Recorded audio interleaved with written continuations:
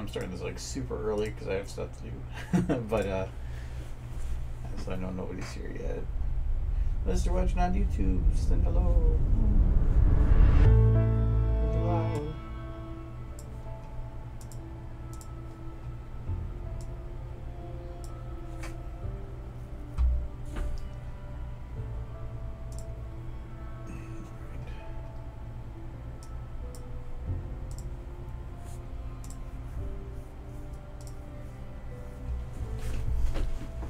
I'm not gonna bother changing the Steam message. I'll still let that go off in 13. Yeah. Hello.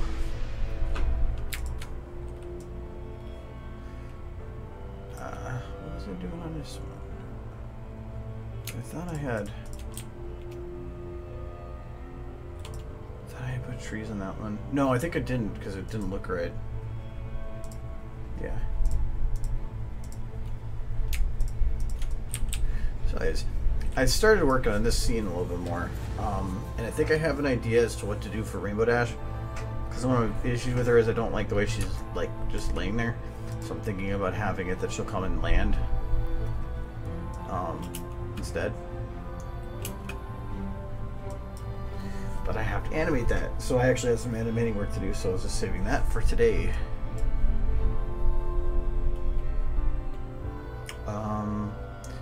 I swear I had animation of a pony landing before, but then I thought about it and I really didn't. I have a land, but it's not the land that's going to work here.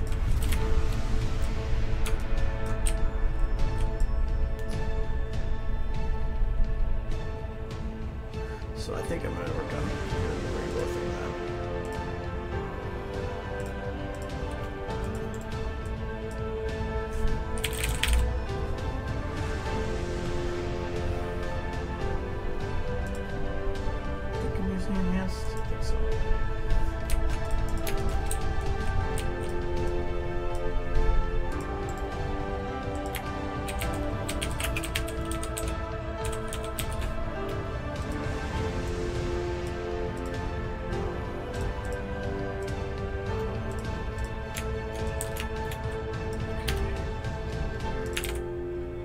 Just in case, I'm going to animate this separate because I want to potentially, yeah, I'm going to keep this as the original and then the new.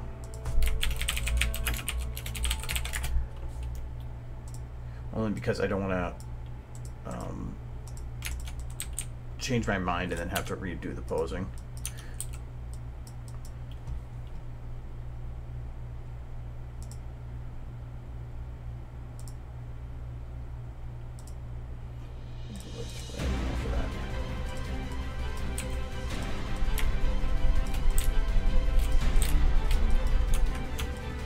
Alright, we need to make party land. So that's easy. We'll just go like this.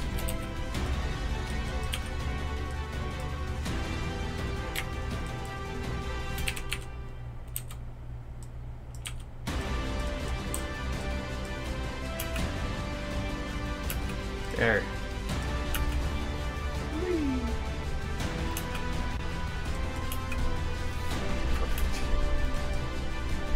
Actually, that could work as a base, really.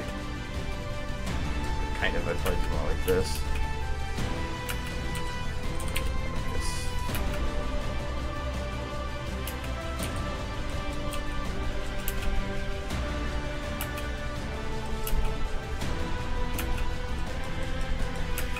Really, if that wasn't done by Root, I probably actually would keep that. But I don't want to do motion like that by the Root. I'm just asking for problems. So, I need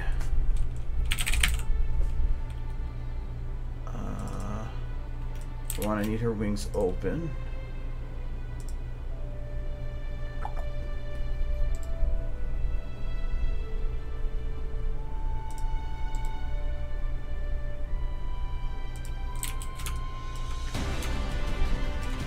And this is going to be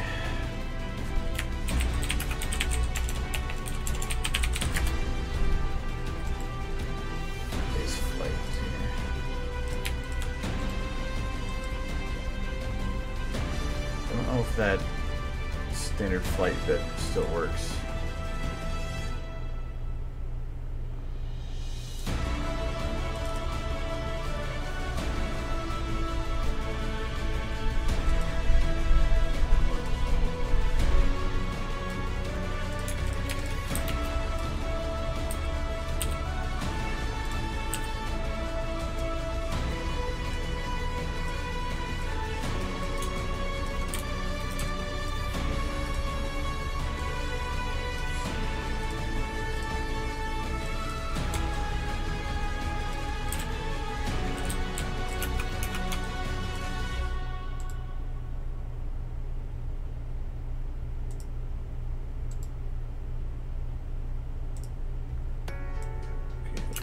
Still works.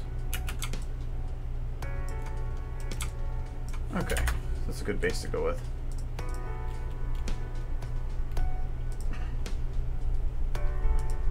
So if she's going to land, I can adjust that differently when I need it.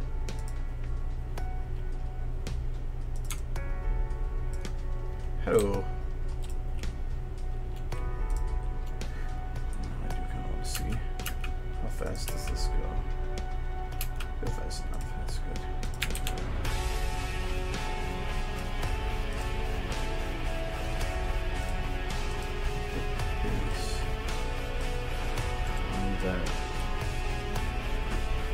Not that base anyway. And this ball has to stop the biggest bug in here.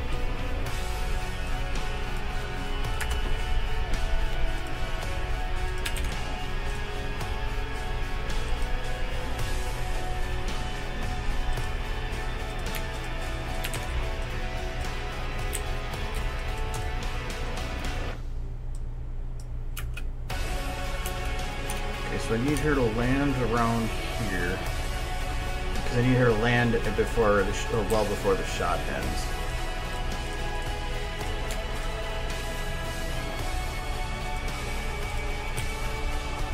So I'm going to keep her main bone there. She needs to come from probably like up here, and we will literally just do what I did. This other one, I will actually, I'm going to take her and curve her like this. Is this going to be aimed the right direction? No, like that. Then I'll have her come down. Then when I curve her, it should come up kind of in a like a landing feel.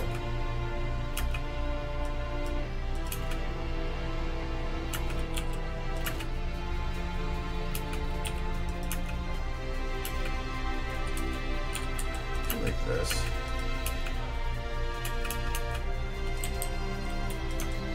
Just a little bit far forward. And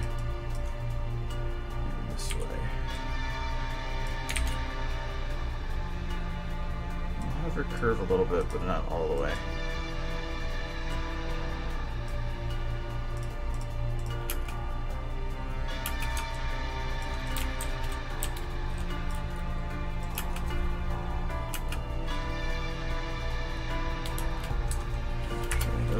For a base, I'm going to move it over a little bit because I want to make sure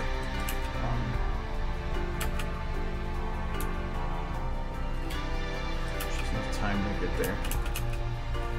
I'm not worried about some of the body motion and the wing motion and all that because I can, her body motion is not going to matter with all that stuff. So now she's come to a stop, so now I need to actually set up where, now that I know how I want her to land, and I can push her a little bit more forward in the future, so this should be fine. I think this is the new model, so I can go and grab everything except for the pelvis, default it. The pelvis, I'm just going to bring it in.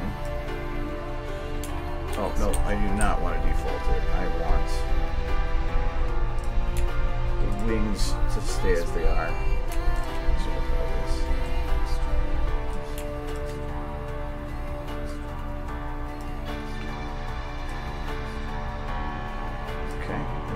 this would be in.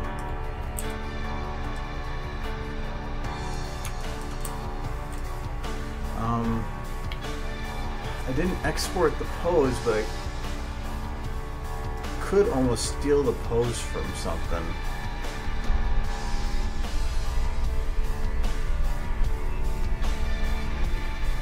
Yeah, probably. I'm gonna take a look.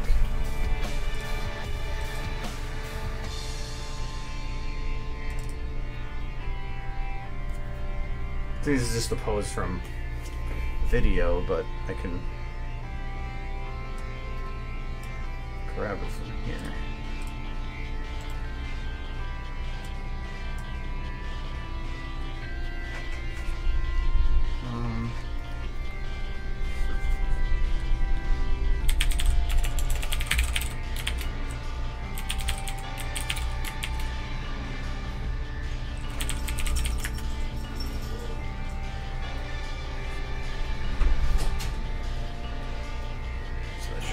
Hello.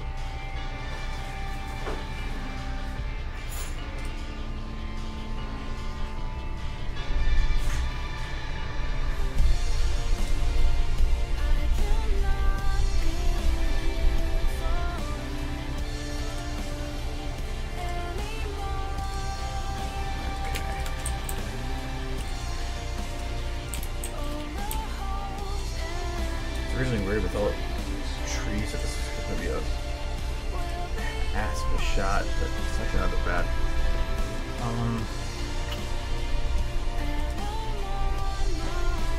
Okay. What do I need in between?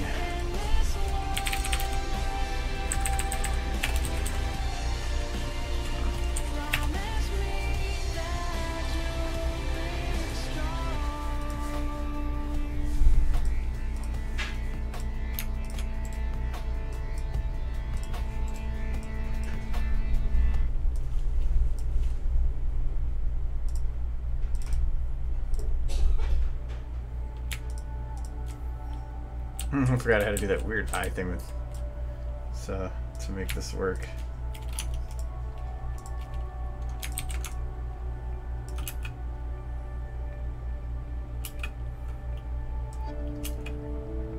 Didn't export facial stuff. Oh no, I didn't grab facial stuff. Nah, I probably should. At least for the base. Yeah, look, it actually started.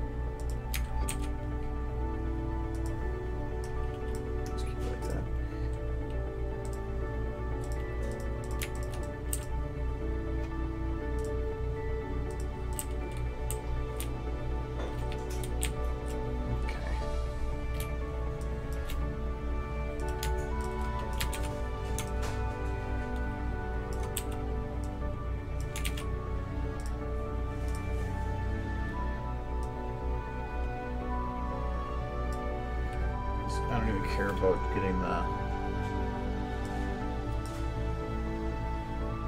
or anything else, right? I need to make sure I'm just looking at the links though.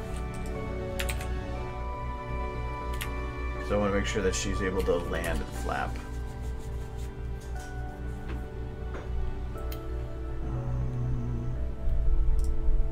Okay, I just need to get her on the ground. Sideways.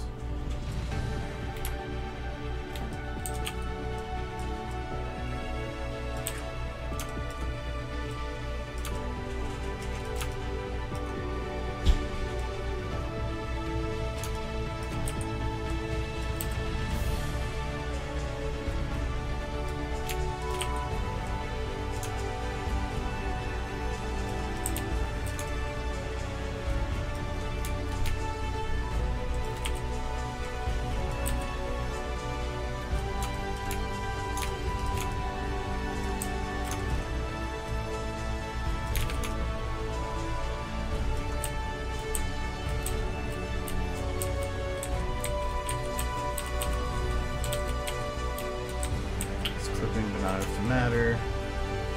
It's back leg though.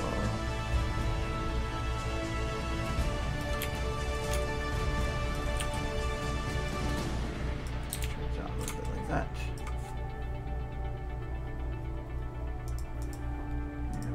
through your motion.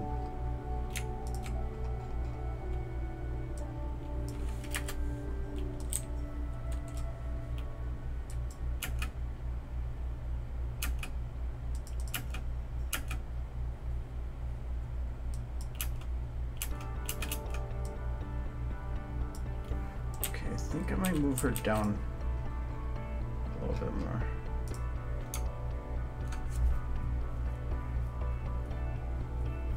Tips for movement? I actually did cover that a little bit on the last stream.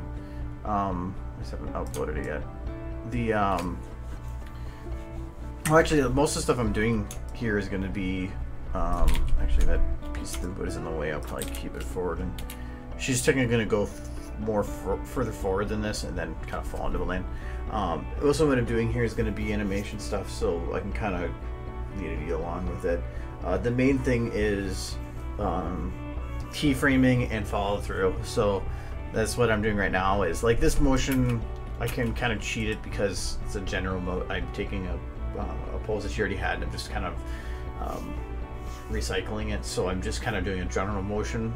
I could, and the follow through is all I have to worry about with that, which is ensuring that the motion is fluid, and that if you drag something one way, anything that's hanging should lag behind, and when it stops, it should go forward. That kind of the feeling of fluid, like it's a fleshy body, I guess. So like that's why here, like I wouldn't want to have her just go in and like this and going in for a landing. Oops. Like this. Right up ahead that wrong. Like this. Because it just doesn't even matter. She didn't look that bad. But I need to have it because right now she's coming in at a higher speed, so I need to make sure that she has the her momentum shown. But like for right now, I'm not going to worry about it. So I'm only worrying about just getting her in this transition. So, and I'm keeping the wings separate for a later bit. That's why I'm not blending them. So if she needs to do a harsh landing, so I'm going to keep the time short on that. Actually, I'm going to...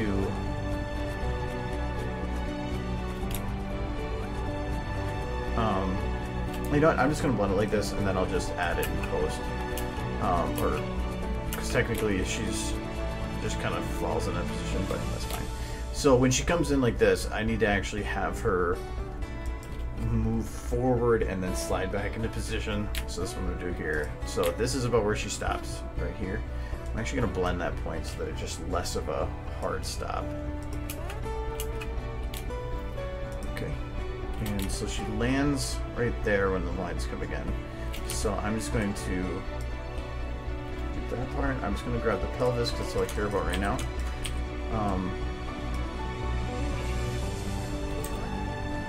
Lean her back a little bit and make sure she goes forward.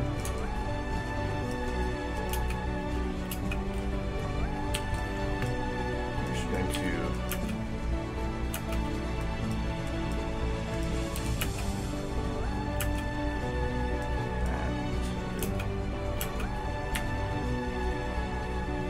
too much focus on that last thing.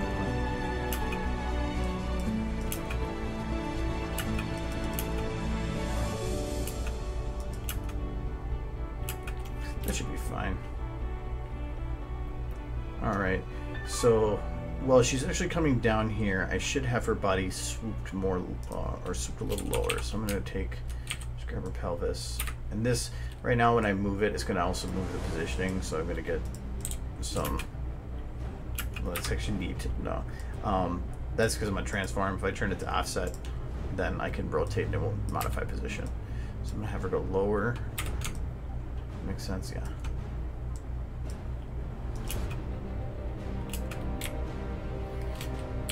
And I have her... When she hits this peak here, I want to have her start turning back. Not that much.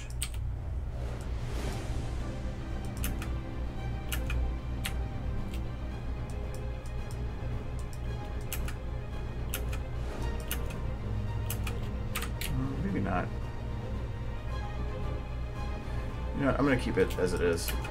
I'm gonna have it be that this is when she was going down with this. I'll just move her upper body to do it.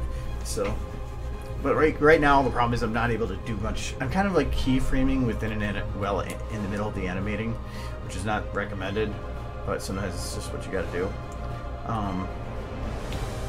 And I'm not worrying about the legs and stuff yet because I know how to do those. So I'm just worrying about this part. Actually, I might have to get to the legs now. Yeah, probably. So, so the legs need to be behind.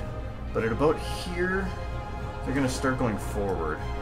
So I'm just going to grab that, and first thing I'm going to do is I'm just going to do a cheap backwards thing just to see how it works.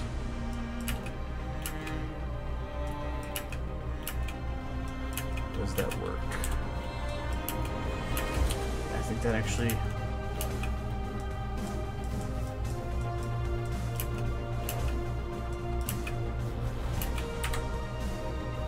Yep, that'll work.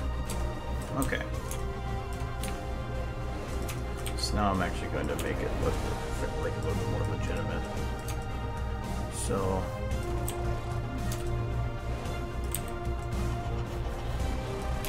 Right now our legs are going to break for some of the stuff I'm doing. Because they're not meant to be up that high. I might not even care for how fast it's going though.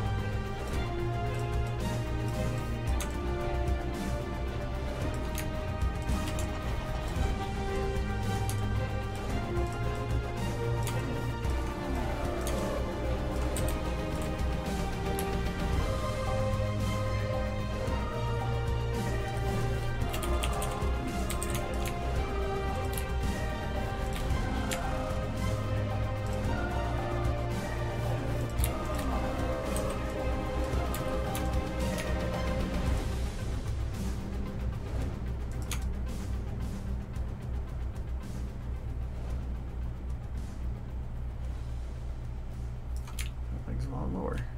That's actually fine. Having them at the same angle's not going to be that great. So I'm going to change this to local so that each bone rotates on its own axis. And then I'm just going to make sure both are selected. Just move that up a little bit. And as this is following through, I want to have these two. Blue does work. Also go up. Kind of as a like lag behind bit.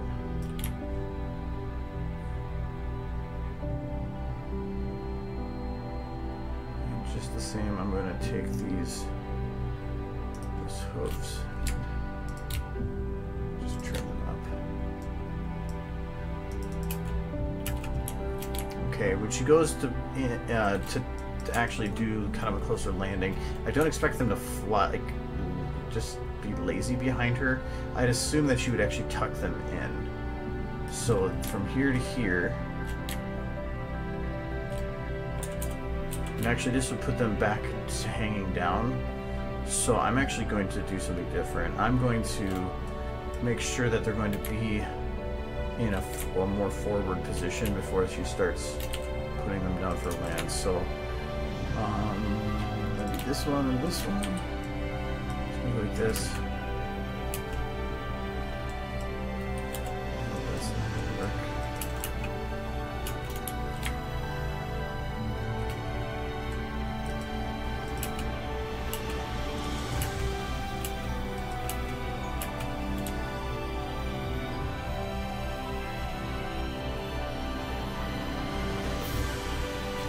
I think that should work. I'm just gonna play with it now. Oh, I didn't actually want to save that motion, but that was the time I wanted to go with. So, oops.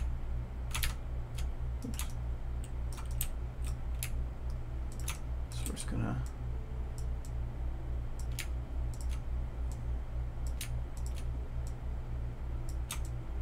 Like that. And really on a lot of this, I'm just guessing. It's not like I have experience on how magical Pegasus fly. I'm just guessing and seeing how it works. Okay, so when she actually goes and passes underneath here, so from here to here a little bit, I want to have the legs pulled in a bit more.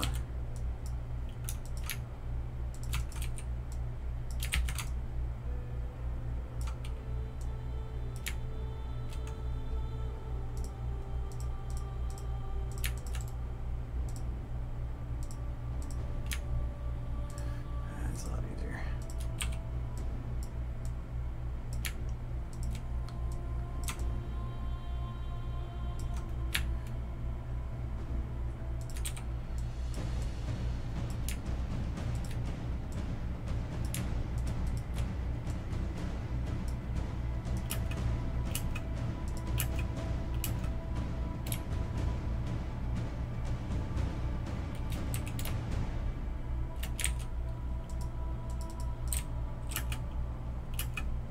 Okay, now when she's going into her position there,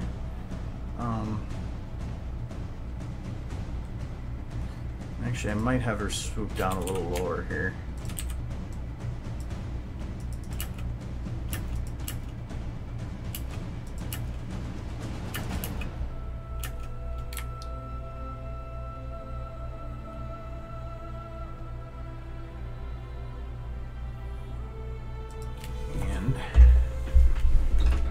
Adjust this a little bit because right now she lands full flat. I don't want that. She lands. I kind of want to have her front half come later. I wonder if I can just cheat it. I'm gonna go with neck, front legs.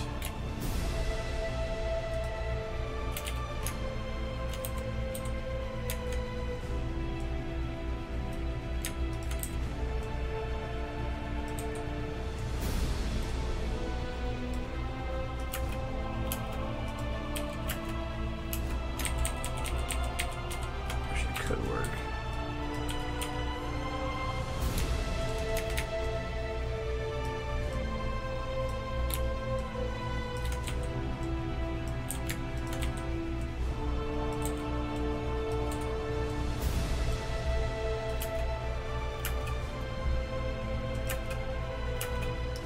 If it was quicker.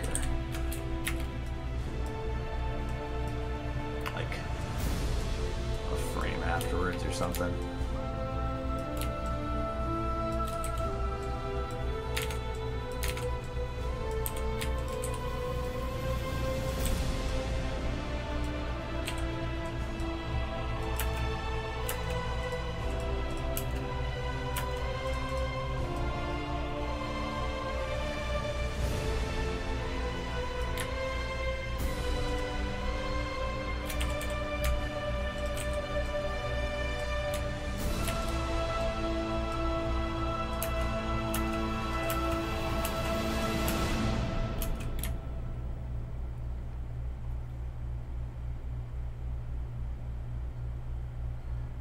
Okay, so I'm going to do it where she lands here. I want to see if this is how I want to do it.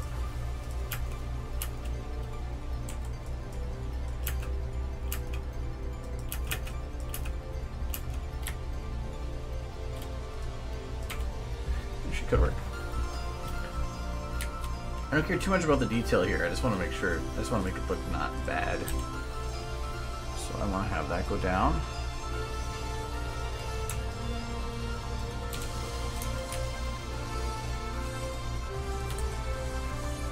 Doesn't work out, I can just redo it.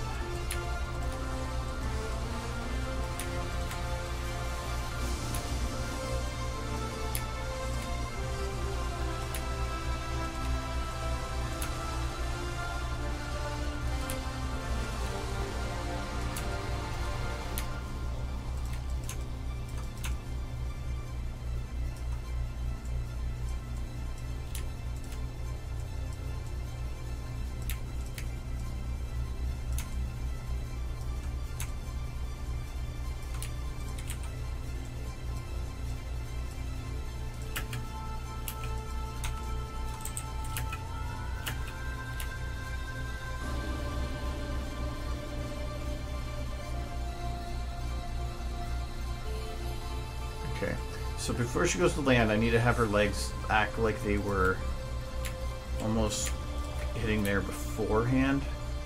So from here to probably here, I can't do it after they land. So from here to here, I want to delay. Oh, I can't do that. Unlock first.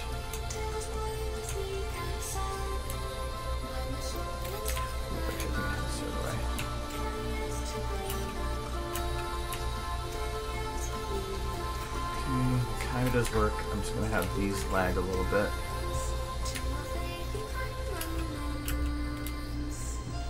Okay, so when they go to this point, so from here is when I actually want to have them looking like they impacted. Now I should do it from here. So from here, right, that's the point where they actually hit. And from then to here, I want to have them get down a little lower. So actually,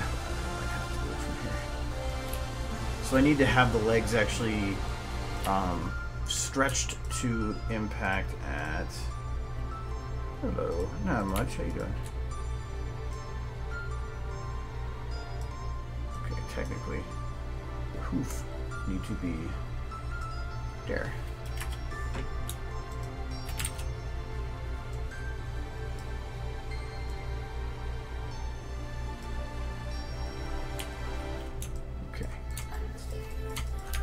Let's see if this works. I've had it look like shit when I've done it like this before, so.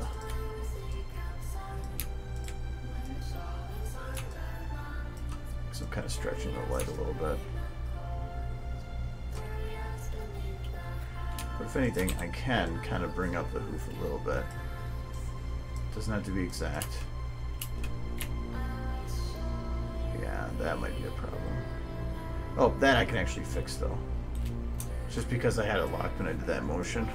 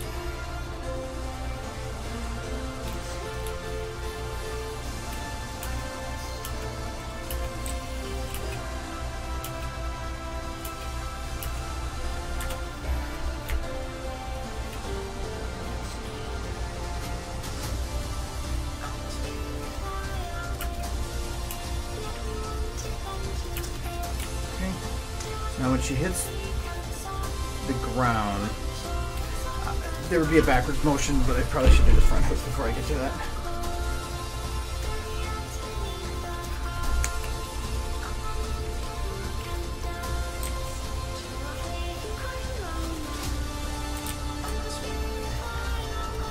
Oh, actually it was kind of using that, but it's fine.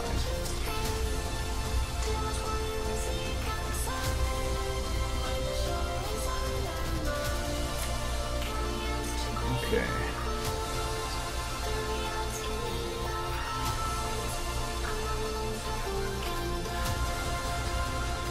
Okay, so the leg here impacts right there.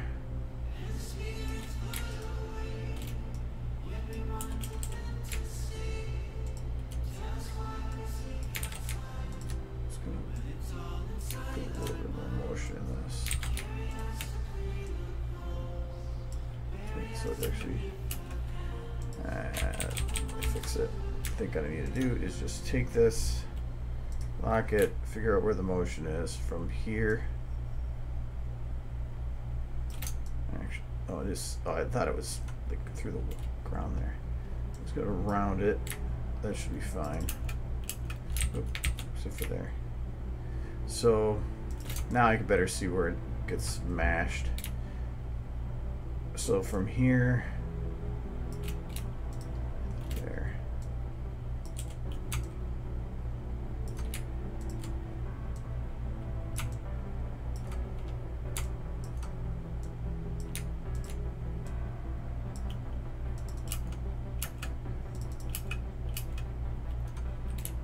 Okay. When her front impacts here, she should be going down a bit more with it.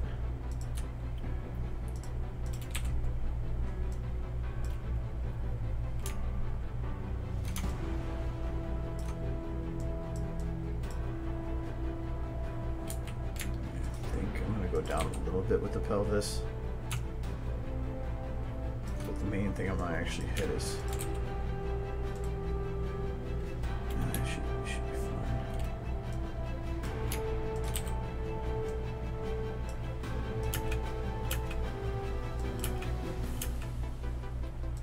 This was too quick though.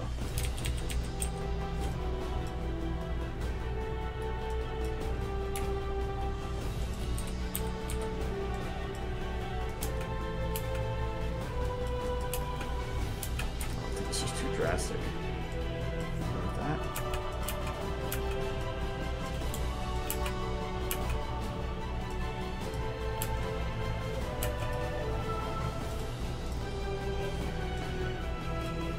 That should be fine.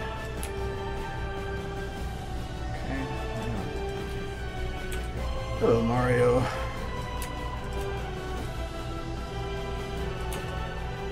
Let's do that. That is...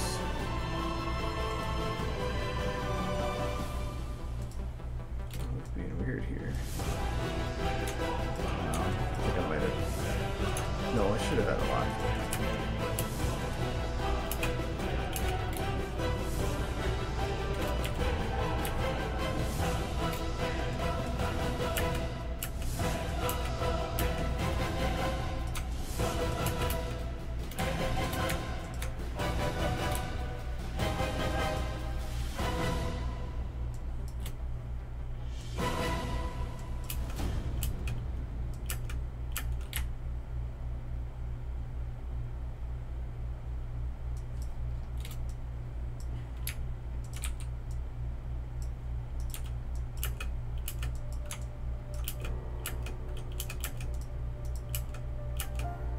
Worried about that hoof because it's not going to matter.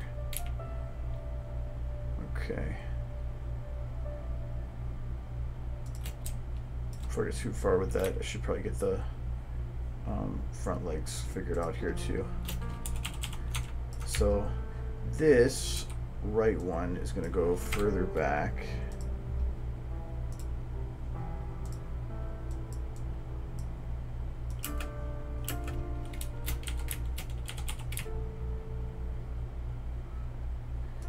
Just the same, it's gonna be brought up. Not too much.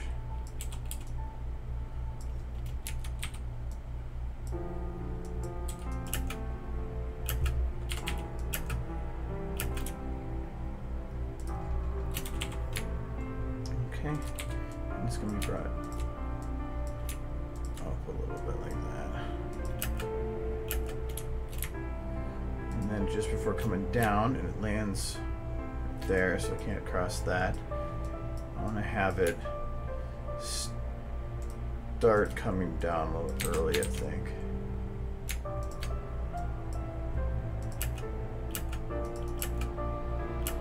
Yep, that works.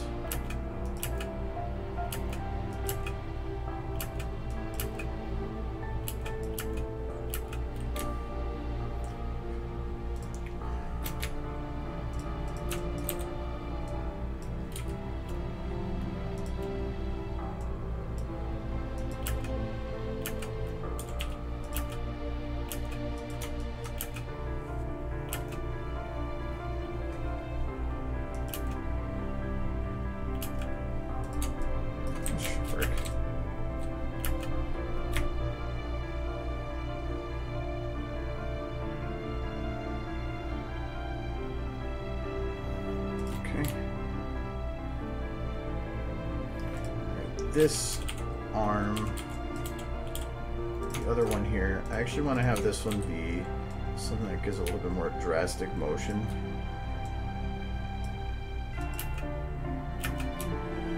Because I can. It's not as important to the limb. Oh.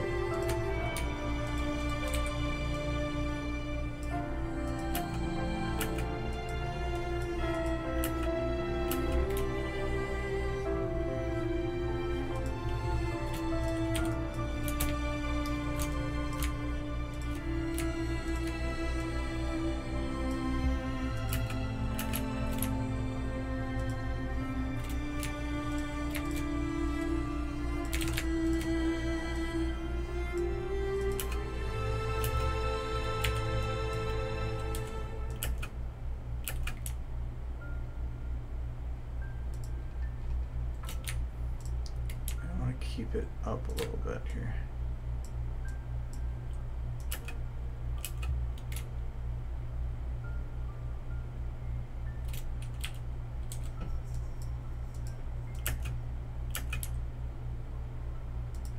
Okay, so through here, I think I'm going to keep it a little lower. And I can just add a bunch of random motions here. And if it's not smooth, I can just smooth it out. So as it's dropping, I want to have the hoof out so that she kind of does like a swipe look with it.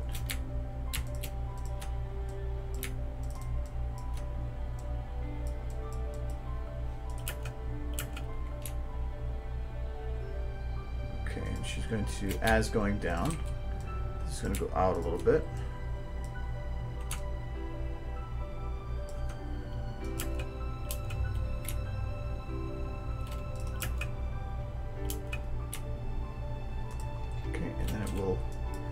Kind of fall backwards a little bit.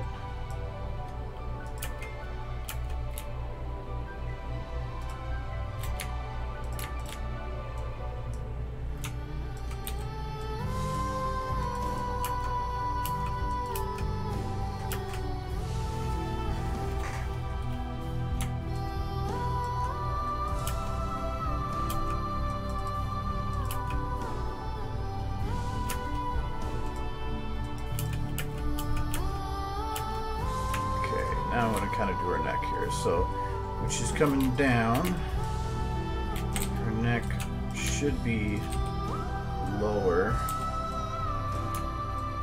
Her head also lower. And then here, her head should be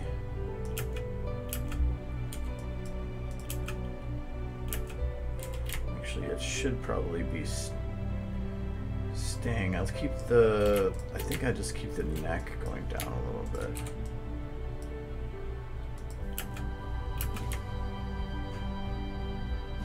Okay, last bit, I'm thinking she would want to like look at where she's landing a little bit. No, maybe not.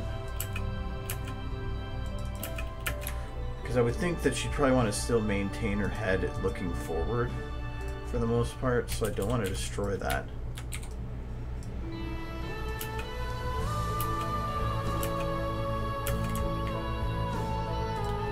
Okay, I think what I'll do is I'll have the neck right down more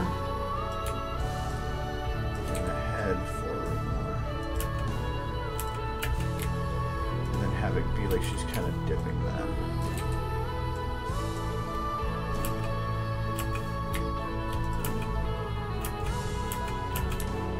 At the last second, here she'll pull her head up.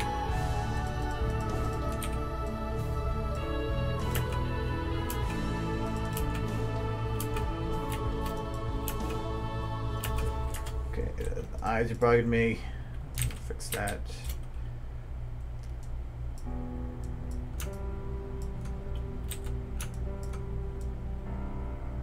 I think we should be looking at the field.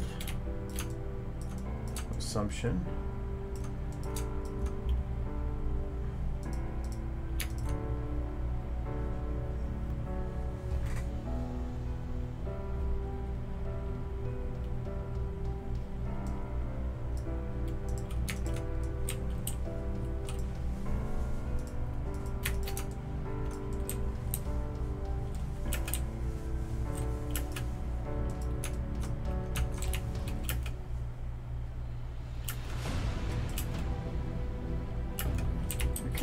head needs more oomph on landing.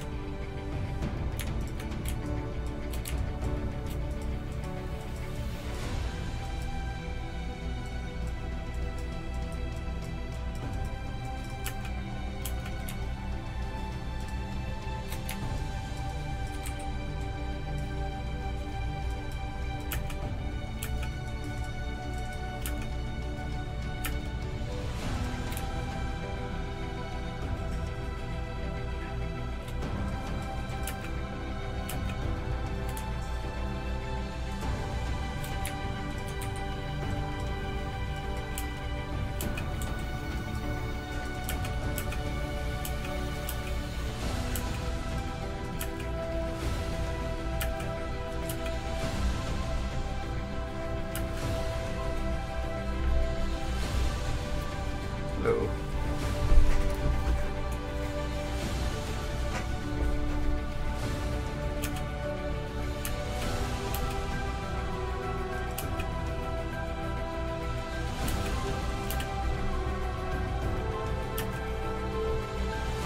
Okay, so I'm thinking it kind of works. Oh, I need to do a wings. I forgot about that. So.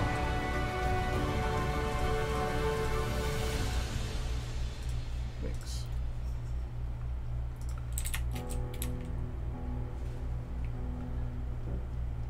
Okay, so right here, she flaps down.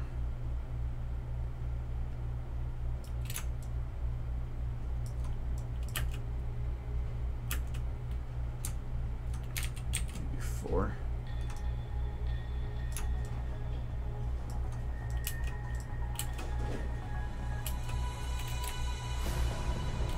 Okay. A little tighter.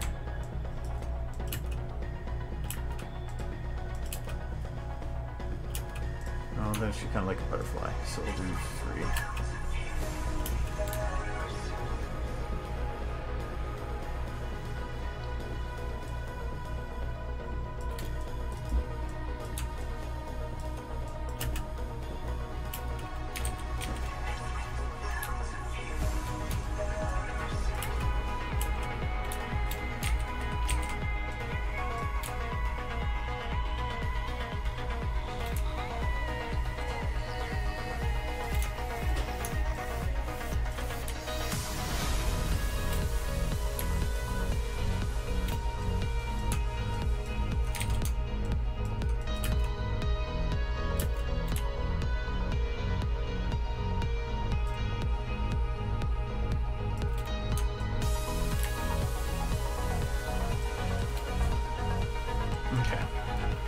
Should be pretty good there.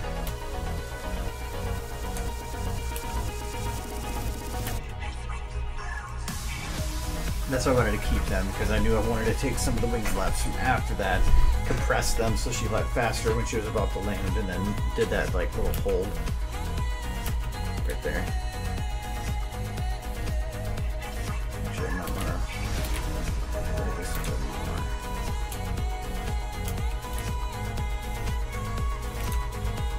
Compress that a bit.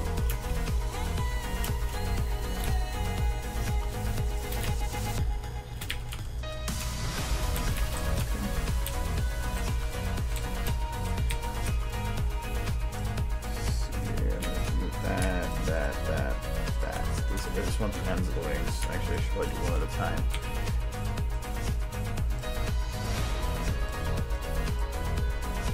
So that, and then that.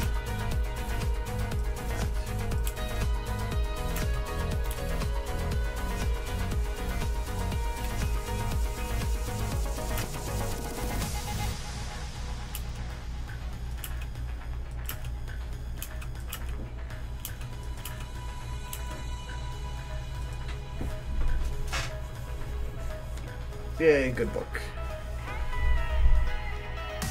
Good luck on your journey.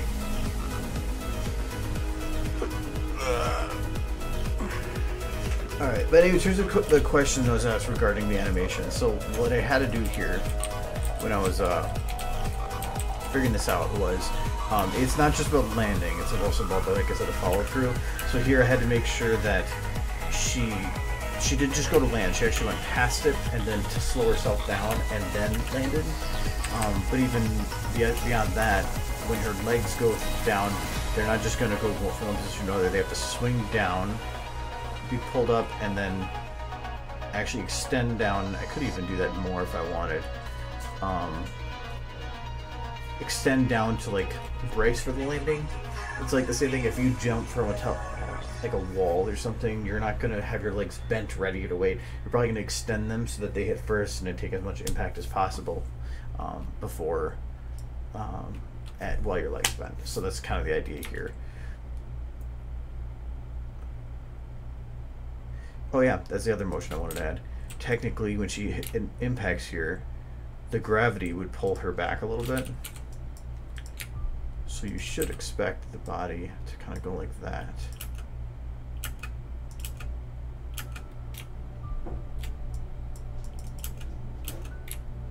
But it's after impact, and this is during.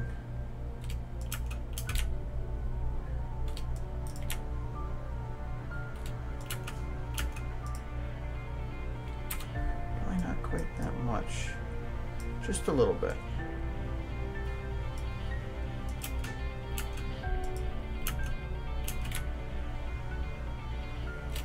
Okay, that should work. So now I'm just going to lock the legs. This would be the front right, back two.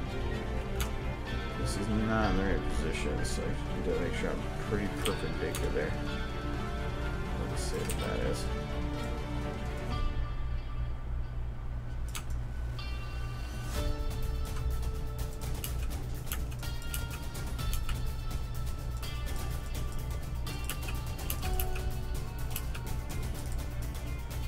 It's a minor motion, but it is a motion.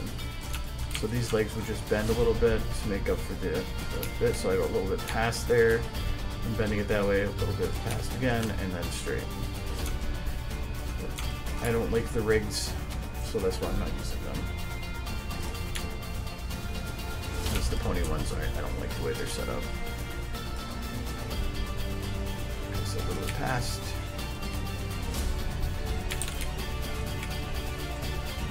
Past. Should be. Okay, and then what would this be? It's going backwards a little bit, so it's probably actually going to be just a little forward.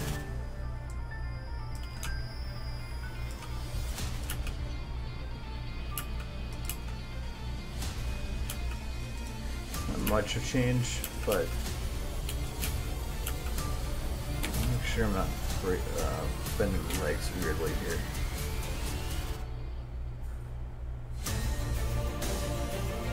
I'm actually going to take this leg and just in this last couple frames, I am going to stretch it a bit more.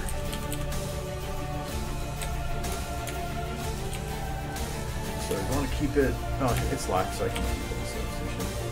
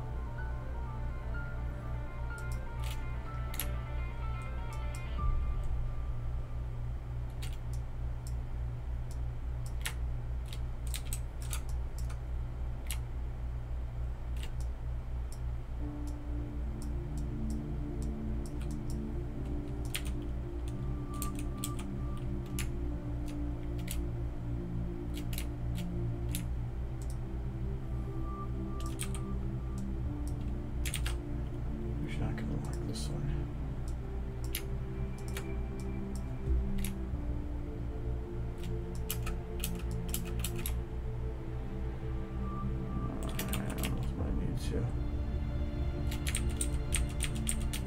I just wanted to add some extra oomph to the straight out, but I think the one leg being as it is should be fine.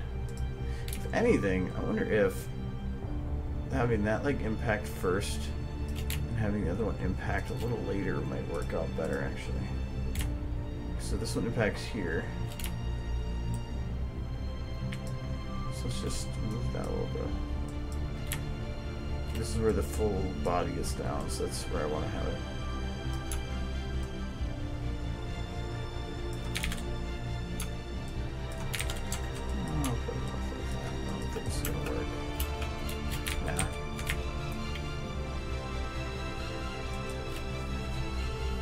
Worse.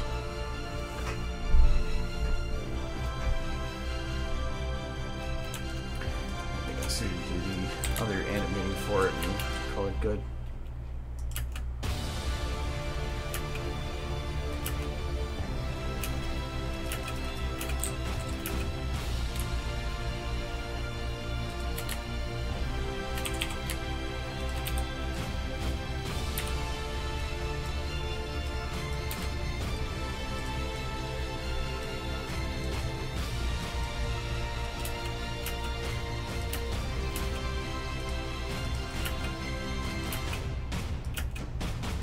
Actually, that helped a lot too. I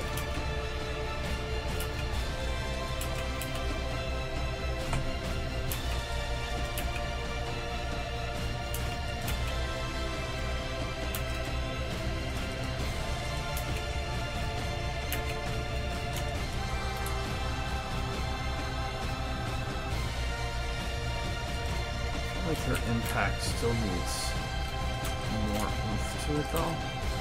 More down.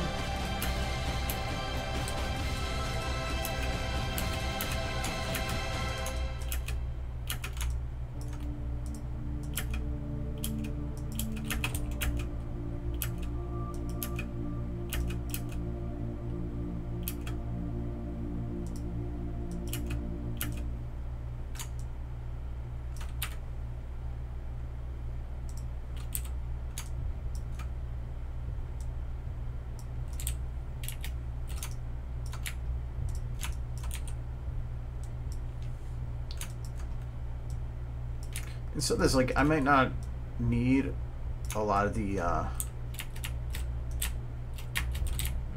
detail that I'm putting into it, but if I put it into it, it makes this easier to utilize later for something else, because the motion of Pegasus landing like that is definitely usable in that motion didn't get saved on that move, so I gotta redo that. It's definitely usable by just about any situation where I need a Pegasus landing. So if I put the time into it now, I just don't have to put the time into it later.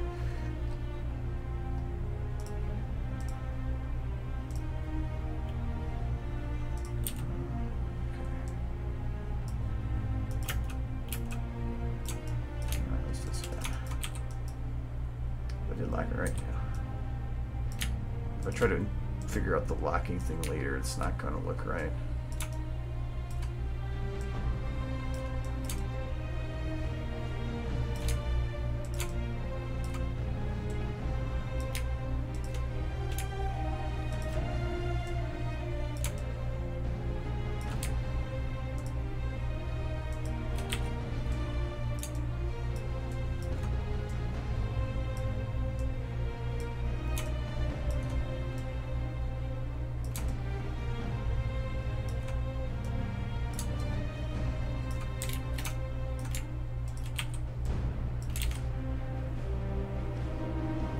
That hoof locked for that, but that one I'm probably not going to care so much about. It's still landing. Yeah, it's fine like that.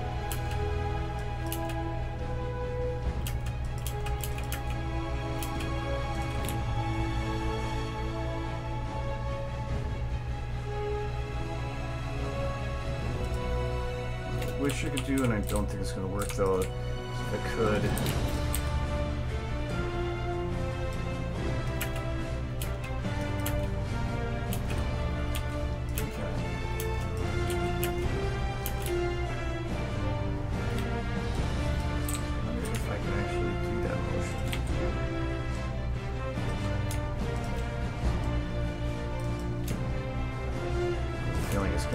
Break a lot of the leg bones.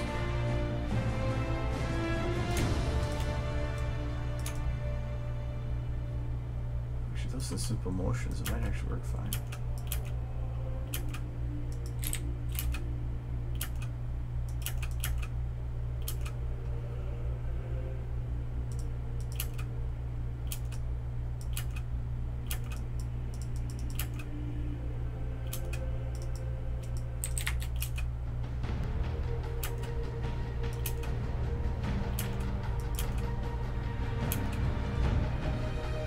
Take most of her animation here outside the wings, and I'm just going to extend her getting up portion.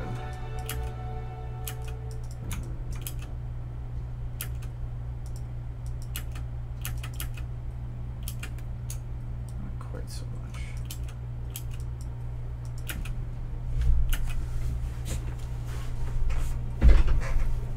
She's just landing. This set needs a lot of ponies though. So actually that is one of the things I have to do. Like right now, that's what this pony's here for. I needed a pony that would be a cheering section pony. So I think I took the skin from one of the Pegasi and then just did random recolors on Sunset Shimmer. To make that, because it looked pretty good from behind. Har sticker.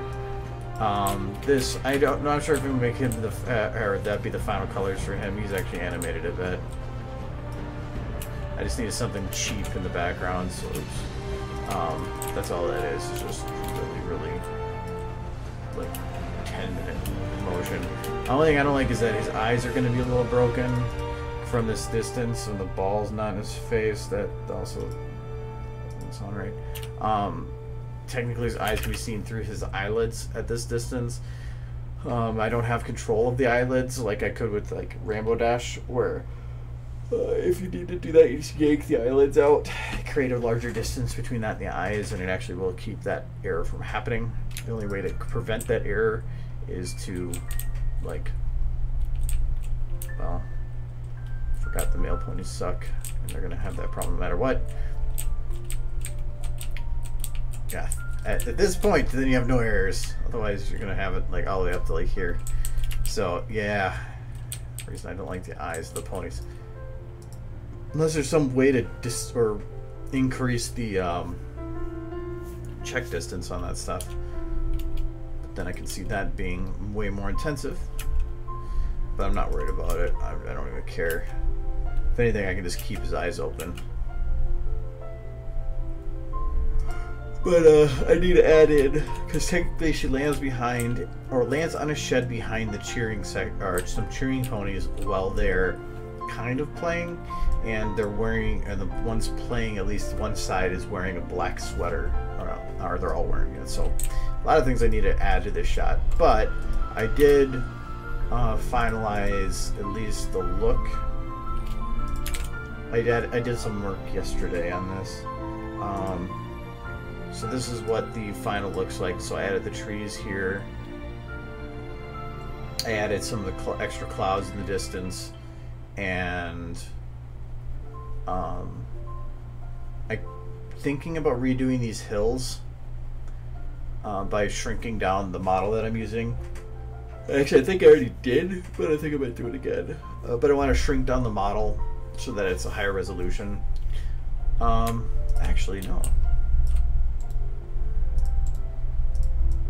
I think I have a better idea. Oh no, I'm using the same one for all the ones in the distance too. But I guess I could do it for all of them. Oh no, it does more for that. Let me see how these ground works. Because I technically increase the texture's quality.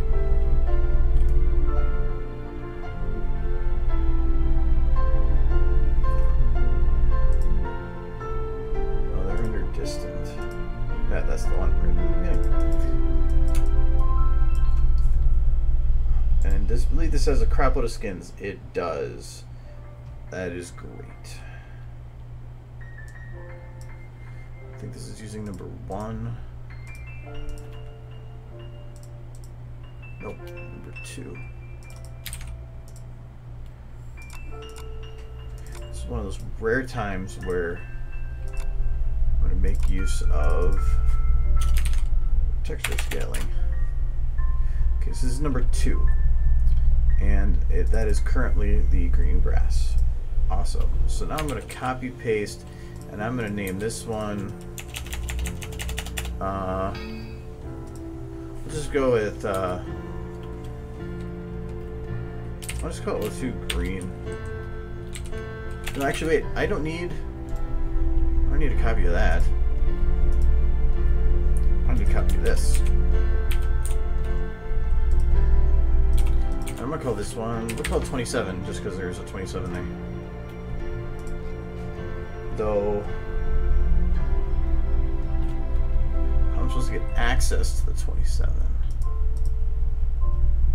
Because it has the skin to go up that high. I'm guessing it's just looking for a 27 and it doesn't exist. So we'll just go with that.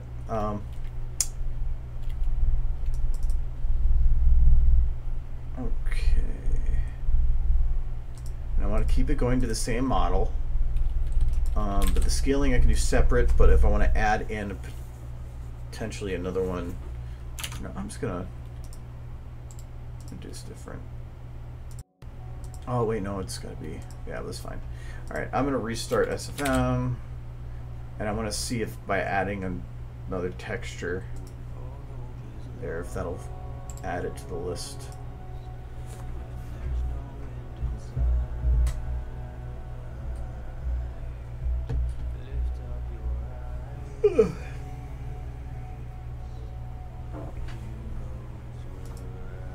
Since I didn't ask it before, because there wasn't many people here at the time. If there are any questions or specific things you want to see, let me know, and I can give a better explanation on it.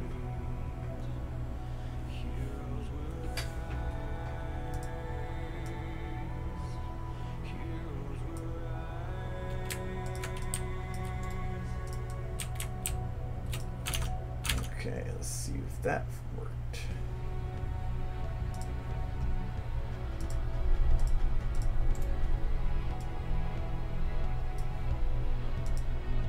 Nope, okay. Let's do it the other way I was thinking about.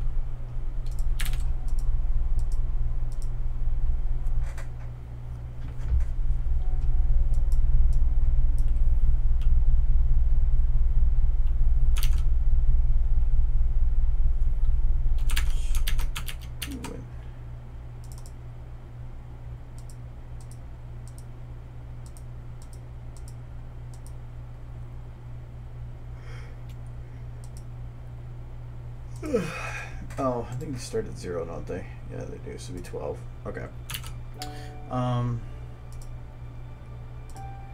Alright, now I have to remember how this thing works.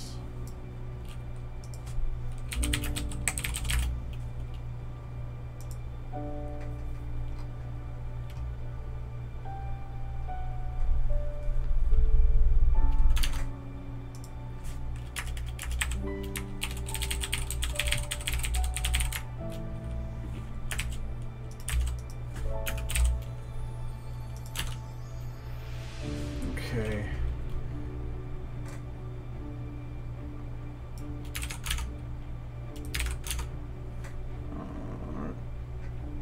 So scale. So 2 y is 50%. Scale. So I want to do. Let's try 4, 4.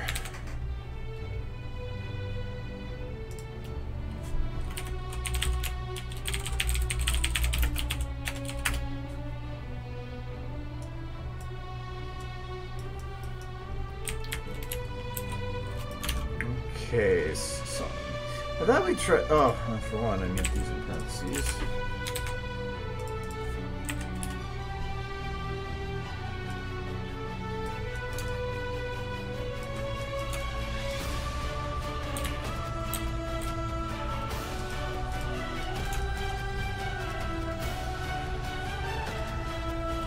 Because it didn't error in processing it. Alright, so now I gotta figure out still. Use texture transform, but I typed that right, man.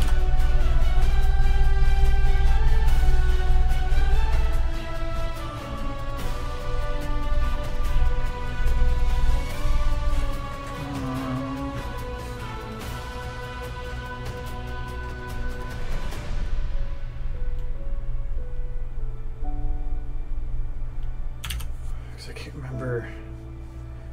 I know we had some issues with trying to figure that out. Is it just only numbers and no text? Well, it didn't have an error that time, but nothing happened.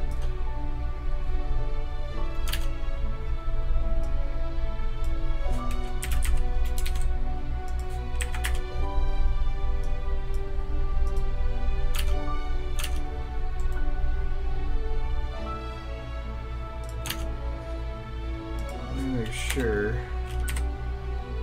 I'm getting the right one.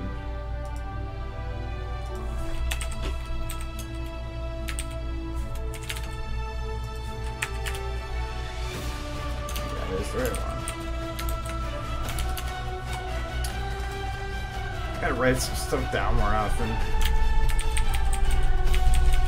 I swear the text was needed to some degree or not. Let me make sure that I can't do something else on some of these other ones. Yeah, we did it, where might I go with clouds?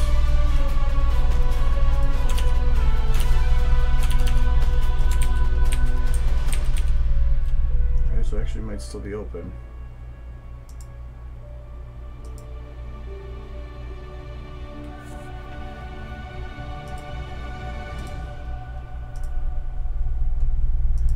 With the green screen panel, I believe. Actually, it might have been with the ground.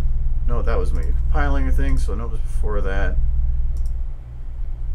Not purple, or not that, not that, not that. I never close anything on here.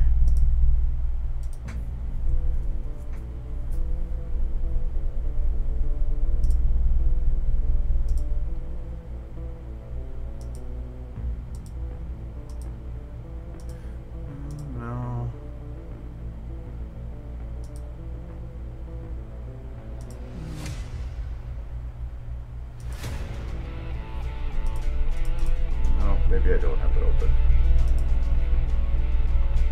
Oh, wait. Aha! Okay, I don't think I need the brackets. That's what it is. I don't need brackets for matrices, though. That's what it is. Let's see if that works. Ah!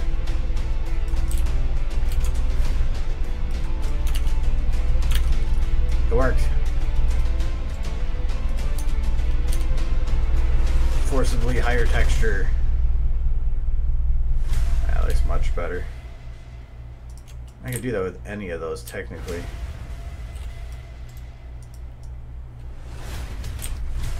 So this, let's see, this one, which means now I'm going to swap to 12.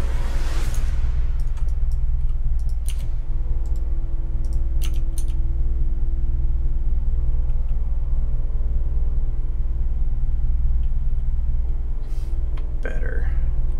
I'm curious though, I don't know if it's going to work. Like this one. No, not that one. This one.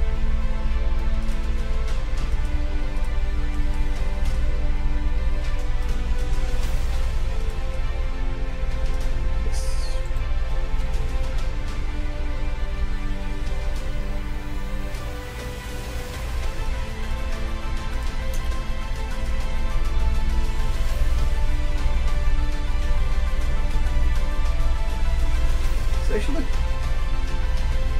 worse like that.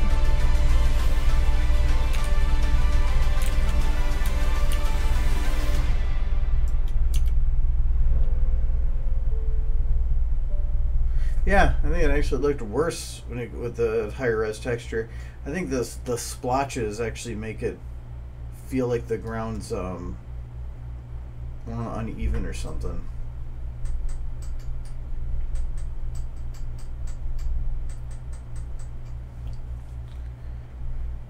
I'll just keep that as is, but these ones I definitely wanted to have cleaned up, and that looks better.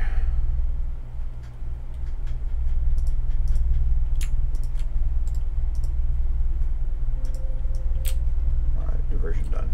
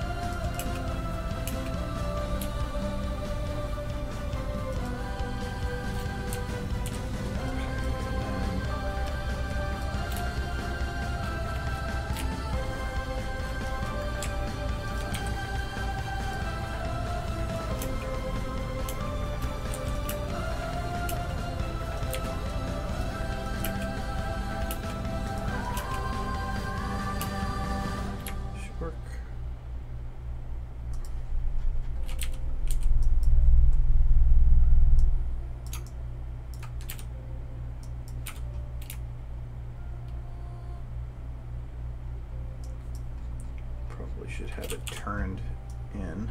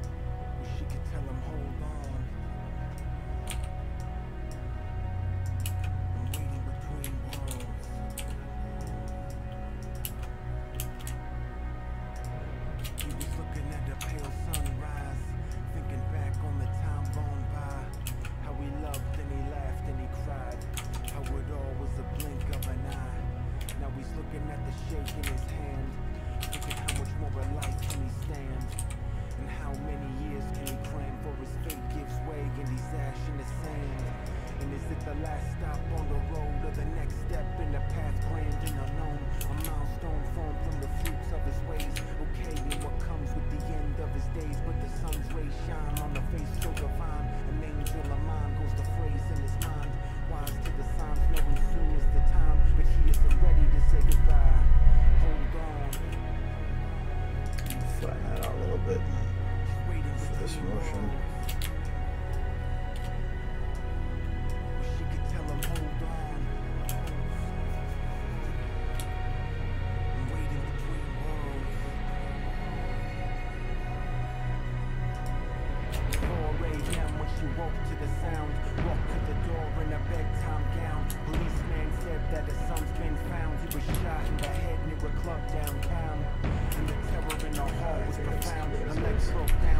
I guess she does come from the side, so it should have a little bit of a swing the other direction.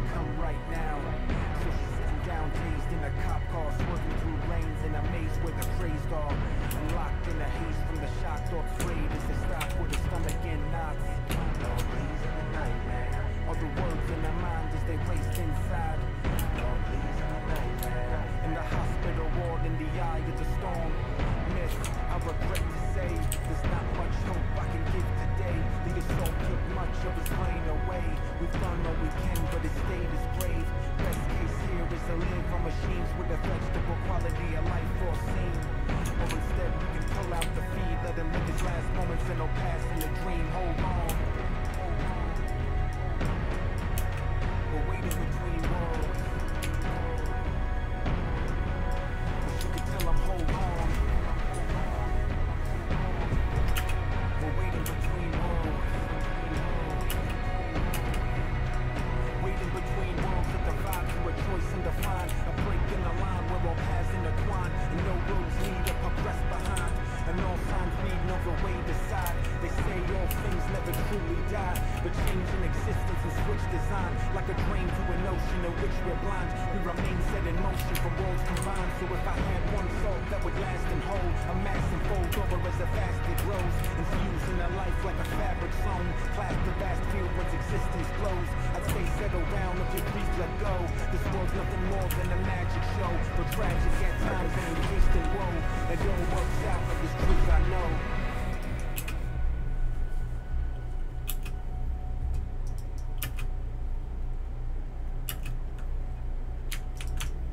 Oops. I want to grab her eyes. It's not really visible from there. For one, I want to have face. She's just smirking the whole time. Add in a little pucker. And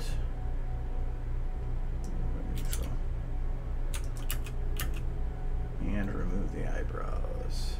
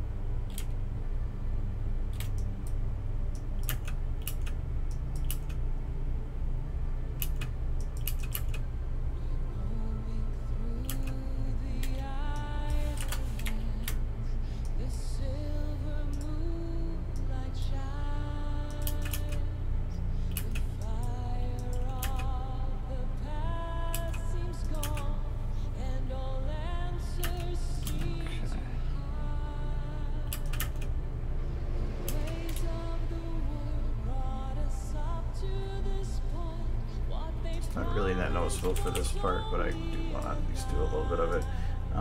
Like here, her eyes should be have her eyelids raised a little bit.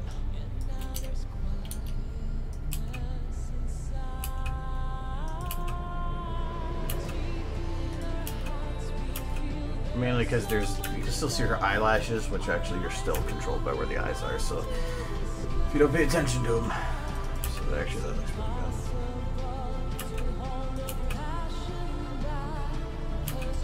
Other difficulty here, though, is that technically she is supposed to be wearing a saddlebag, and I have to get the element back on her neck.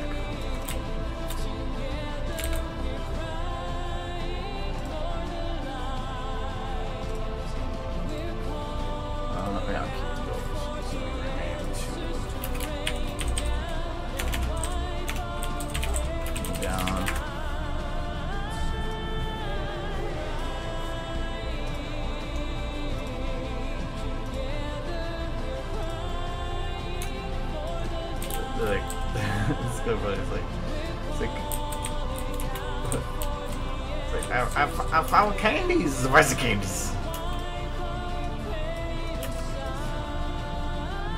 She's got her own best friend.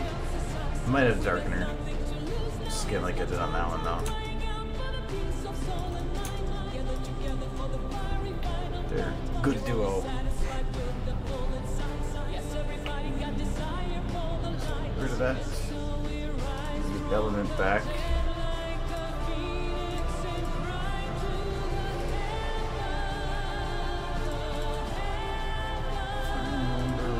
This is locked to head is spine, no, not head, neck.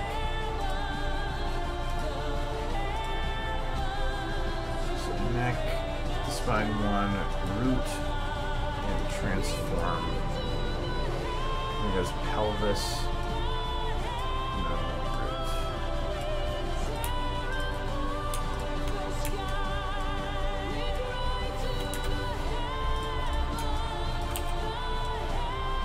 Ha! There, right.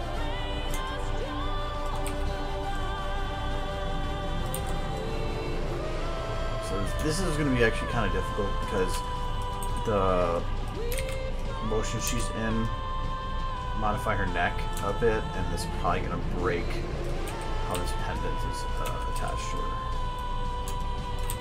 But again, I don't really care about anything other than this side for her. So that's clipping, I really could care less. So that needs to be play-headed.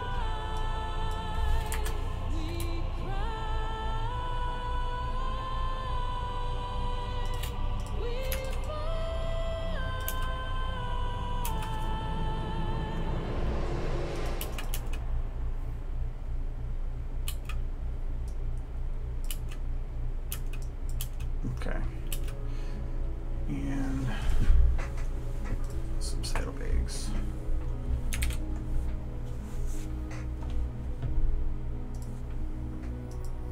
I wish there was like a better Pegasi bag, because I know the only ones that exist right now are literally on the sides, but that doesn't really make sense with the wings. But there's really none that exist for just being on the back. Actually, let me check. Is there any just backpack models?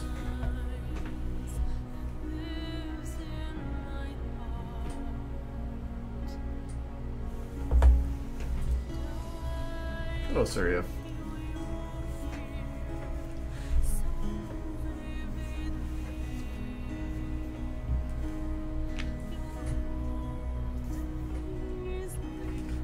Pack might be better.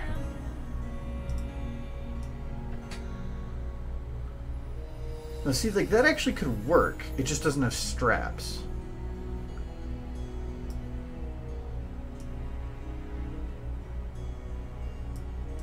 Only difficult part is that I think this is applied a single bag. I'm working on the video still. There we go. Got bubbles. It's just a texture. Yeah, it is, but it actually looks pretty good.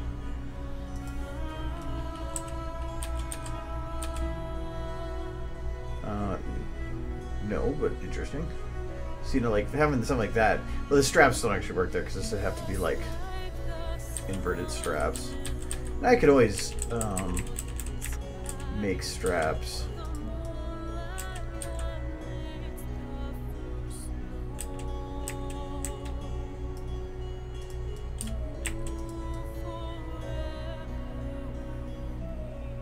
A bounty hunter.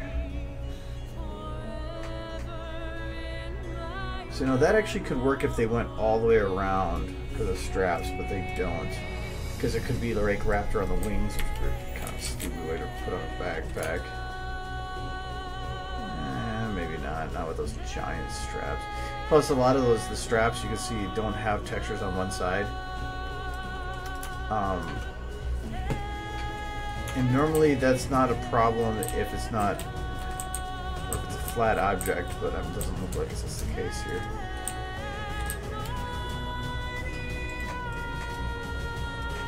Now we're making Rainbow Dash land. Sedans. Whee.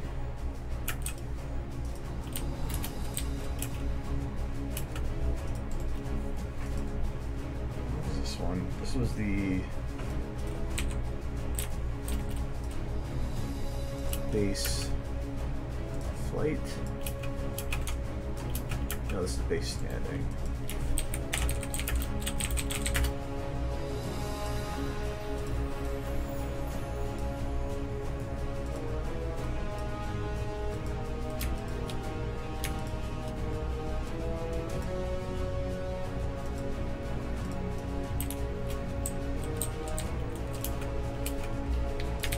See if I can use that other backpack. The only thing is it has to be purple. I don't think it stated much as to like what her backpack actually looks like. Yeah, that's not gonna work. She's got Scootaloo ran away with her. Now the reason that this one works, I was thinking, was because if I shrink it down, it's actually narrow, which would work on her back. So let's see. No point saying it won't work until you've tried it.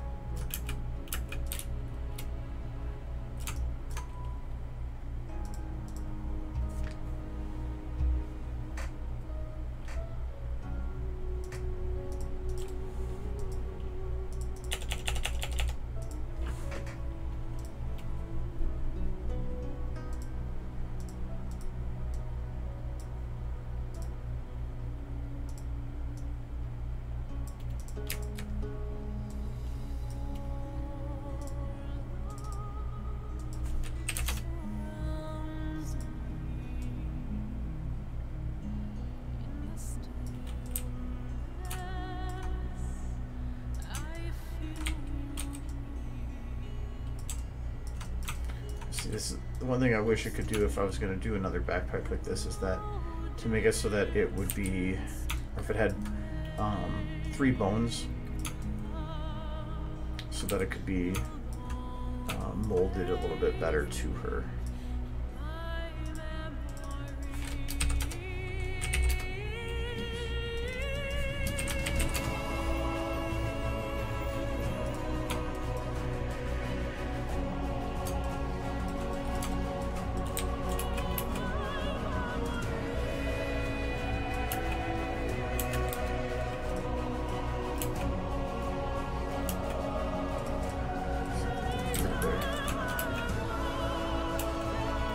Bag would need to be pretty heavily modified to make it work.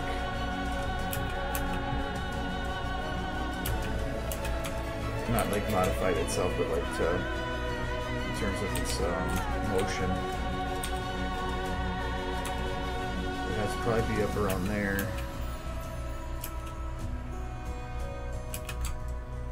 And then you'd still have to add in straps,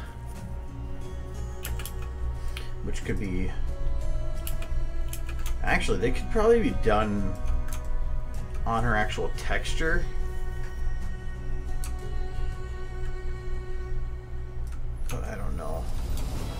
it makes more sense having it between her wings instead of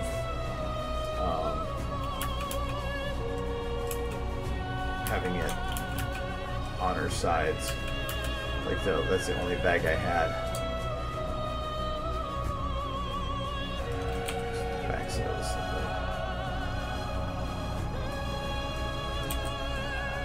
Oh, that's where that thing is. Because I know I used it in. Is it the Rainbow Dash on a chair bit? It had the straps that I used. I can't remember what that was from.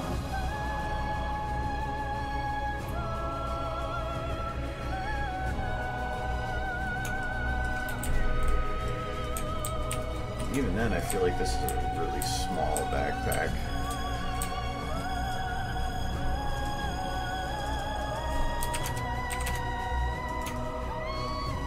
So that would be more realistic to the size, I think.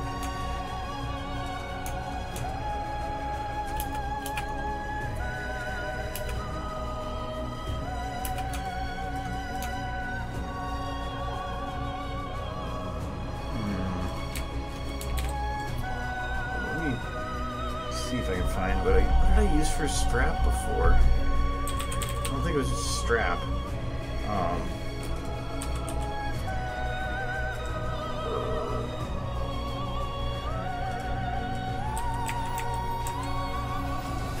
What's the name of that model?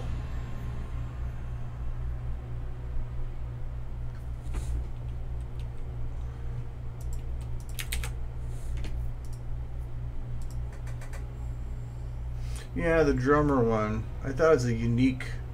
Or was it actually part of the drum? No, it wasn't.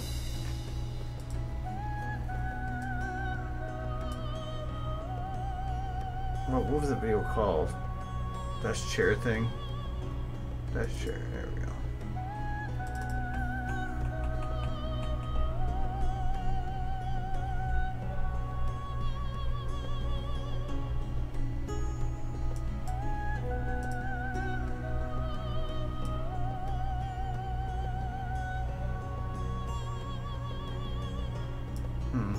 There's something in there.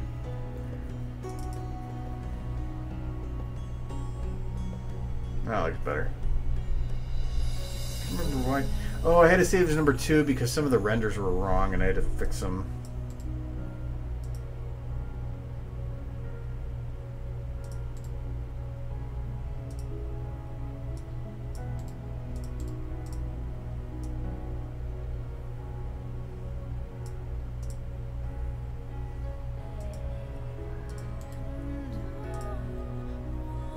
Canteen.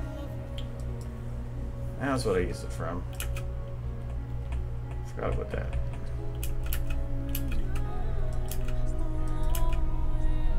Stupid drum.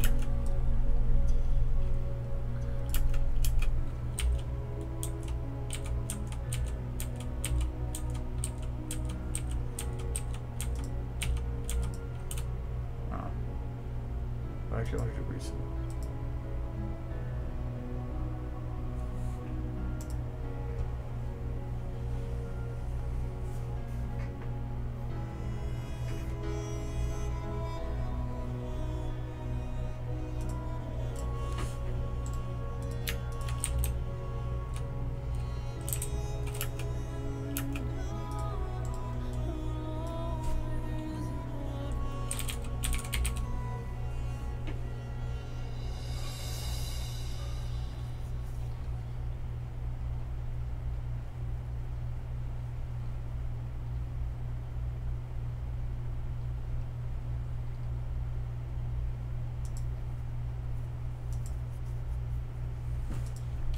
What's this one?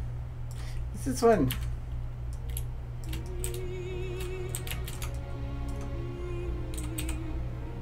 Okay, now if I'm right, the bones were a little weird. I have to figure out which one controls them all. Okay, not that one. So it starts at... Okay, so it's joint 1. Controls everything. And then there we go. Okay, so I need to base it on the lower number first. So this is just 1. So take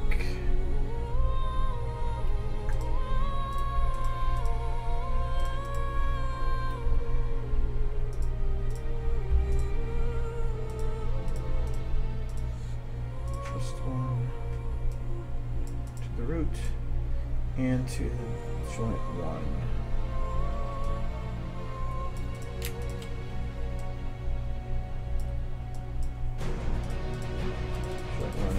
Turn.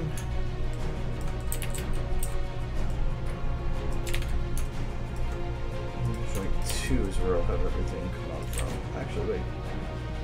So is this the one the canteen attached to? Yeah, that's where the canteen is. So let's see if we would hide that.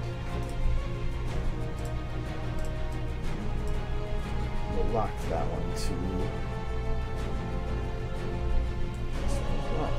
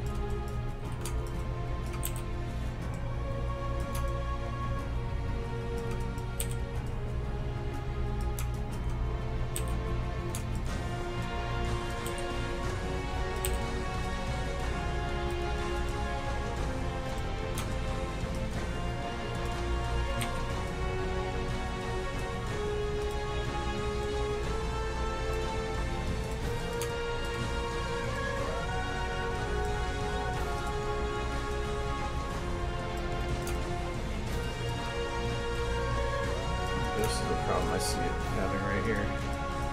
All these joints are pretty high, or like there's a bunch of them, then just one long one, which could be a problem. No, it's not actually that high.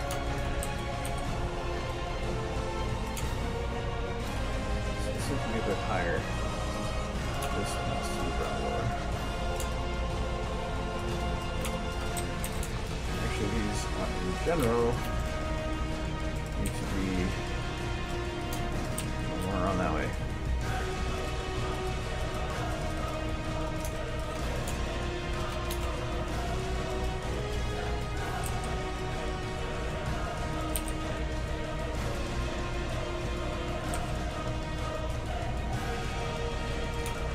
I don't need to worry too much about this side.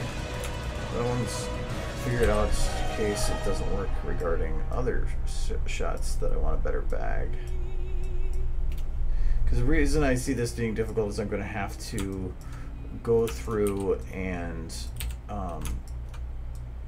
literally correct any issues that this cord is having on any shots that are causing it, which is just going to be an absolute hassle. Right now it's collapsing into her body. It's just kind of a how this is done. Okay, 13, then 14. I'm gonna get that to connect back there. Say fuck it.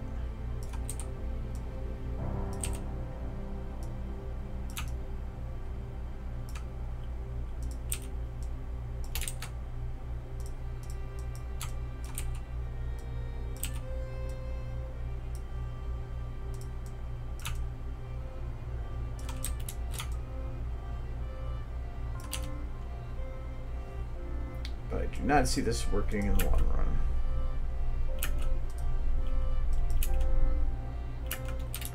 Yeah, because like when your body goes forward here, strap does too. I guess isn't that bad.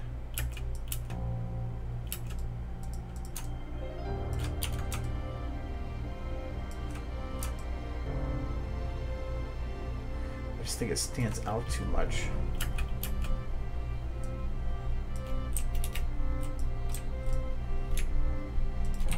I guess I could. Where's this one? 10, I believe, is the one I need to worry about. Technically, I could put this further forward and cut it into the wing a little bit, like right there.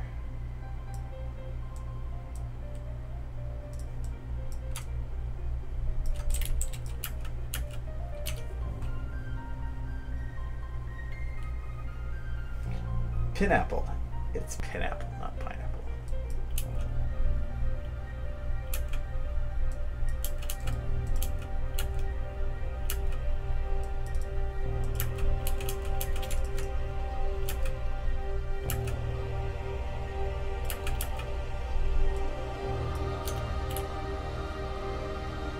Yeah, like here, I'd have to actually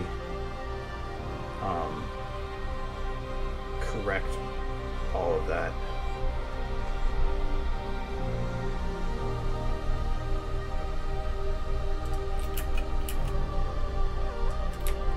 Is it clipping through the wing? Yeah, but technically I could correct that. Actually, I probably should. The wings probably aren't positioned right there.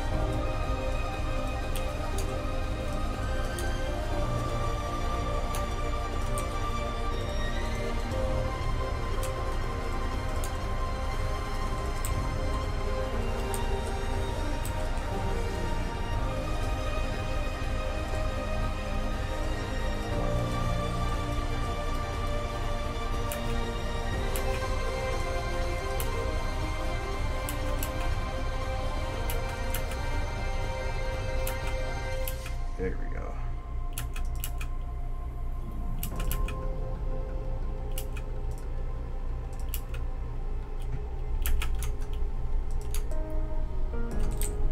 Oh.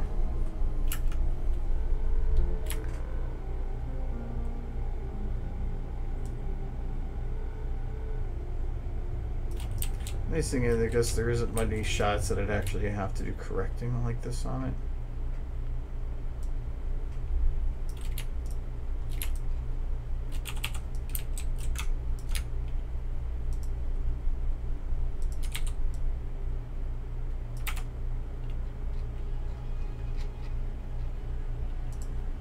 This will probably be pretty easy. That's all I need to do.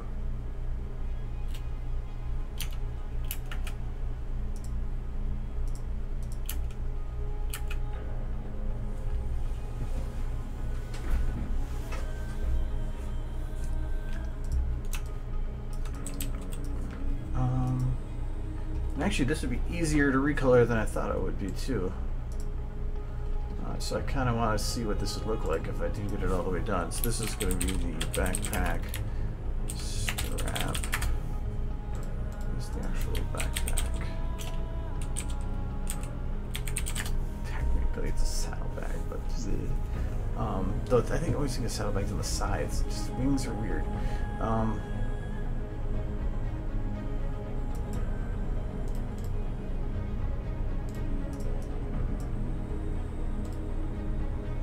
Skin. Well, I'm gonna use number 2 so that I don't destroy it.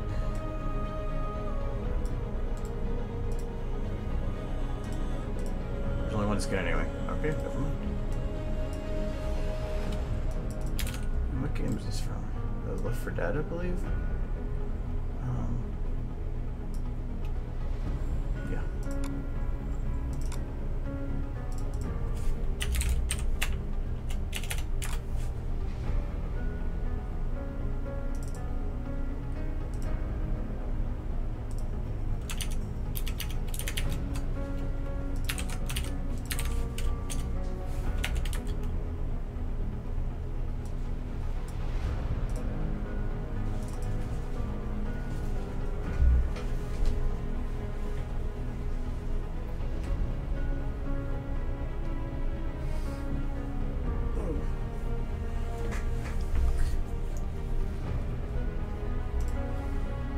Alright, so first off, I do not want the word supplies there. I don't even want any of that there. Not that.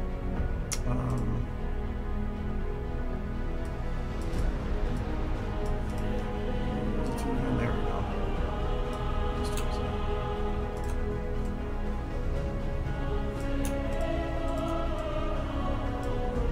What are we gonna steal from this side?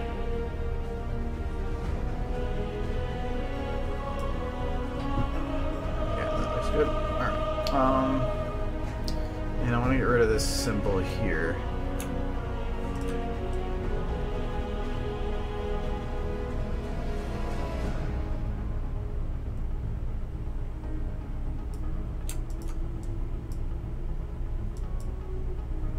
Okay.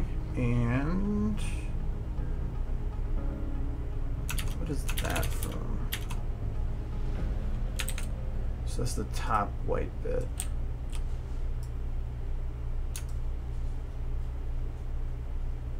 I just don't think I want any of the white bits on there, really.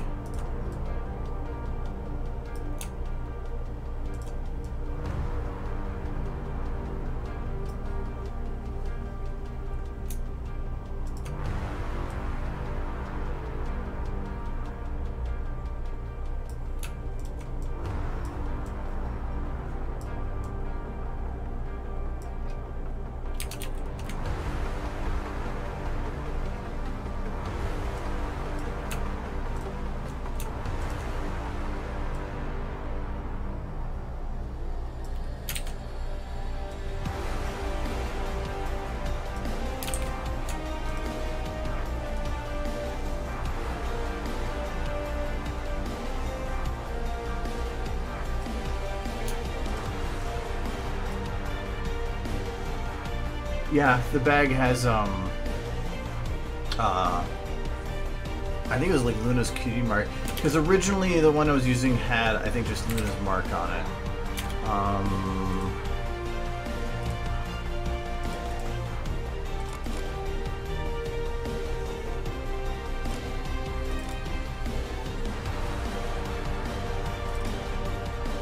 Yeah, I think I was using just this.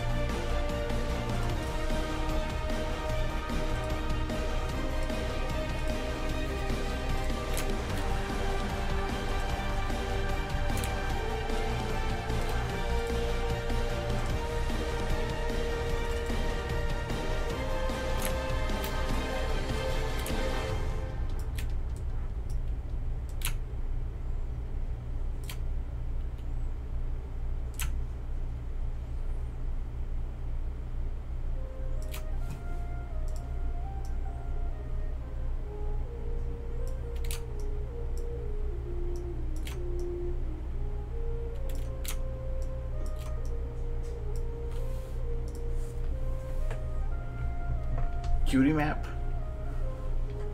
The bag was given to her by Luna. And I believe she's... Does she still have it? I can't remember if she lost it or not. I swear that she doesn't have it anymore. The bag. I can't remember though.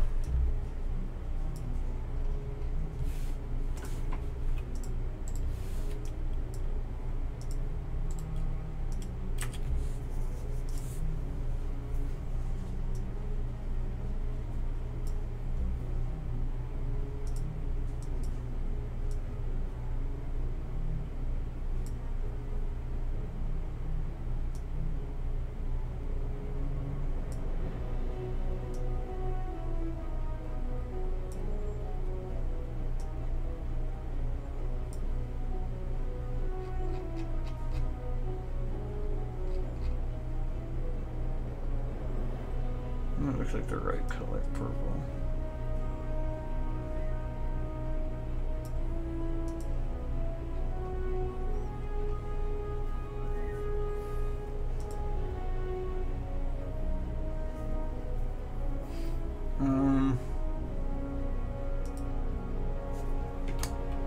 Kind of.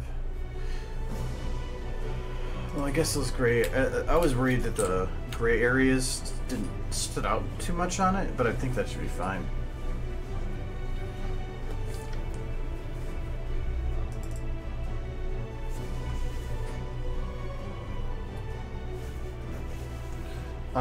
Both still going technically. I know they kind of got to, and he was utilizing stuff from the show as it was coming out, but obviously you're so far along it kind of just differs a lot from what the show had. But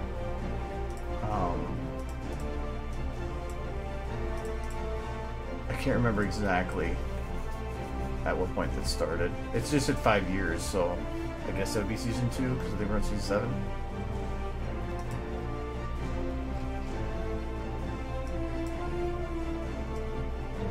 No, it's not working.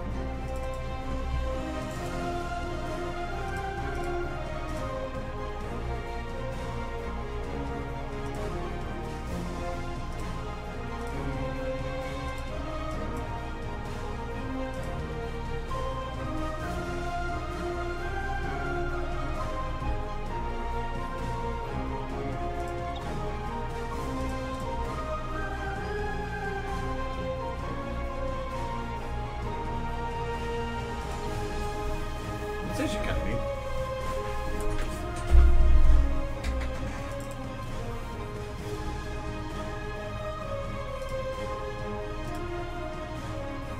Oh, I can't change the hue in there.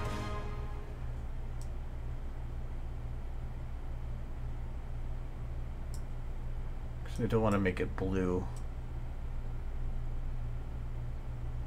Something like that.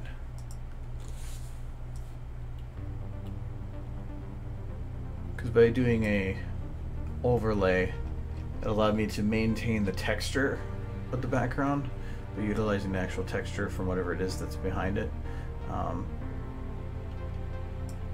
But then it would, that actually looks pretty good. I wonder if I should have this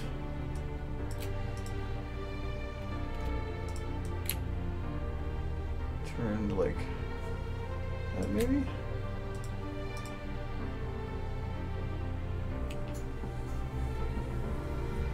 Let's see how that goes. Oh, this still has some of the white bits. What's that part? It's the side bags. You see, yeah, I want to get rid of those. Is this the bottom of the bag? No, that's I think the bottom straps. So I can keep those white, but I might darken them a bit.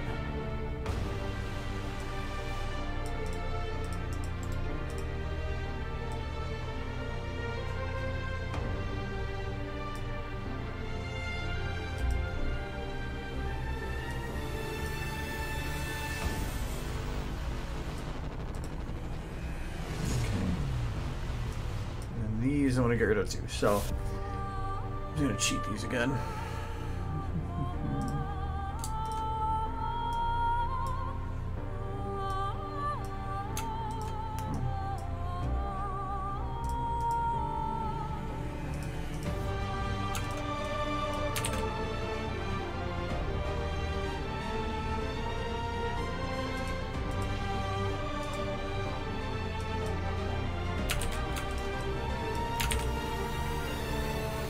Work.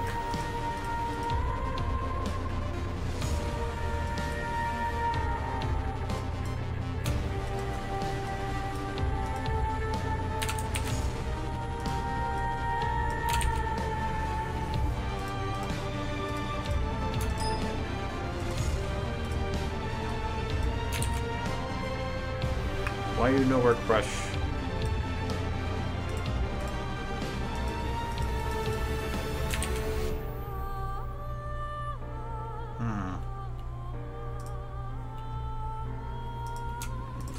To work. Is there some kind of layer I don't know of in the way?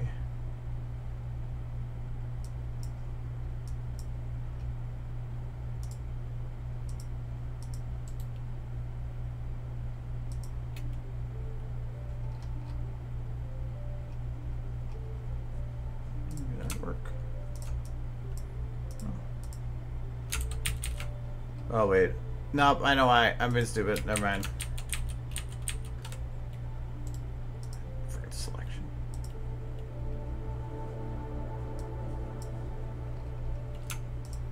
The background can be locked, that's fine. Oh yeah, that's fine.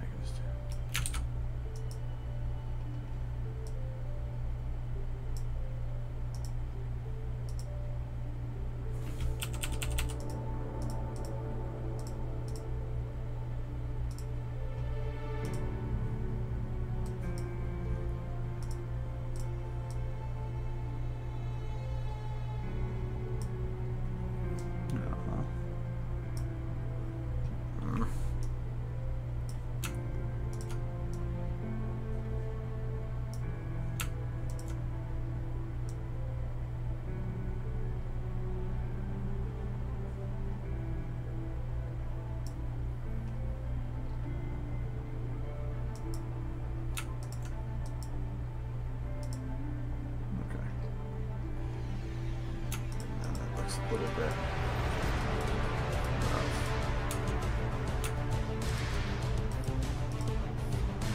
There we go. Oh, and I gotta get this bag cleaned out too. This looks like it actually was from it. There.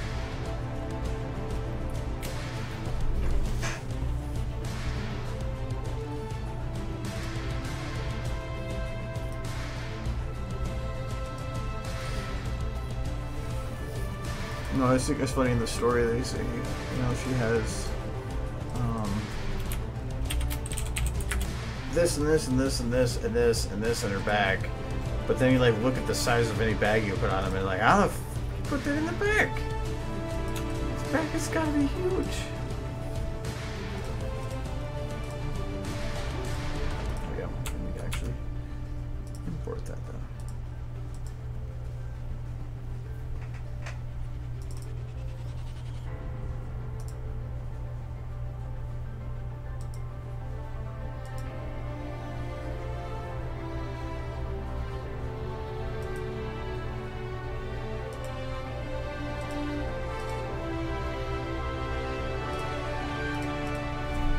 So there's a red backpack.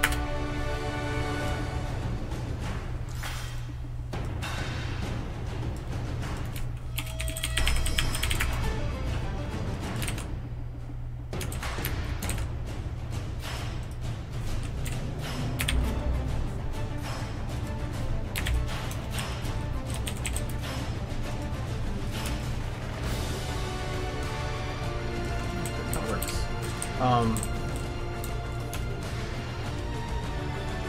One thing I don't like is that mark needs to probably be up a bit higher.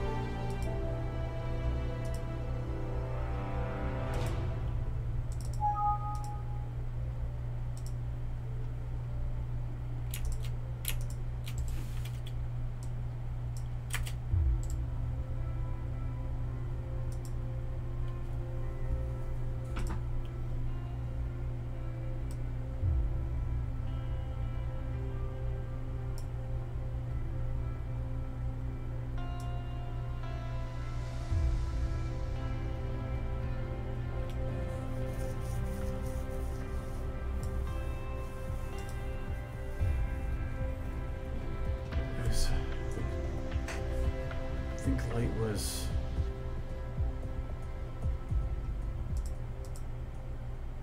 might need to be inversed.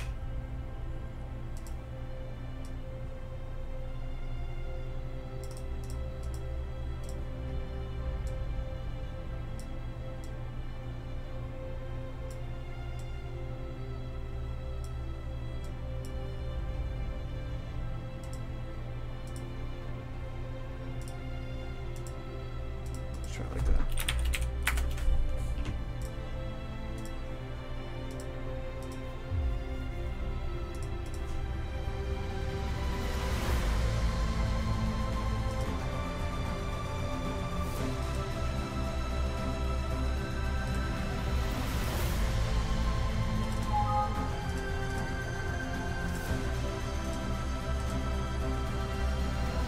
See if that fixed the error. Yep, it is kind of pulled a little bit, but I can kind of fix that. All I have to do is I technically squash the one on the bag that I have.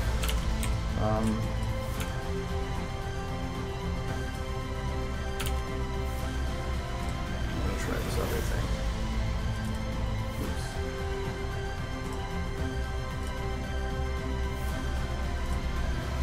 Oh, I had actually the button yet, that's why.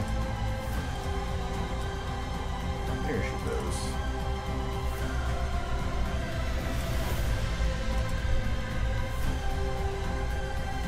Yeah, that might be a little too drastic, but it does look... Actually, I think I did part of that wrong. Yeah.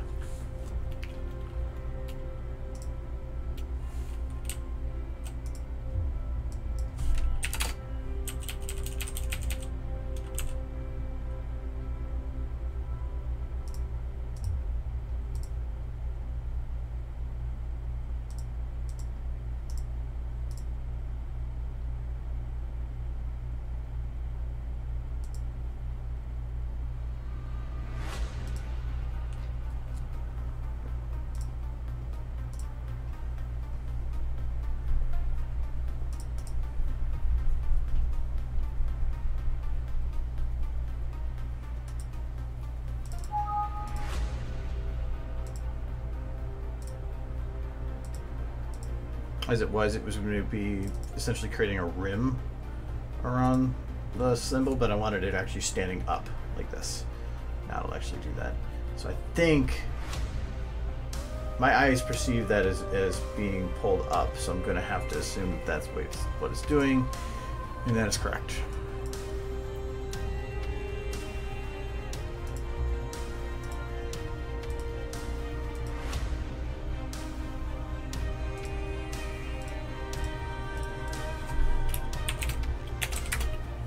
If this doesn't work, it will break it, and I'll have to restart software or SFM to fix it. Because it does not like you doing overrides for bump maps and then undoing it.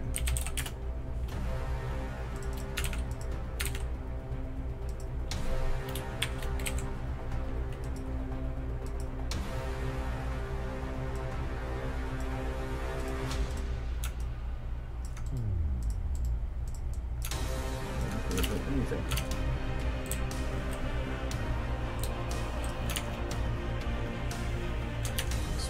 Backpack _ Luna _ N.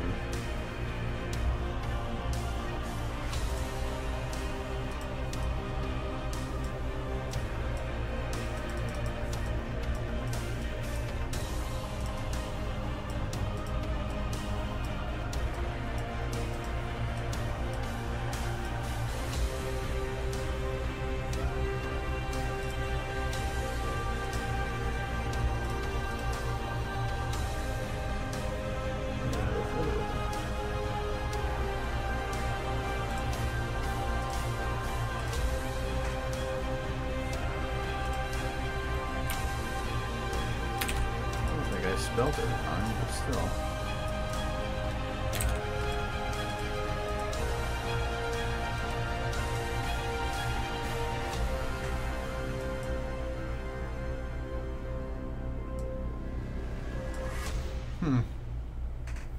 So it's not, definitely not showing the bump map correctly. It's too bright, and I don't have a high enough shadow on the edges here.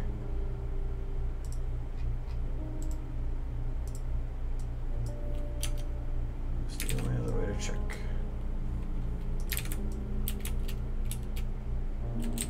Probably backpack's not going to show up right.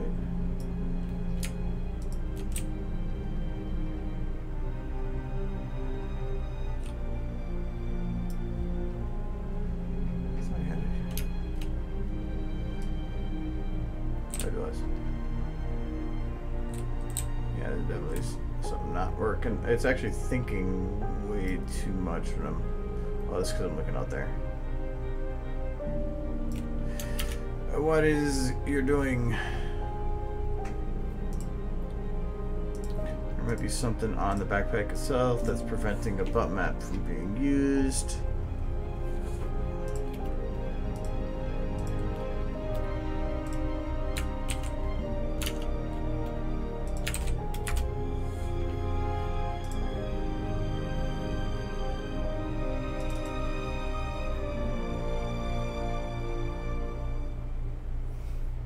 It's got self-illuminate.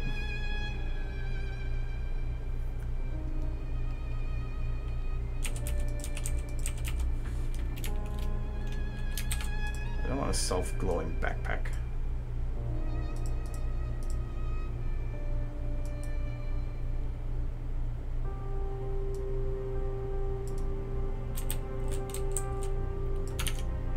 Fix it though.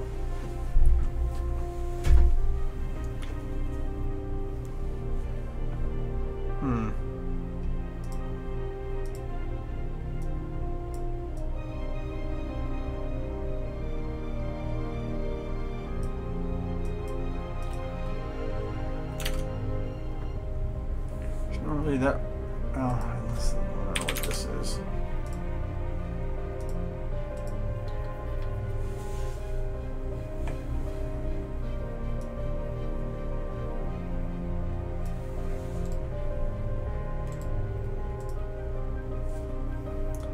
It's like stuck on glowing.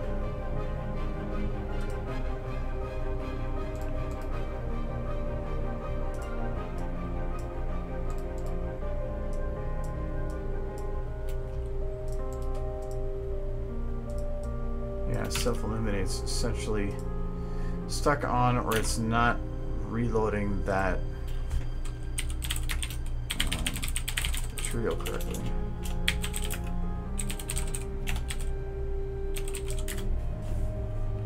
So is multiply to find.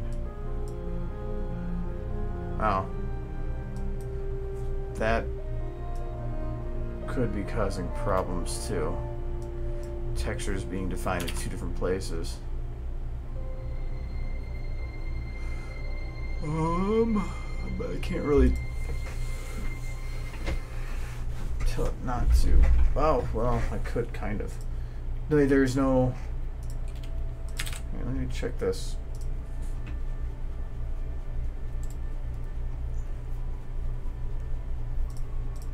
It's kind of like a horror X-ray photo or something.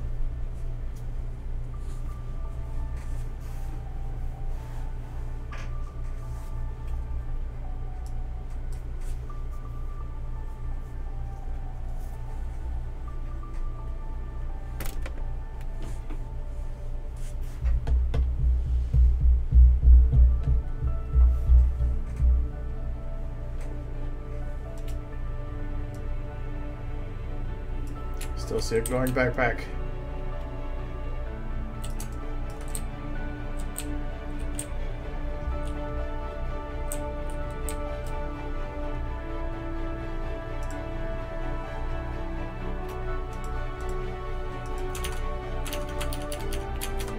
How are you glowing when I've turned off the glow?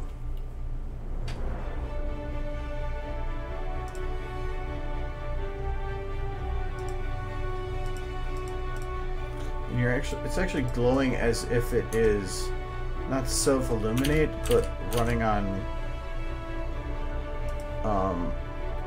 completely unlit.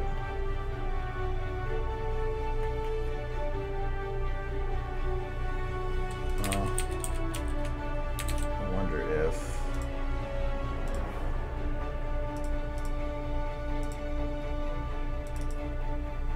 it's not defaulting to that one, because that one looks like it actually would run correctly.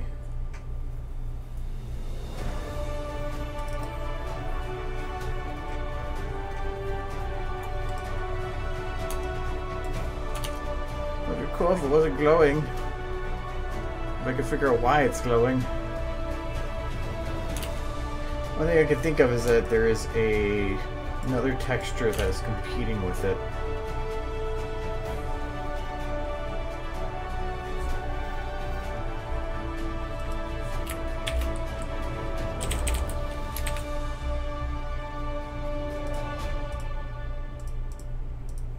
If I just tell it to go for this texture directly.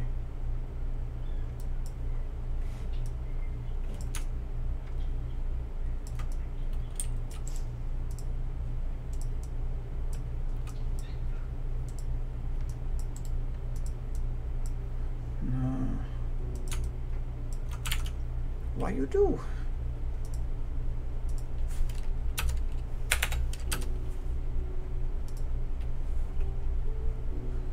I'm just gonna delete these lines. I don't even know why they're there to begin with for a backpack.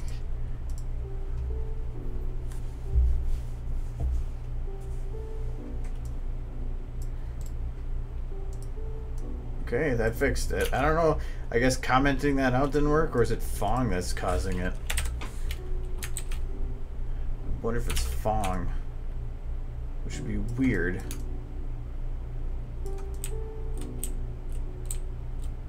Because I don't think that the bump map technically works without Fong.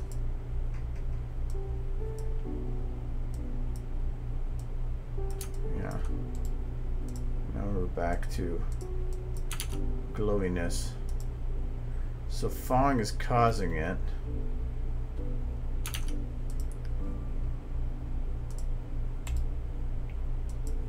It was only when I told it to add the bump map. So what if I delete the bump map and add it in here?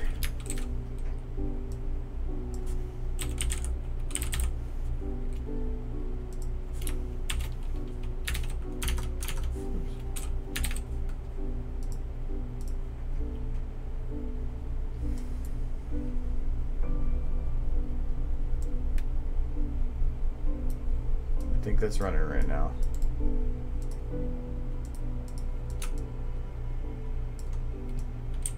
Yeah.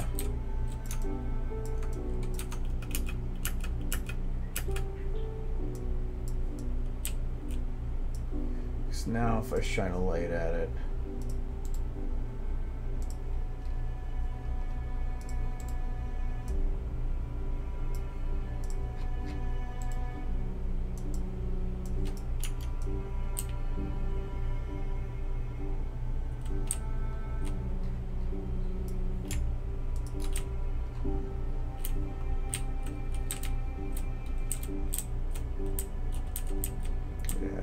it is going the wrong direction though.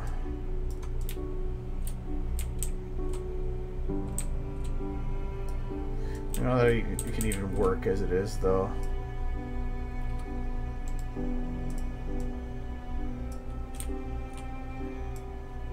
Nah, I kind of want to have the feeling of it going the other way.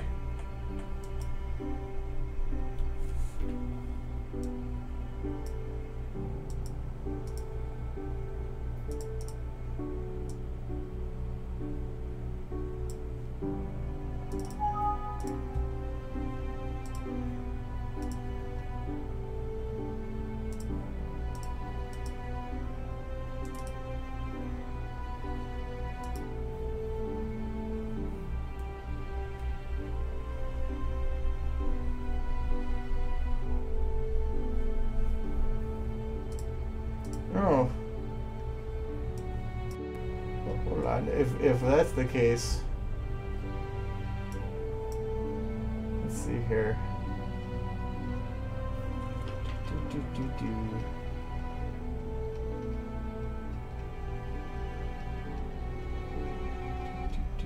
Too many songs.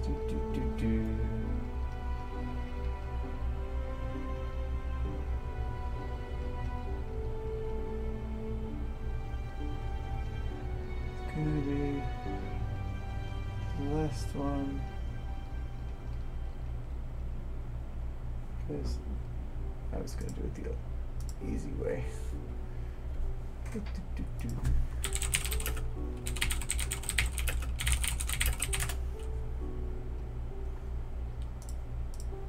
I mean, like, here, let's listen to some music then. How's that? Is that okay?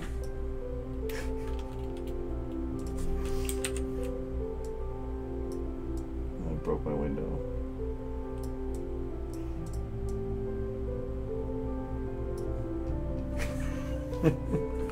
No, I just love this song. I could hear listen to this song so many times. I was actually worried when I originally made the video that I was going to, you could say, destroy the song for me. Because I'd listened to it for years.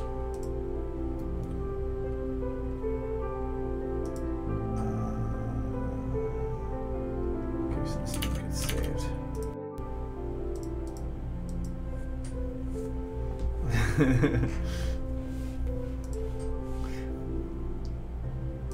think it's funny how this song is old. Like,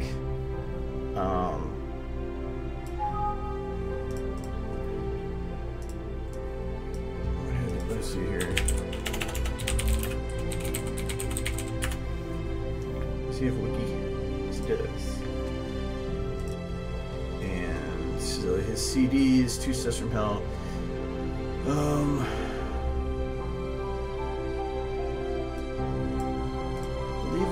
Was that a Miracles? No, I think it was I'm thinking of the one with Illusions.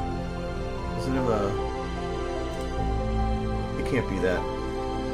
It has to be older than that. Yeah. What is that song? It was before Miracles. It's probably, it was years that it's been out. Oh, there it is, Illusions, 2011.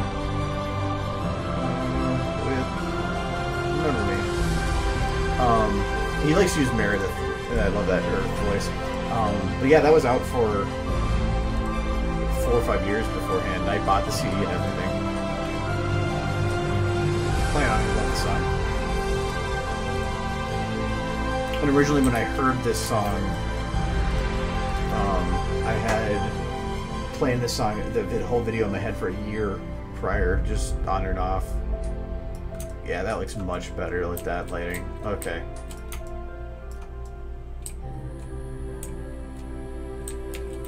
So I wish that this kind of like went down a little bit better, but what do you do? But. Is it because I think it was I had I don't know what I'm going to run across here. I'd shown it before because I'd worked with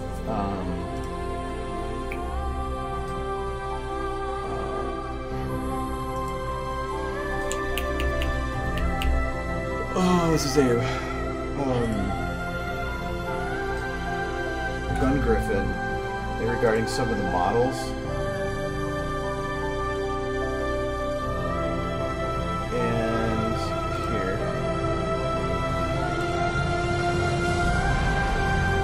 Yeah, okay, so there we go.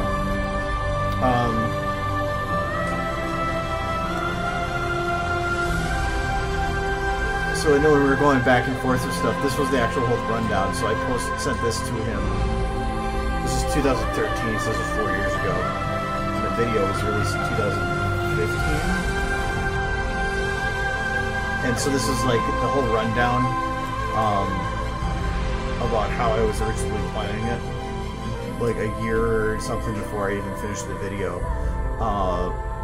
So why not have camera panning the windows or be kind of like guards along the hall, putting attention as she passes. That happens. She's probably more fading memories. Originally, instead of her friends coming in from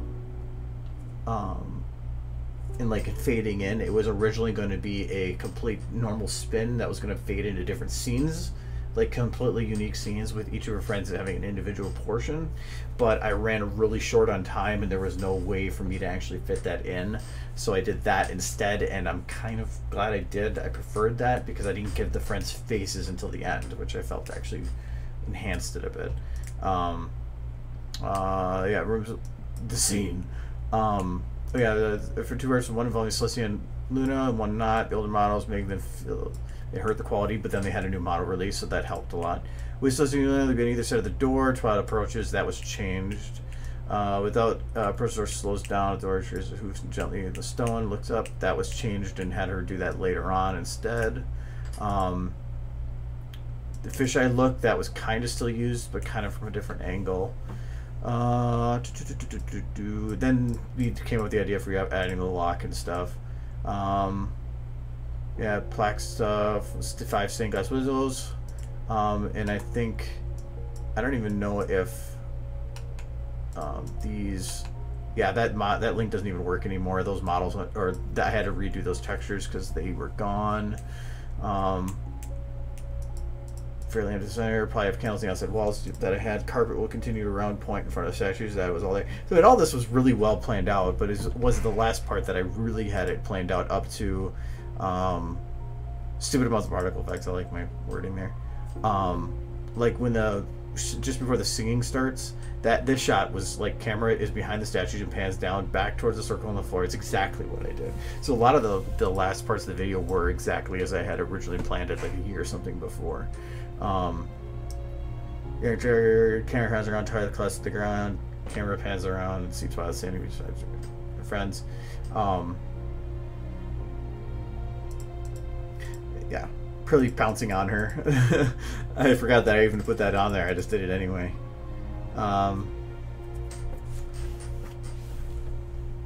So yeah, it's kind of interesting how this is the first time I actually wrote down anything specifically, and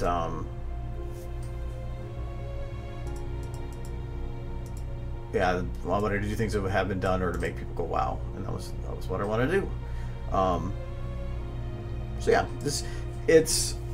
for a lot of the stuff I do, I don't really write down stuff anymore, because how I do it now is like on here, where I'll just these are my notes for what each shot is, mainly so that I can look at it and immediately know I have to jump to this shot, jump to that shot. But yeah. But you can tell, like, this part, I had no idea what I wanted to do for that first minute and 45. But the only part I cared about was this part, and this is the part where I have very specific camera angles picked out. But I think that when you're coming up with an idea for something, you don't need to be able to write it down by timestamp. You don't need to have a very specific. The main thing is if you can have those key moments that you know really well what you want to do. Like when I had this one, the camera panning down. I made it exactly how I wanted it in my head, and I think the same it goes for. Goes crying and most of the response. They will basically explode, change just right that line of each pony have a movement. Okay, oh yeah, this is the one. So this is when she actually goes up to the window. Camera pans from the front right at twilight, which it does, around her, and she spreads her wings and takes off, each flat and in sync with the music. I don't know if I did that or not. So camera pans, the lights will get darker and the candles, if these isn't around, will just go out before leaving the frame. And that's exactly what I did. So there were certain scenes that what I wanted to do, and the rest of it was how do I get to those. So yeah. Interesting stuff, I guess. But yeah, it's just the age of this is what was funny. So, but actually what I was kind of glad about was that Gun Griffin had done a bunch of models for it and then disappeared. He had to go on do some stuff for like 2 years. He was gone, and I finished the video. I decided to go back and finish the video and had it fully released just at about the time he got back. So that was kind of fun too.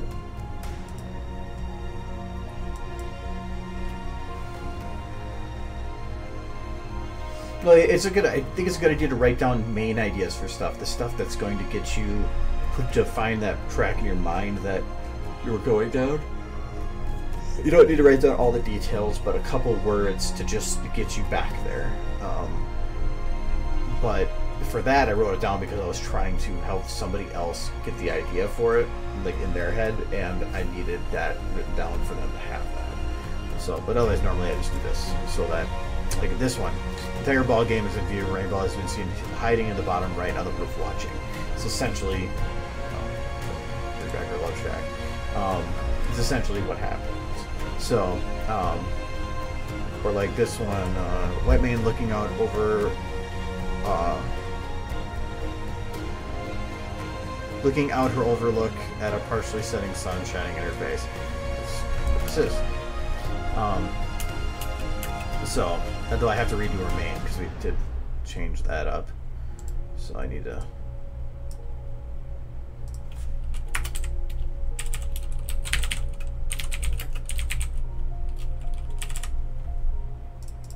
Note to myself. I color code these based on what percentage is done. Blue means not even started. Red means started but nothing finished. Yellow means major animating finished and just needs a refinement, and green means usually completely done. But since I need to replace something in here, I'll have to go back to that. So this one's essentially done.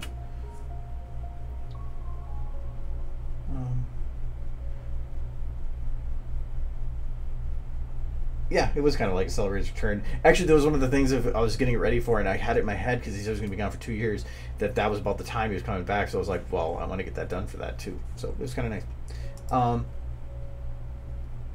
Yeah, the question. Sorry, did I miss the question you posted? Oh no, you didn't. Yeah, any question? If you have, I don't know too much about After Effects, but I can try to help out if you do have questions on it. I just know the parts that I need to do, so.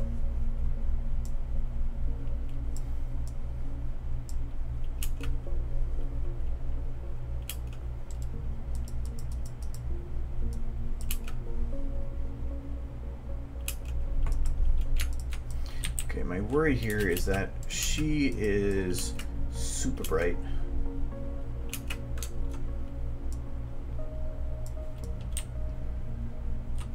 But I can fix that.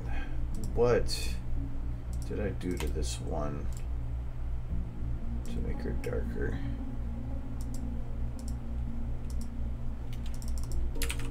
Just change her to that one.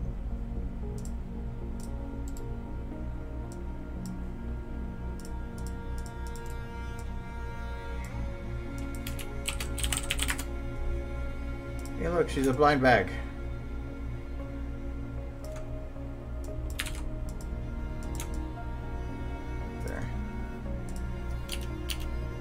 Lighting is definitely going to be redone for her, because I believe there is no lighting when she's coming in here.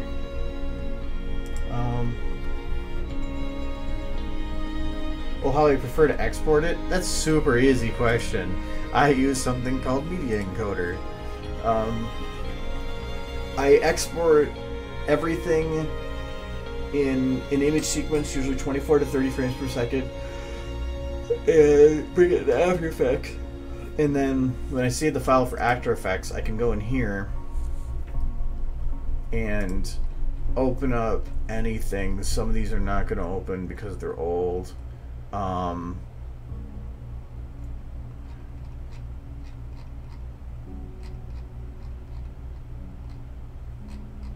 Actually, most of these are probably not going to open because they're old.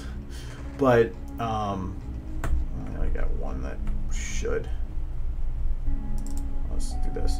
So I'll do this, and then it'll sit here and do dynamic link, yada yada yada. There we go. Then it defaults to H.264, which is what YouTube uses. But the nice thing is this has a preset under here, under Adobe products for YouTube. Right there. So this one is 720, so I select the 721, and then it essentially optimizes everything to work the best for YouTube. So YouTube doesn't complain about your upload quality or whatever. So I don't change really anything on this. It took when I started originally doing 4K, they didn't have 4K as a YouTube export on here. I had to do some other editing of the settings to get it to work right. But now they actually have a 4K export. So I was worried about that. But then you literally just hit, or like change the file name to whatever you want to change it to. Hit OK, and then hit play. And then voila, that's all I do. Yeah, I gotta fix Whitemane's main to use the main from the other shot. And actually, I was working on part of that shot.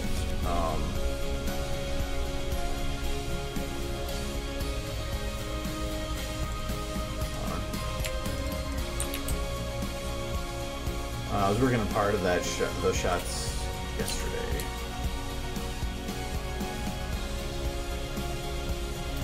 Wonder if it's her AO that's interfering with that.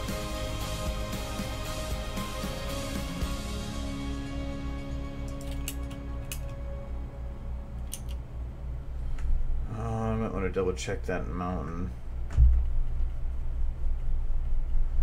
Actually, I can do that right now.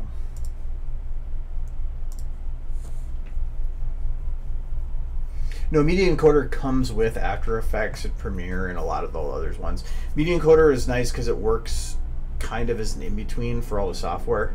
So, and I think it's a separate download.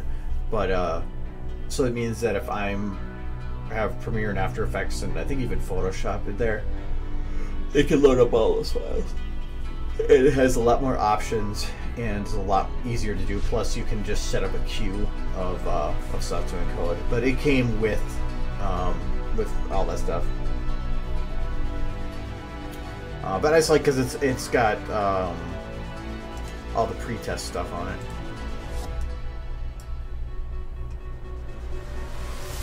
Let's see if I didn't mess these up.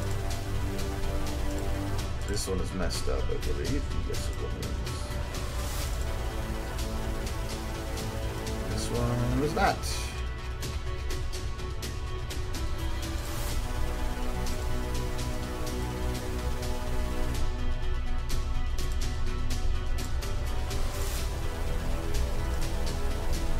That one was messed up. Okay. Well, it's got at least that part. I'll just keep with it.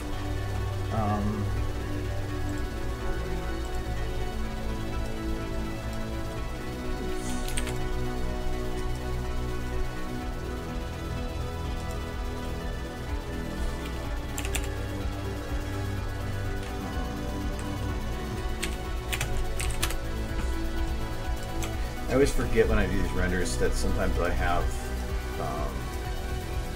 some of the stuff selected differently. So like I don't have it say a still sequence, I just have a shot.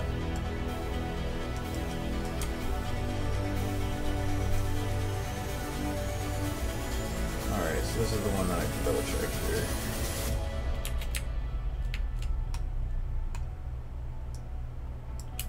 here. Be strong. Oops.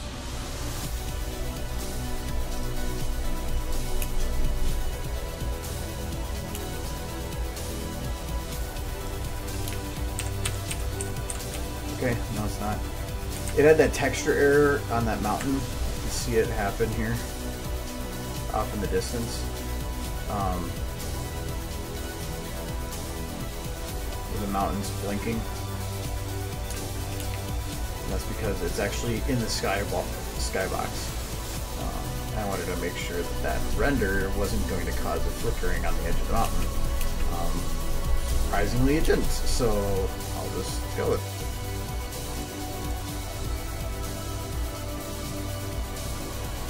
I'm wondering what this is going to look like on render.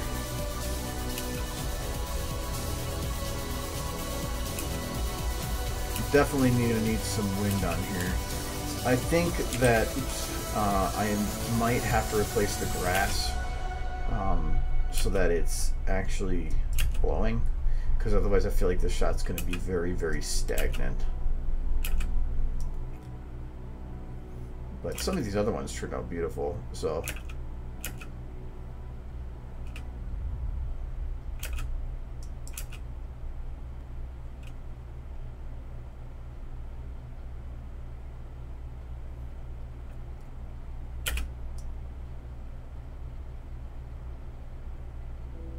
I was kind of curious how this turned out too.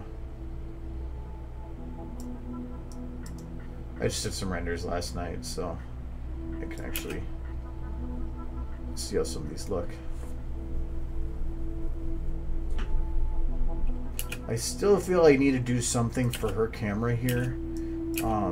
Like this is I really like how this shot turned out. Like this shot turned out perfect. But I don't like that part of the shot. I'm thinking I might start further to her left and travel more around her.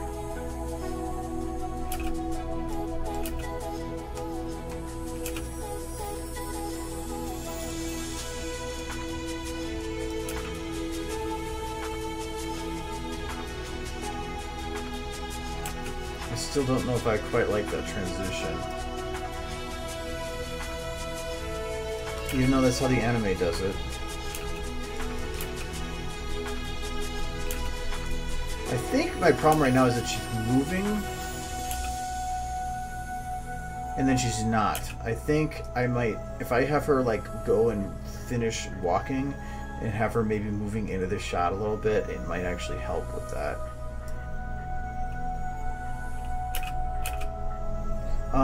I don't know if it's only CC. I'm pretty sure you can get it otherwise. I think I need to brighten the horizon right here. It doesn't transition well.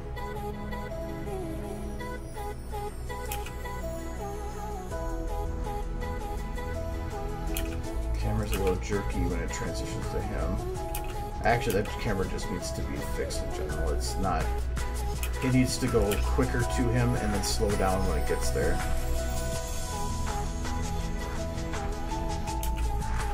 Yeah, I think that camera needs to be modified a bit.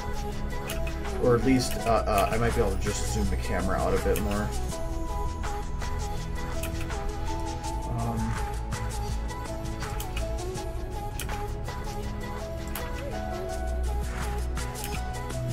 I can't remember what. Yeah, and I have to get him in focus right away because I think I have it stay defocused until about this point. Not liking how the head turn is doing there. Some of the stuff I don't. I'm taking the base from Fate Stay Night. Because I mean, technically, I don't even know if this is gonna run all the way through. This is gonna be way too loud. Hold on.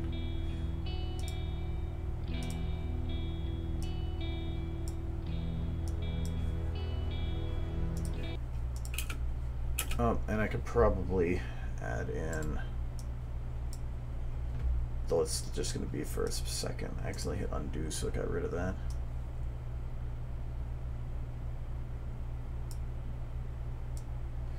Originally, I was going to have this whole shot rendered, but then, even though there was really nothing in it, but then yeah, that didn't work out.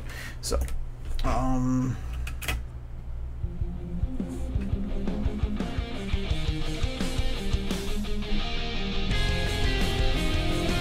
need to make her head go faster there. There's a blink there I got to fix too.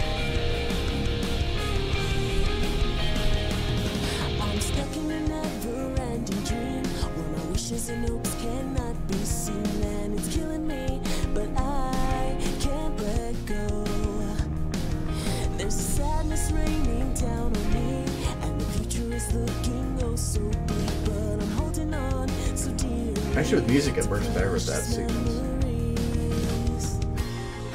To protect the ones I cherish, I've gotta be stronger. Don't wanna hesitate, I wanna be braver. So no matter what may come, I can face the morning sun.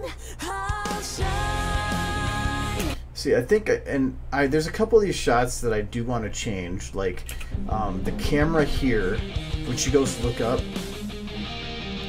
I want to speed that up. It slows down when it's got to be rendered. It's funny. So I gotta fix that light. I'll point out the things that I know I want to fix. But I really, this shot turned out absolutely, like, with those extra rocks down there, I actually didn't think it was going to turn out as well as it did. This is probably one of my favorite scenes from the whole thing, just because those rocks turn out great. So, but I mean, having to play around with some of those, the motion of the rocks to make them perceive distance. I want to add in some kind of an extra light here, like from the side, because this right now transitions really hard, and I think that it needs to transition a little better. I mean, I can actually show you what I would normally do. Like, we're gonna pull in a solid. We're gonna pull in something like that orange. I'm not going to worry about it right now. And we're going to just move it over here. I forgot my buttons are gone there. I can just turn it in here. We're going to just do it like this, and then we're going to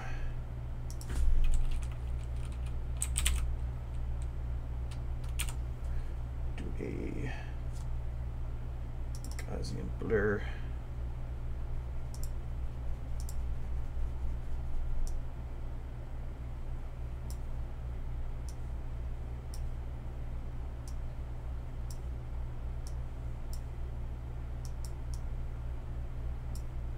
Okay, so that should be fine. We're going to put it at opacity of 50, and then we are going to brighten that because that is not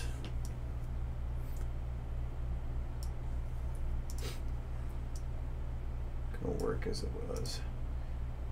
I think I'm a little bit more yellow.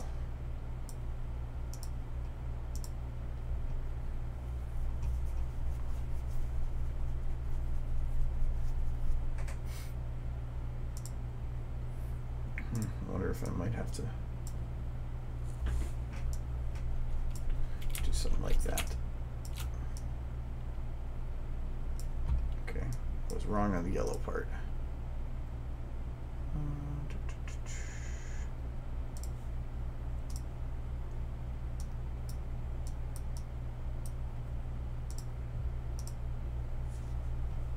Still not enough.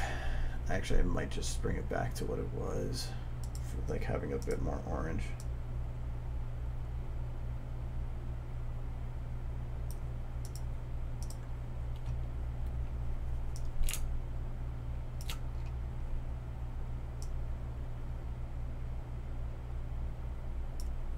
But even then, like SFM would do a better job of actually showing that. So opacity 0.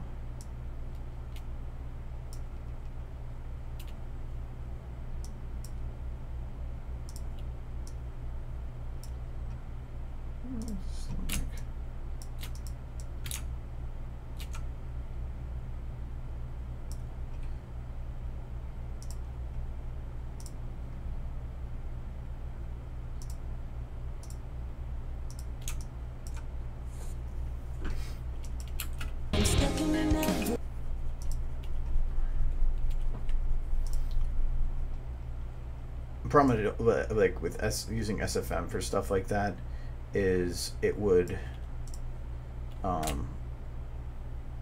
create a permanent change that I wouldn't be able to actually modify.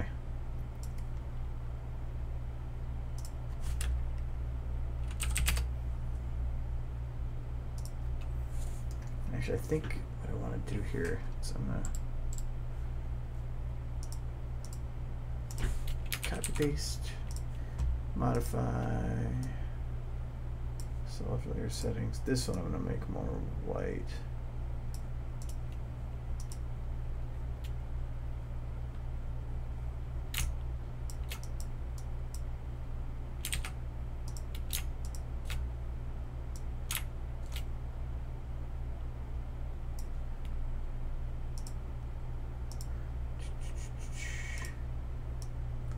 Sometimes, like, I need to test out some of these effects, because if it doesn't work... Oh, I guess I have to run off the screen there. If it doesn't work, I need to be ready to do something else to make it work. So...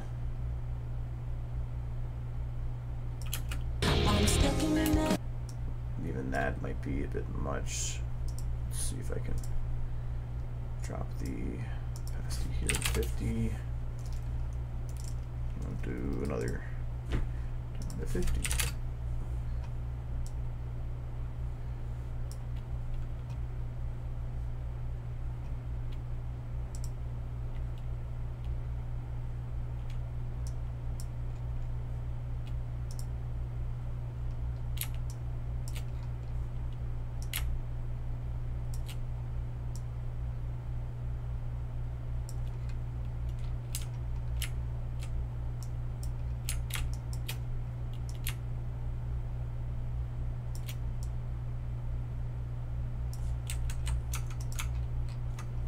Try that.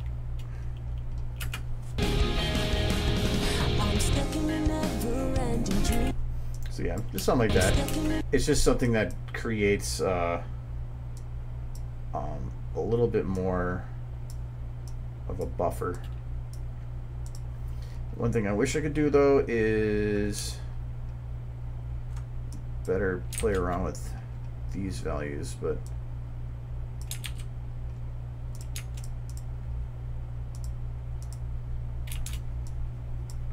it won't let me edge those anymore, and I don't remember how to set it to, but I'm not worried about it.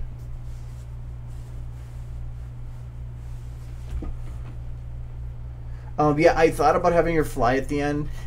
Even if I did, I would consider that to be if I have time. Otherwise, I'm just going as it is. Oh, made a mistake there.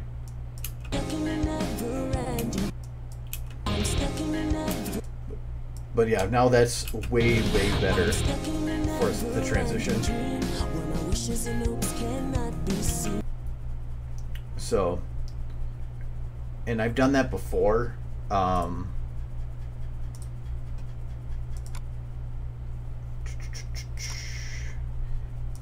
hadn't actually done it since the Fallout trailer.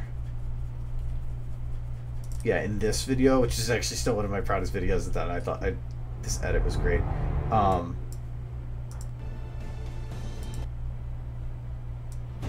It was here when the door shuts.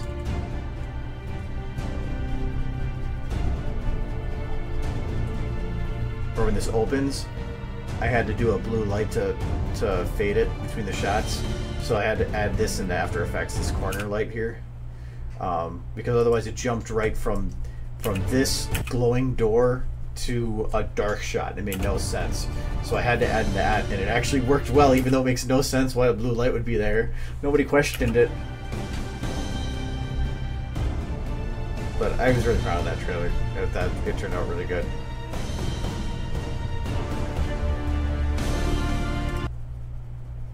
Continuity, yeah, you could, yeah, continuity would be what it was going for. And that's what, like, it's hard to figure out continuity when you're watching the SFM version, because you have no motion blur, no depth of field, inconsistent frame rate.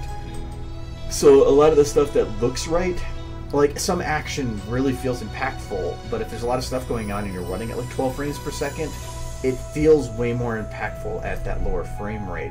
But when you go and put it at a high frame rate, that's one of the reasons that, like in here, like this, I felt was actually like not fast enough after rendering it, because it just doesn't look right after I rendered it. But this, her like head turn here, was perfect. Like I'm really happy about how that turn came out and how all that looks. Actually, just this scene in general, like this shot right here, I did not expect to turn out as well as it did. I think that this was a gorgeous shot. So,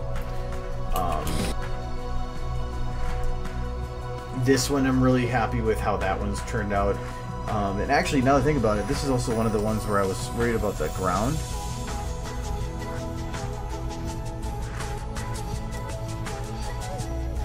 Like having those things clipping. I see the one here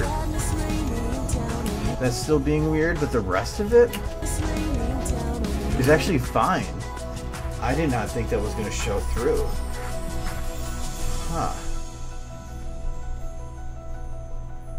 If that's fine, then I might say fucking keep it. I think I want to fix is that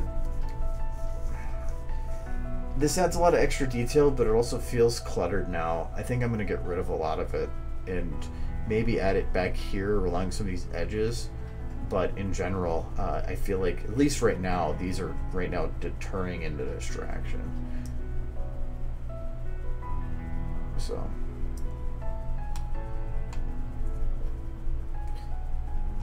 We got, and I don't mind some oddities. My main thing I want to make sure that I don't have is drastic changes, or like I don't like this right now with this light. The fact it's blinking.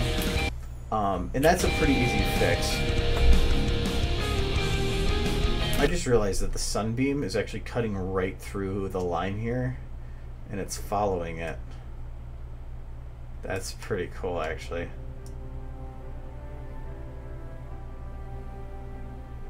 It would actually be cooler if the text was, I think, right through it, but I'm gonna be fine with that.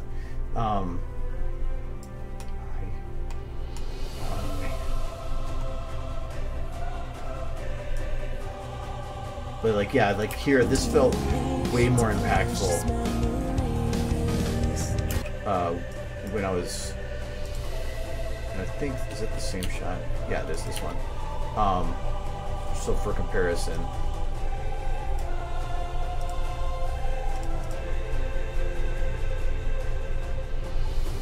This is what it looks like with the light. Feels way more impactful because of the lower frame rate. So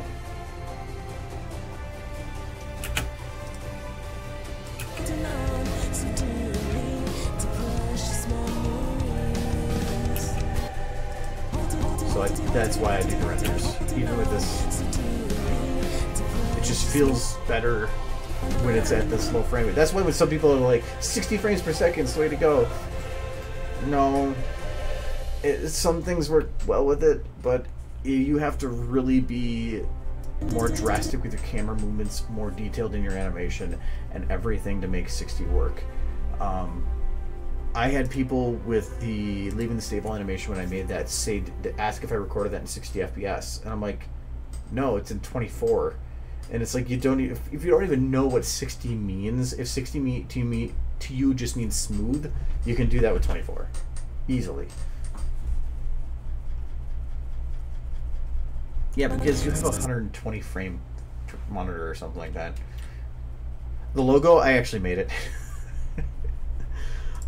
The logo's from the book. He actually has, and then I just recreated it in Photoshop. So found the same text he's using, recreated all the symbols. So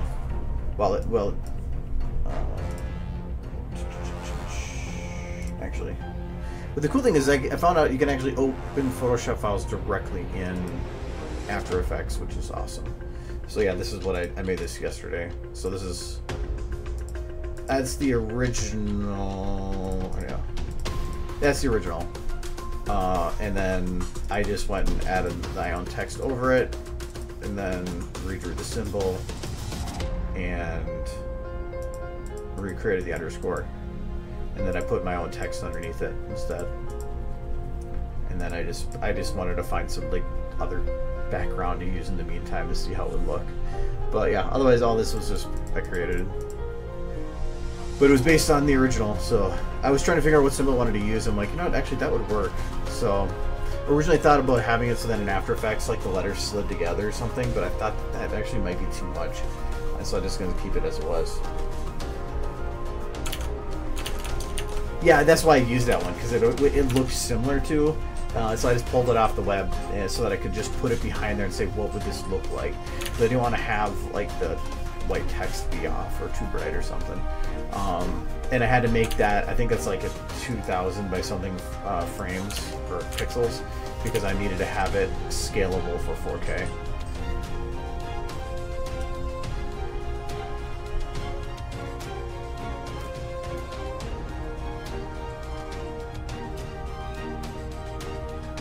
Even here, I felt like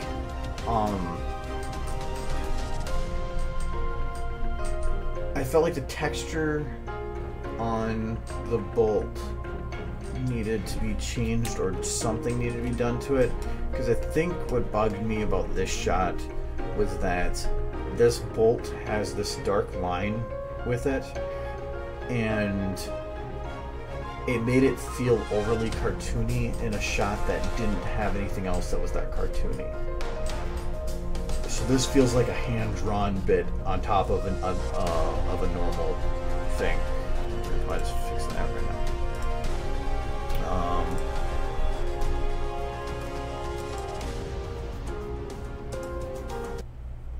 Oops,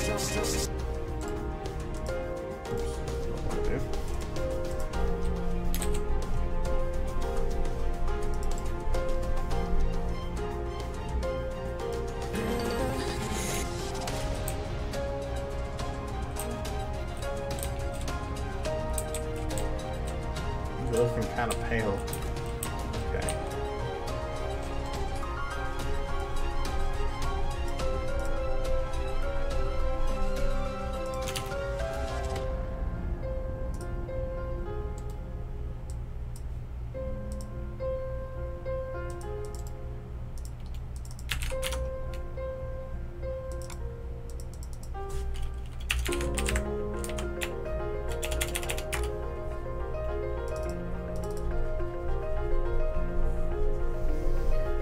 Alright, so I want to reduce those lines a bit. The hardest part is figuring out how to do that, because there's different colors at different spots. Maybe look at kind of crappy. Yeah, and these lines are. Oops.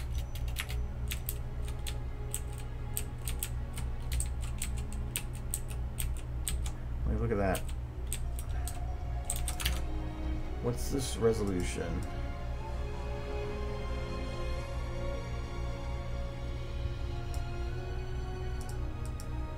.512? Yeah. Not anymore. Oh, that worked that way.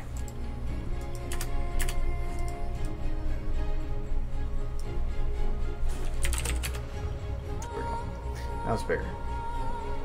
And we are going to... Really? It's freaking like 4 colors.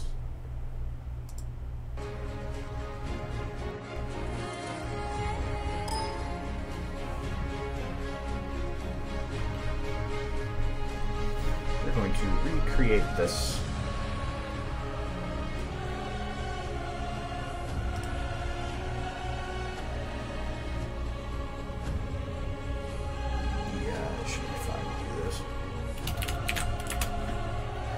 Go down.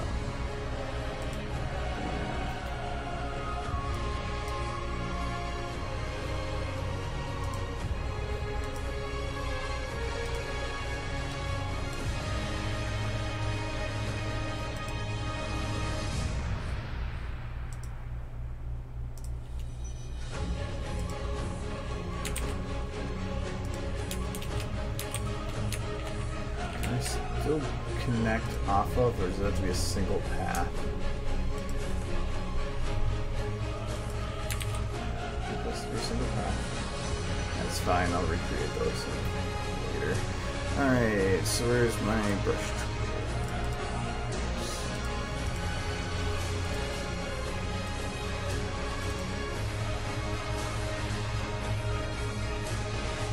So we'll say it needs this brush. And we're going to take this color and then just lighten it a bit.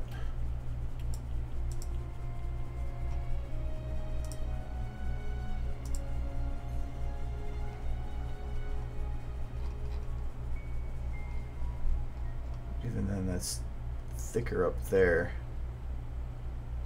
That's fine for now. Then you would take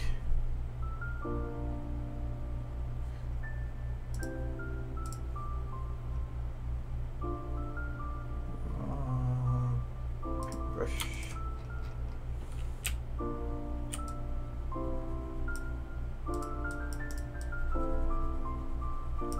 Did I have a new layer? Yeah, I did. But it didn't save it like I wanted it to. Oh, it's on top, that's why. There we go.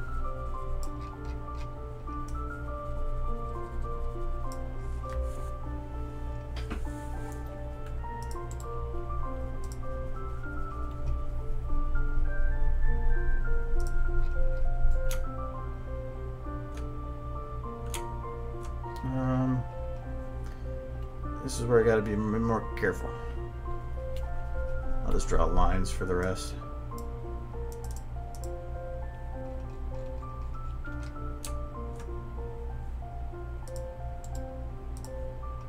Okay, so some reason this, that's my line. Oh, my line was at 50% too.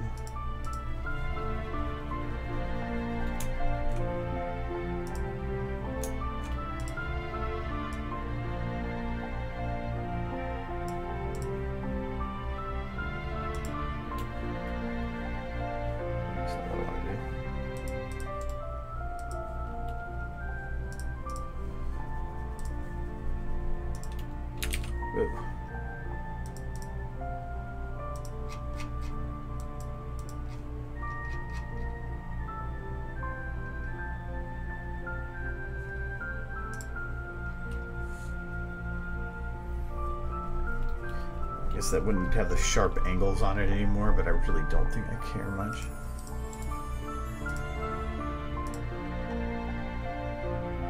Light reflecting off it would be, but light reflections don't work in SFM how you think they work. It's not the easiest thing to do. It's better to just not, I guess. It's light reflections. You use a, what do they call it?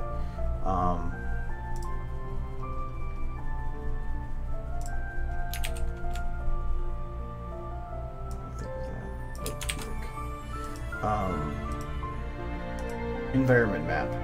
So it's an artificial reflection off of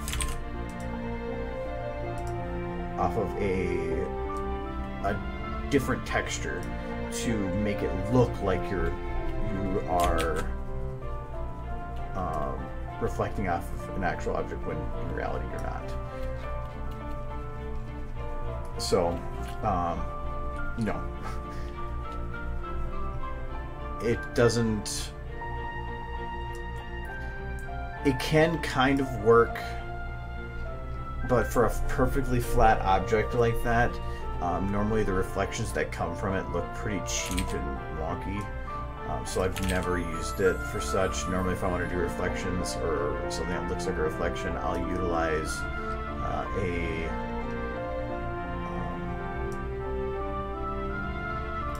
you call that?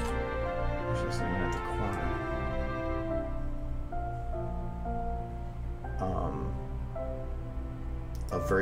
Utilizing the Fong, which is a different type of the lighting bits. I'll just do that, but I'll just modify it to be like kind of reflective looking, I guess. This one here.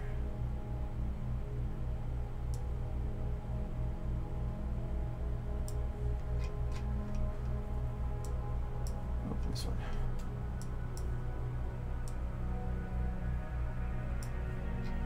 Okay. And then I still want to do the same thing of select, no, it's not the path I want to select. I'll select this. And then I can be a little bit more careful just on how I draw it. So we're going to go new again. We're going to go with, find a new layer.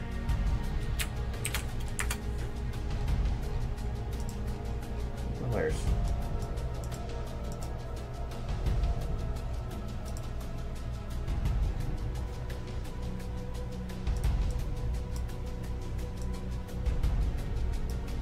Gotta be more than shapes.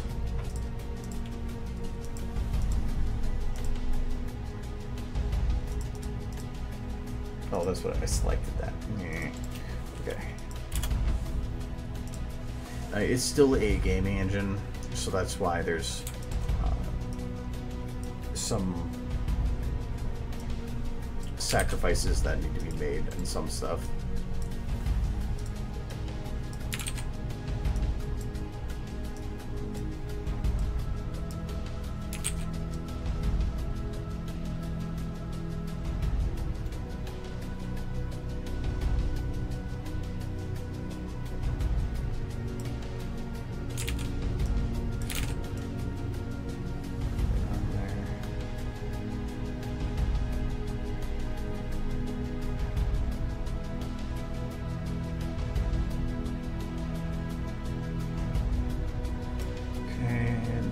figure out what.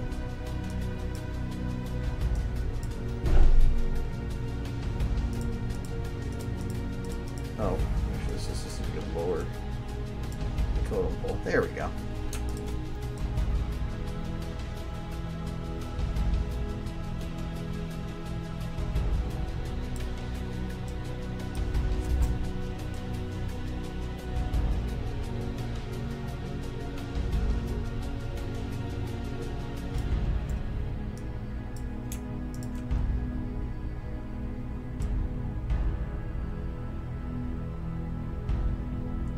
Nice thing about doing this though is that this will technically increase the texture quality of it, which would be nice. I didn't mind the coloration at all. I just don't like the edges looking tacky. Even the edges here. I can go off this edge. It's not a worry.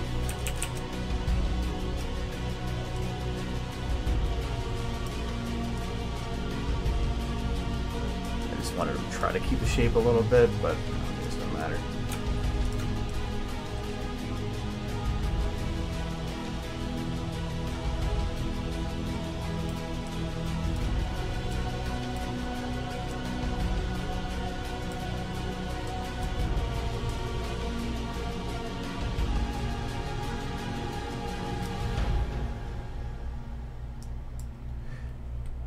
And I think the reason that they added that in was not as much for the fact that it made it a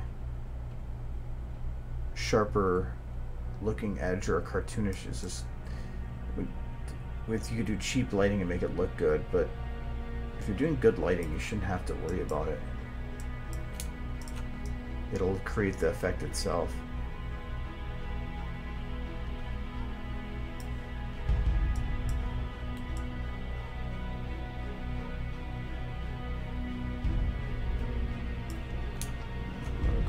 Here to some of these.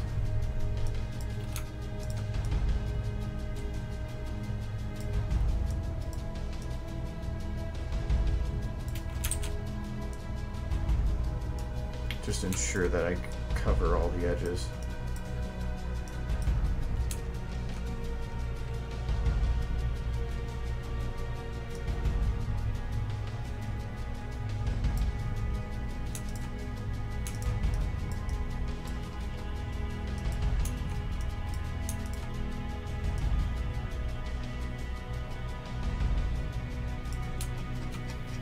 Okay.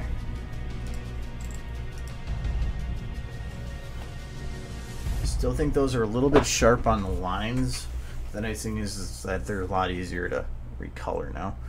So let's see how this looks.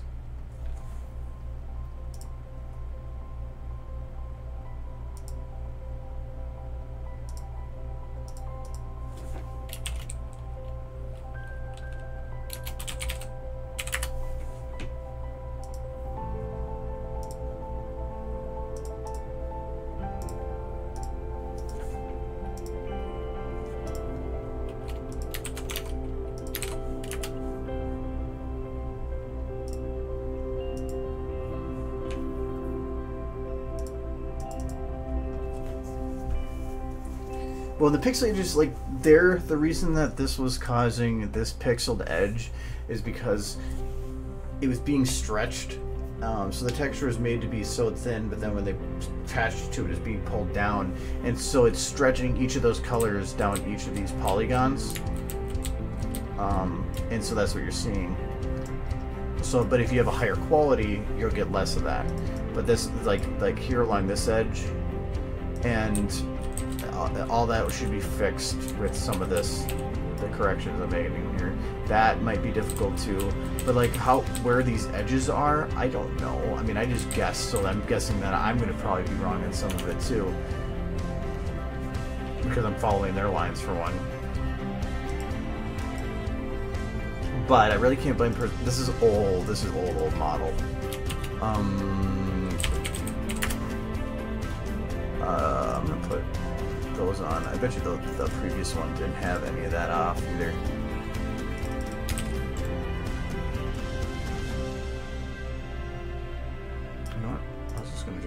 tried, but if I'm just going to change the actual model.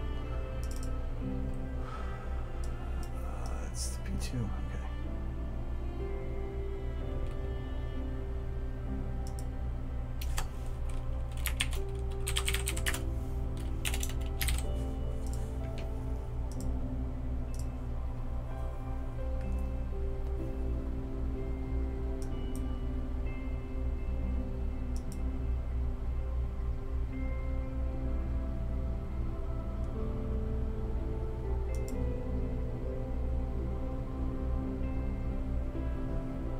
Yeah, I really wish that SFM could handle reflections a bit better, but any gaming engine, reflections are difficult because a lot of reflections require light bouncing off of one surface and coming back to a surface, and that's a lot of processing to do on the fly.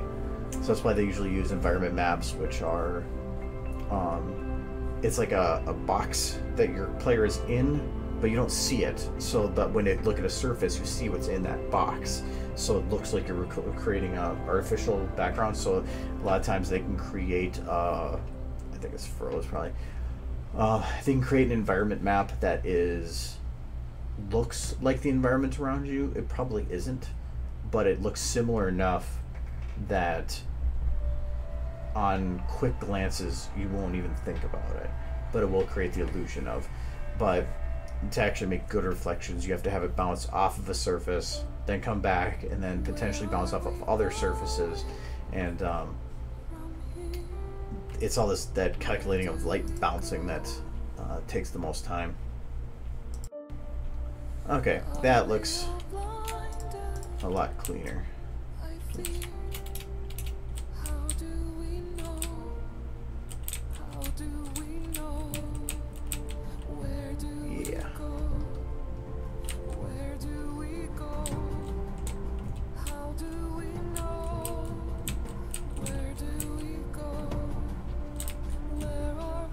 I think the lines might still be making it feel cartoony, but they do look cleaner, and I'm not getting any of those stretch errors. You can see, if you actually look really, really close, you can see that there is still some, I don't even know if the stream is going to show it, you can still see some of the stretching underneath, but it's nowhere near as noticeable. I don't know, I'm just streaming till whenever. I gotta get stuff done, so I really don't mind going a little longer. The actual model, otherwise, this is bump maps to make it look like that. That's why you can see that that's not actually perfectly flat. It's bump map.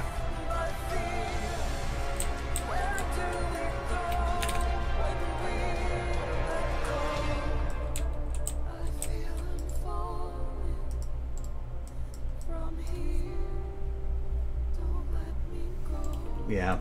Well, I think what that actually needs then is each line would just need to be defined in brightness by the ones around it.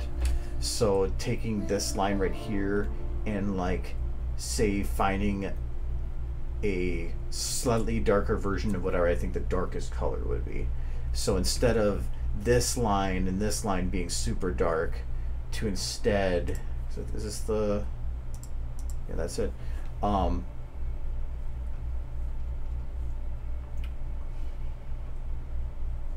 trying to think of the best way to go about doing that.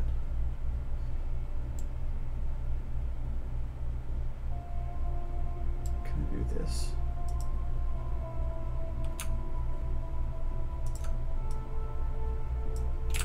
I've never tried the color replacement brush.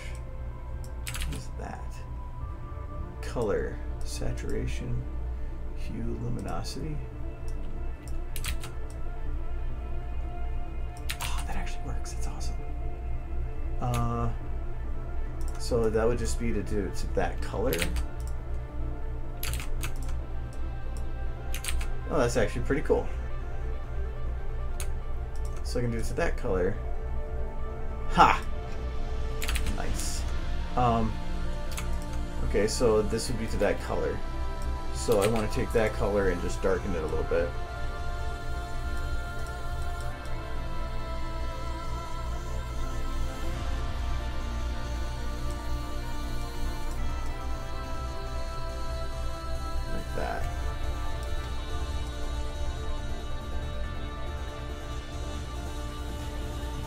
then like have it go up to there. But so then I'm still creating an edge, but it's nowhere near as strong of an edge. So like this, I'd probably go up to here, and then this one could probably still continue on.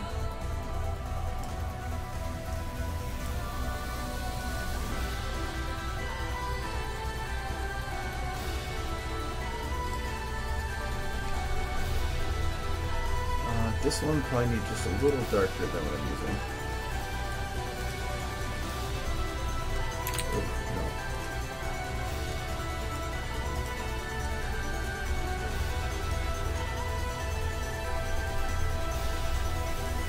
Okay, that can kind of work. No, I think I know what it is. It needs to get a little grayer. A little bit more gray. Because that technically that bottom one is a little grayer.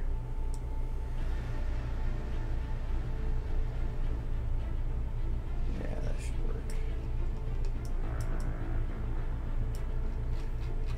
That's fine. This one.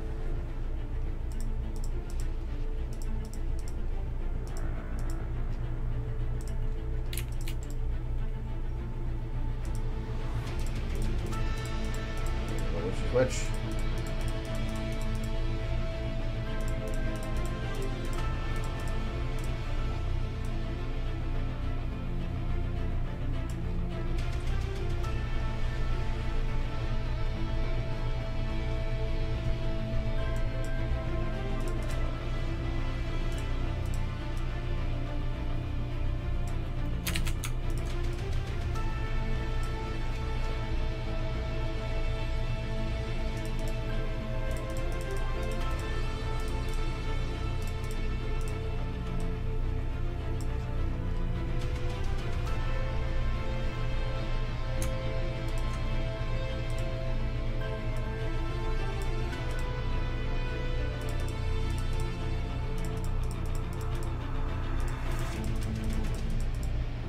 where this is to me what takes the most amount of time in doing any videos. It's this minor refinement stuff. Actually, that would still be the same. Same with that line should probably be the same too.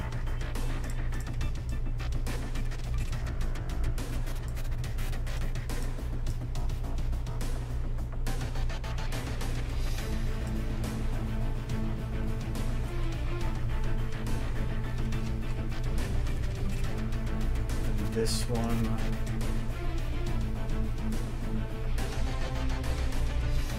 think these some kind of a in between.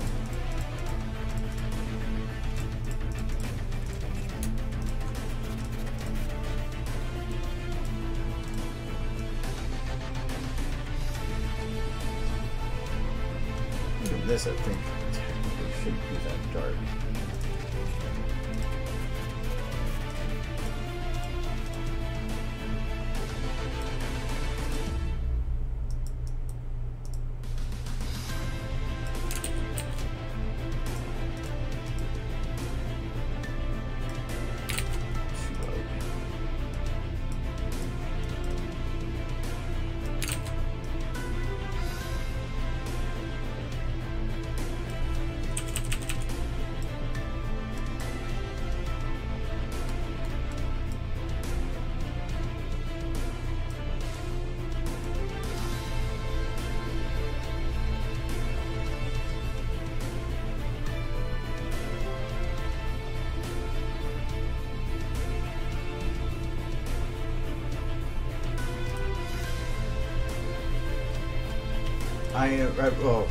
I'm right now just trying to make some of these look a bit better. I'm just gonna duplicate these, then merge them, and then hide the originals.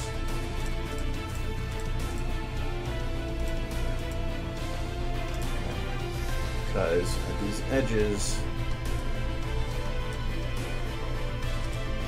remember about that color control pencil. These edges, I want to blend these.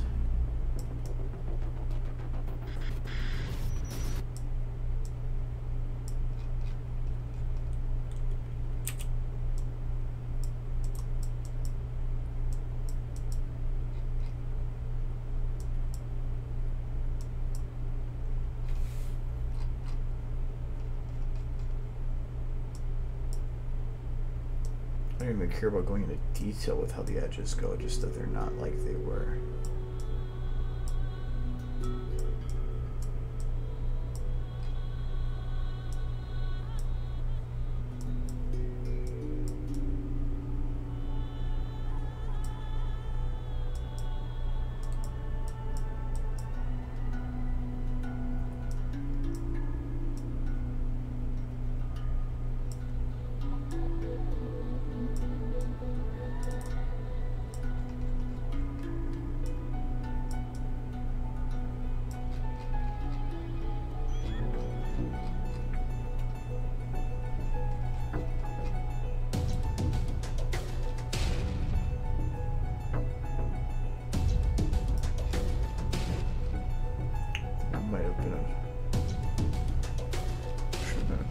A little darker maybe, because I can still do that.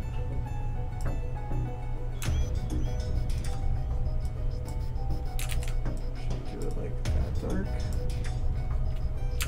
No, not quite. We should just select two colors and have it pick out a median.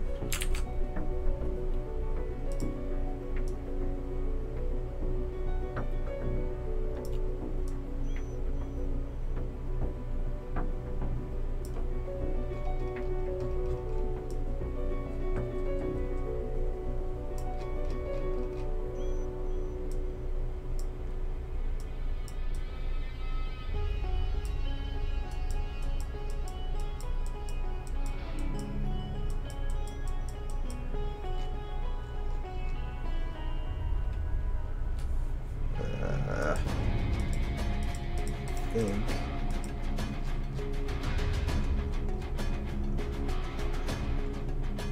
I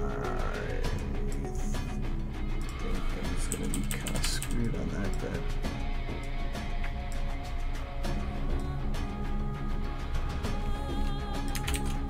Oh, I see what's going on.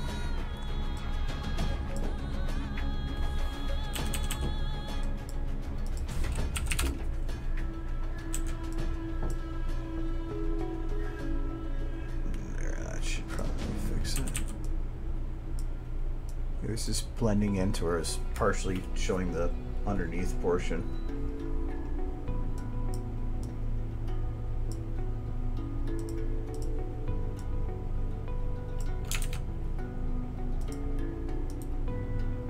Yeah, let's get the brush.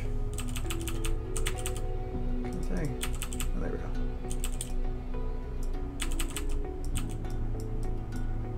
I want to make sure at least still has a boxy look up to the corner. Okay, we'll see how that looks. I kind of got blended in the corners a bit, but I don't care. It's going to be good enough.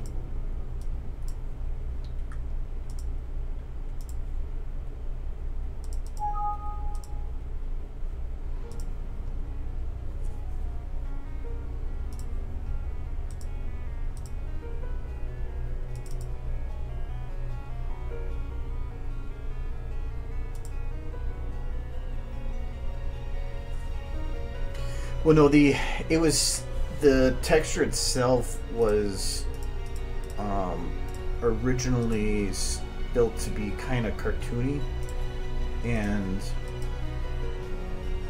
I don't want cartoony. It was supposed to be so that the gem itself looked like it was given dimension without the need to really give it dimension, but you shouldn't need to if you have like actual lighting. Like, I don't want to have these harsh edges on it. Well, yeah, it was like that in the show, but that's not what's needed now. I can have lights themselves give dimension and have the lights hit it at different angles. I like having the darker edges on certain bits, but I don't like having the super sharp black or dark edges forced on me. So I'm going to keep the edges, but modify that a little bit. And another way to actually clean this up, while that's doing that, is like say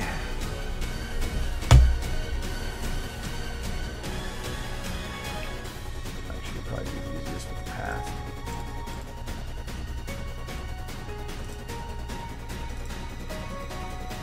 Okay, so like I could do my path here, and I'm just gonna say that we're gonna make a new layer underneath the lines.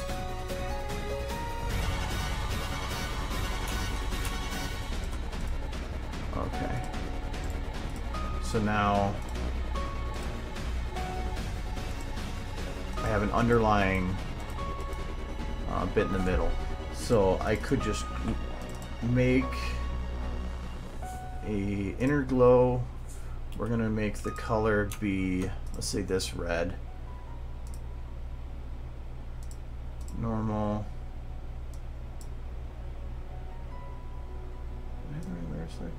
Yeah. Where's my glue?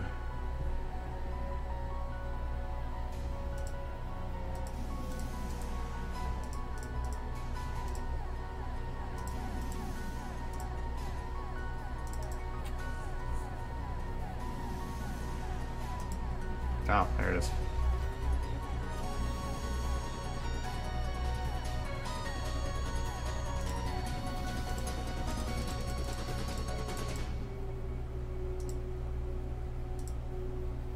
So if I wanted to, I could actually probably get rid of the lines and do this instead. So that each edge was created by this. The reason I don't like that though is I don't know where the edges of the actual polygons are because of how this is done.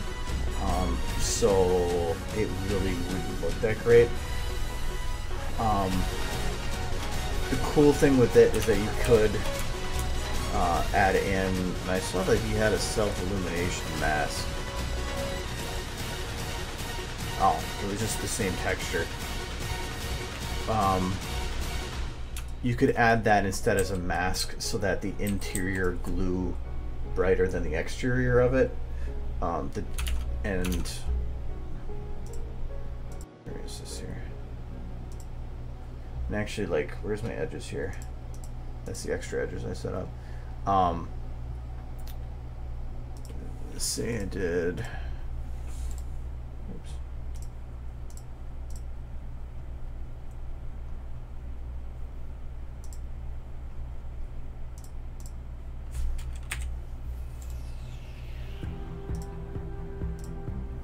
So like that, I cleaned it up. See, I kind of like it with that in the middle there.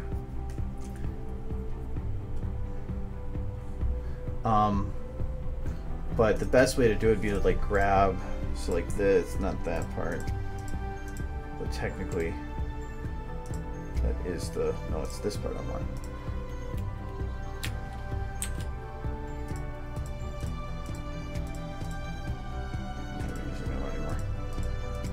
So this is the one that's covering in full beats.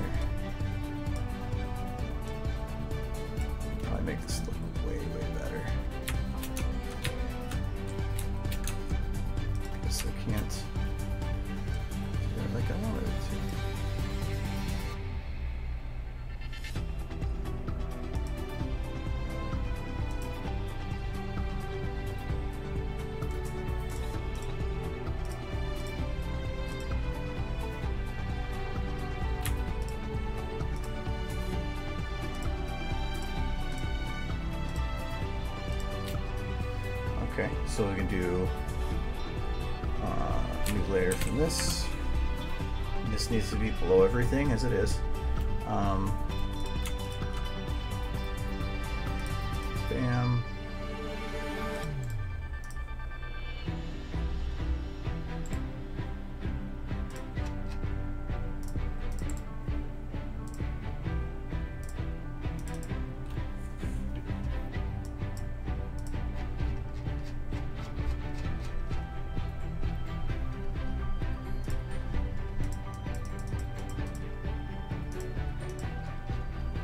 See, like doing that on all the edges, I think would actually enhance it a bit.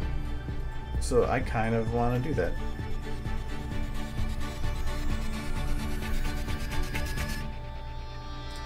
Okay, so I need to, how do I do that again? So this one, this one.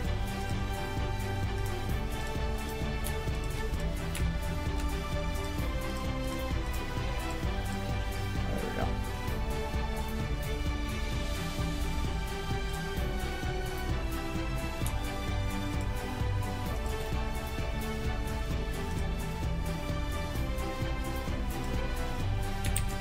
So that's deselected.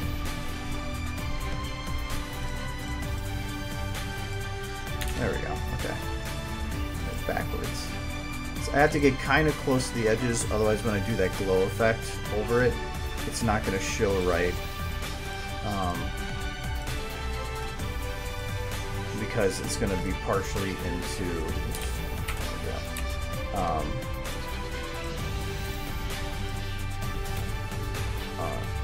the glow's not going to be at the edge.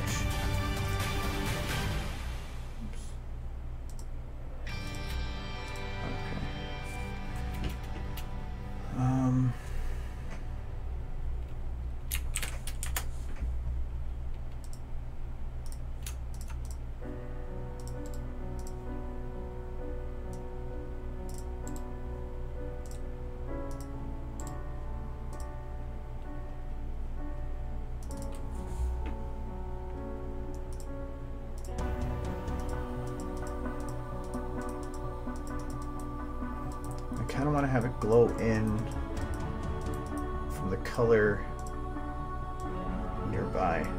That actually can kind of hide the edges a bit too.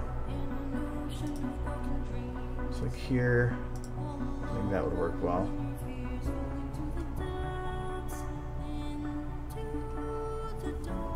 Which is amazing that a little extra work can go, but like I said, this is a very, very old model, so it's at that time, somebody doesn't know what they're doing and they're learning, really can't complain. I mean, I look at what my stuff looked like when I first started out compared to what I would like expect of myself now. It's way different.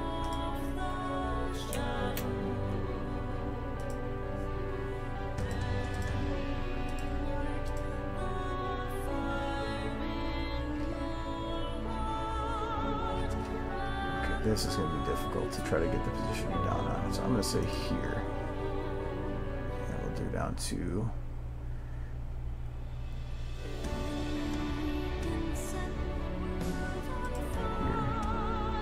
To here.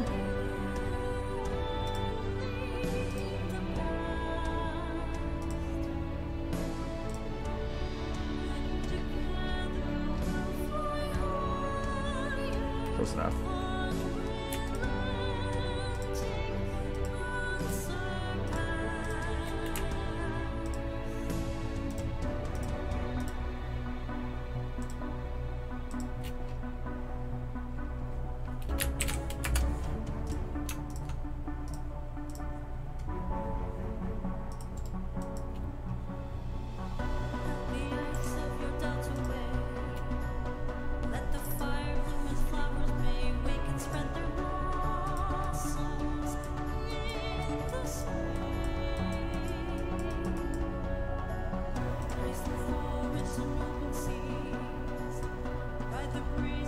See there, I'm not creating a glow effect, it's actually too dark. So I need to bring it back to where it's not creating like an artificial edge.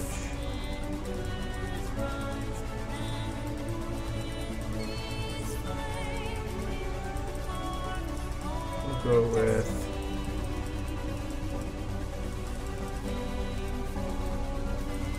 I think having a deeper red. Go with that. Yeah, that looks fine. It is bringing out the edge a little bit more than I want, but that's fine. Alright, later, Syria.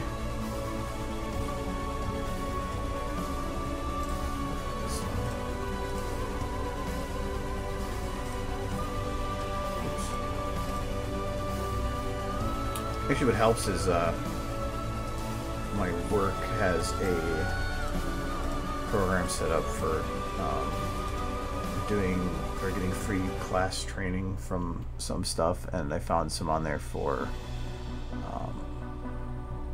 Photoshop and stuff. So that's actually like I learned how to use the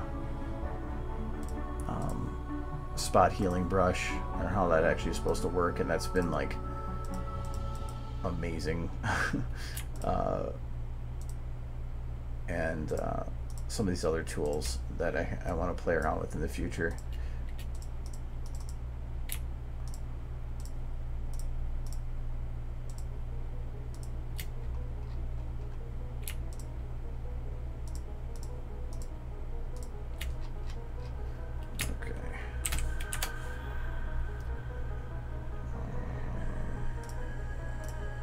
Oops. There we go.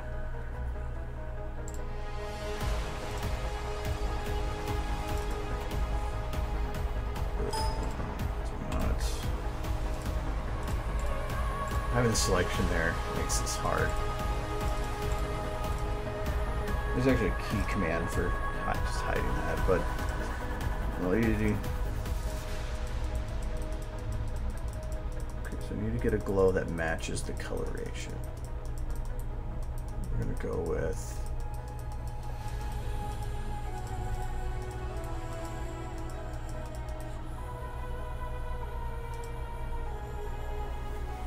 that. It's a little bit redder than I maybe want, but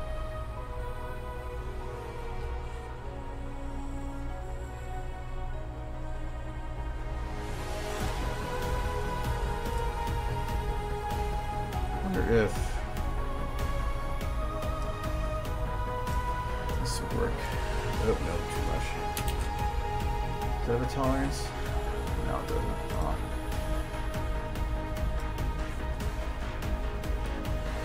Yeah, this is kind of how I learned how to do a lot of this stuff, is just the head bashing too.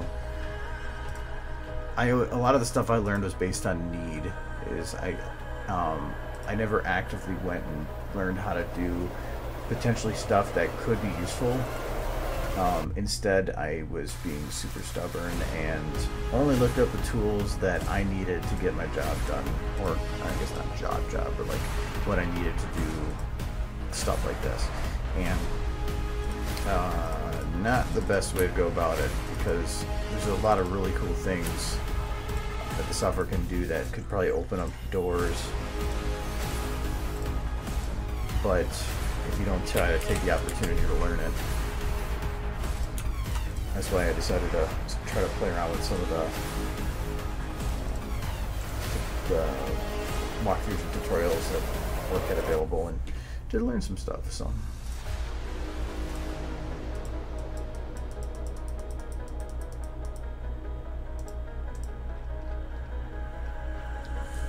the main ones are this interior one and these like really bright ones that I want to make sure look good, and actually I didn't do that one. All the rest aren't going to be as important.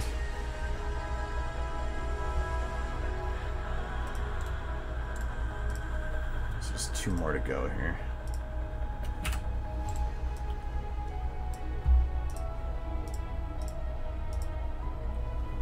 I love how it picks the outside but not the inside. Like it knows what I'm planning to do.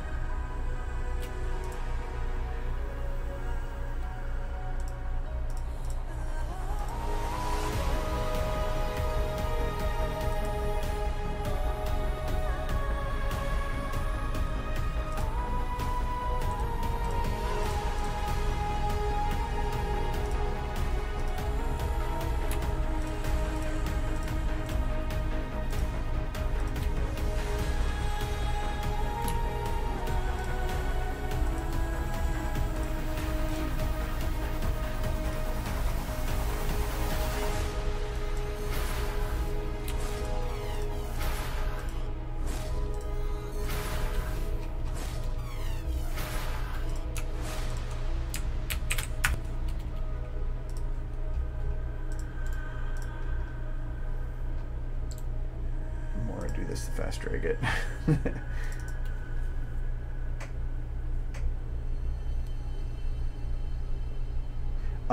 Yeah, I've said it quite often that the small details I think are the most important, because the small details are what keep a scene. Sorry, I'm trying to figure out the right texture. That keep everything in a scene blended to such a degree that it allows things to go unnoticed. If you, I need a little grayer.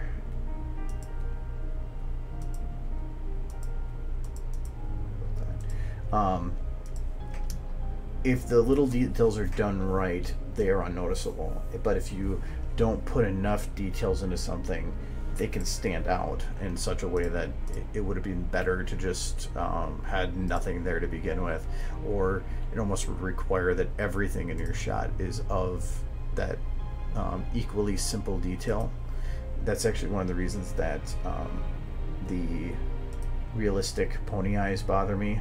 I was originally working on that myself, got it working, but I felt that the amount of time you'd have to put in to make them actually look right wasn't worth it to me. You would have to put in all this extra time to ensure that every angle worked, and then you had these like cartoonish pony models that had these realistic reflective eyes, and so unless you did take the time to go and nitpick and make every scene work for them, it just didn't work. The eyes as they are right now, as long as you kind of add an extra light to the center to kind of give a glow, which you can kind of see, I did here.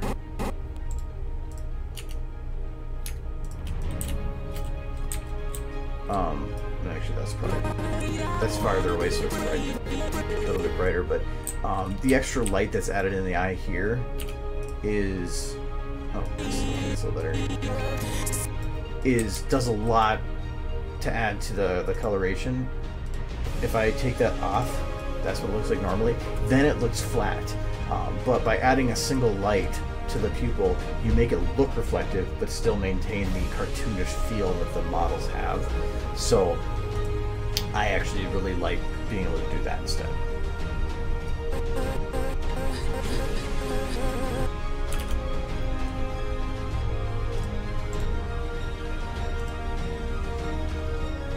Yeah, it just adds the enough realism instead of going overboard in realism. It's about finding a balance.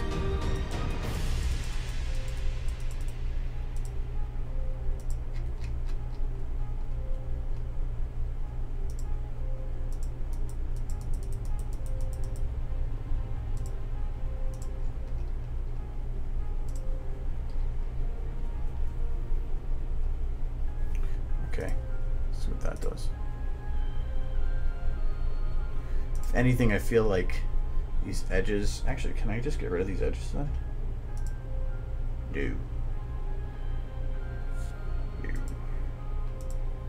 Wasn't perfect selections, but that kind of looks cool.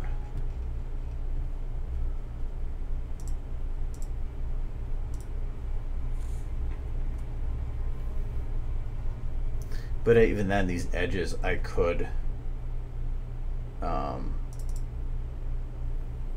add in an interior glow too. Oh no, that actually. Oh no, it could work. Forgot. I was thinking it wouldn't work because of that coloration, but I can just do like. It'd be actually screen. No, I'd want. No, yeah, I would want the lighter outside to be lighter.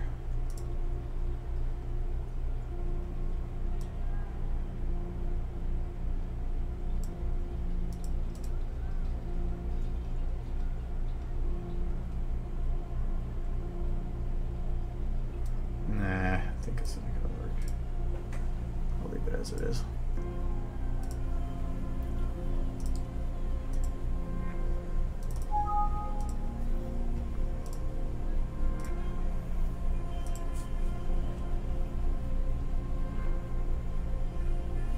then I can show you the other benefit to that too. To what I did.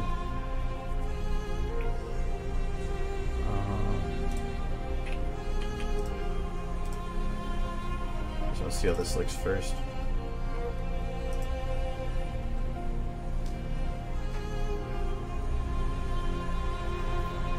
And all this stuff is really, really easy to do. It's just, and actually a lot of the stuff that I did to it, you can do in like Photoshop Elements. The only thing I don't like about Photoshop Elements is you don't have the ability to like put on multiple of these effects at the same time. You like can really choose one, but that's all I did. So I just added an inner glow, and so you can do that in cheap software.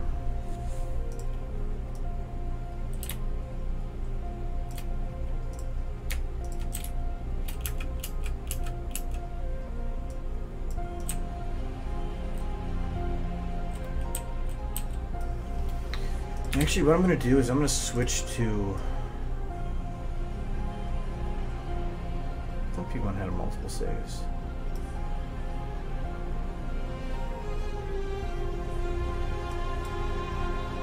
Apparently not.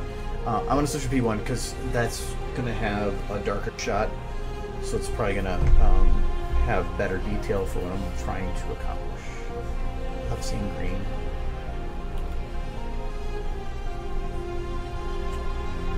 When I first start a project and it's all like red and yellow, and then like I go and open a project I've done, the jump to green is just jarring.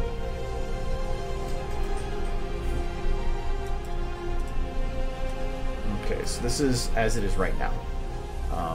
That was before changing the colorations. But even then, what I did on there isn't an artificial changing the lighting, but I can actually do a physical changing or actual changing the lighting, and that's what I want to do.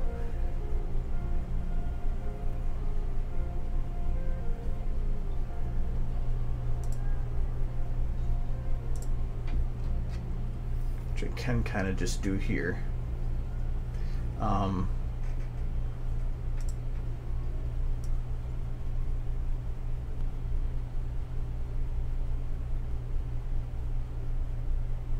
Can I do it? Oh, I can. Yes.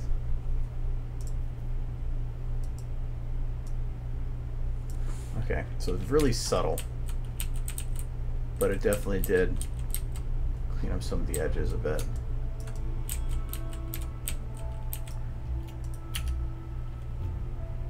To me, it does look a lot less cartoony, but what I want to do here is take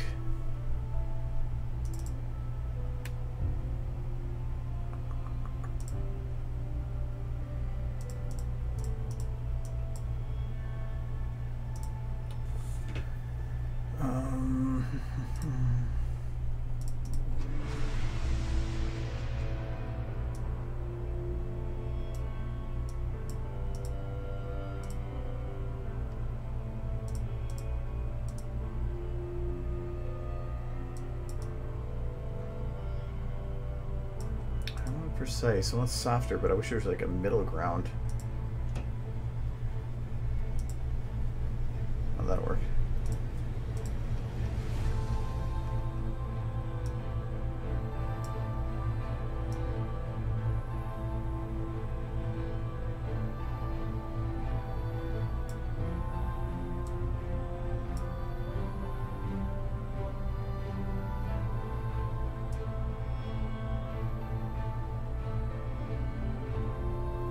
It just blends in a lot from those corners.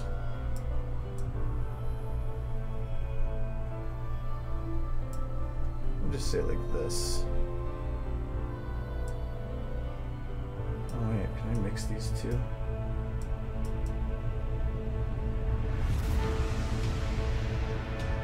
That should work.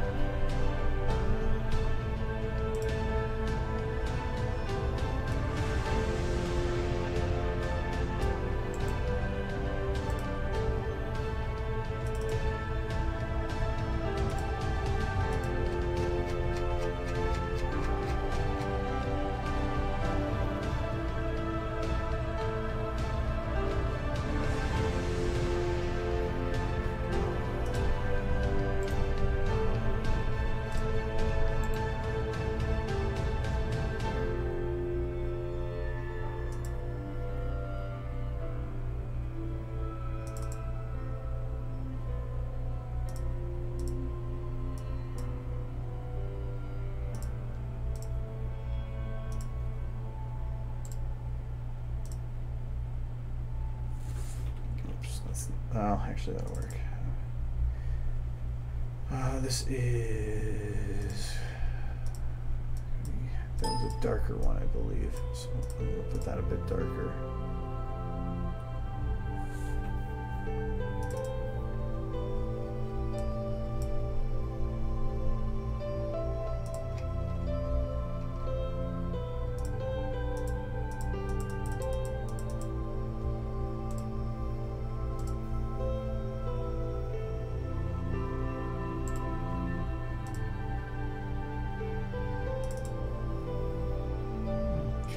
Color overlay, we're gonna go a bit darker, a little bit lighter though, and this is gonna be a bit darker.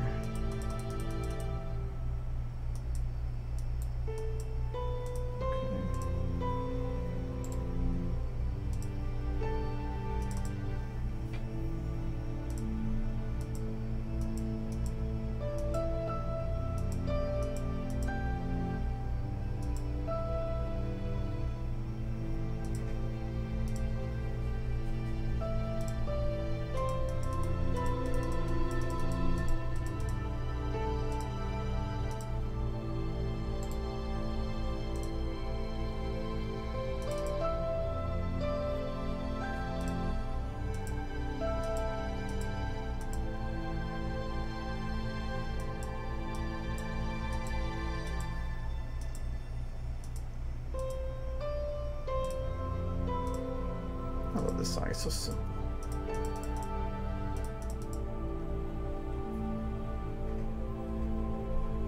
Actually, I'm gonna have this one have it a bit brighter on the outside than I had it. I think I'm gonna keep it fairly balanced, just have some be brighter than others. Oops, that is not what I wanted to do. No, we're not gonna redo it. That whole 5 seconds. No.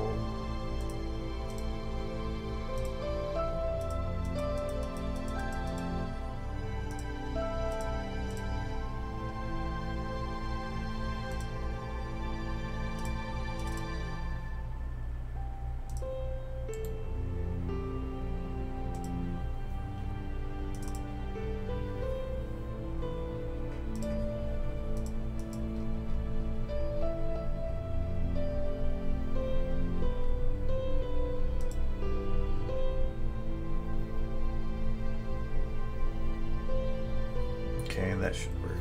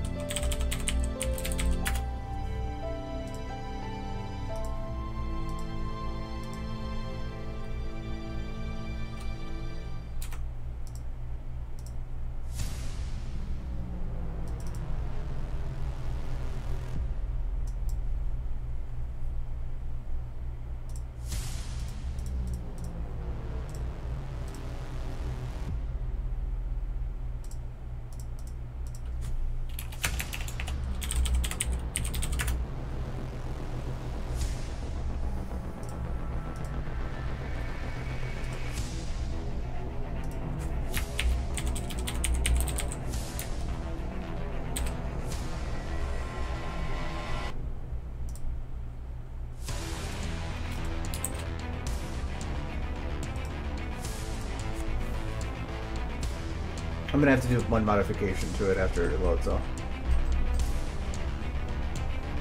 And I don't think I'm gonna utilize it here. And actually maybe.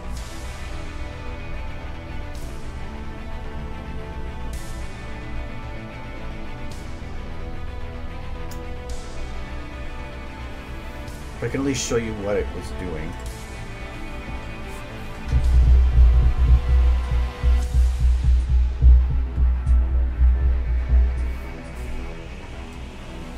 Okay, now you can actually see what it's doing. I might dumb it down a little bit because it does seem a little bit strong, some of the darkened edges. What I could do with this is that I'm not going to bother looking at the values right now, but to turn off the lights, so you'll see I get it to glow like this. But if I go and grab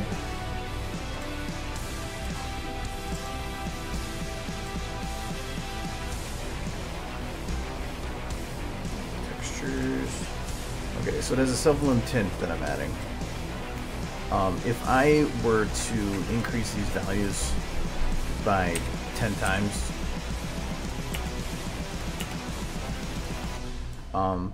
you're getting it to glow more towards the areas on here that are white. So if I were to put this to even 10 times this,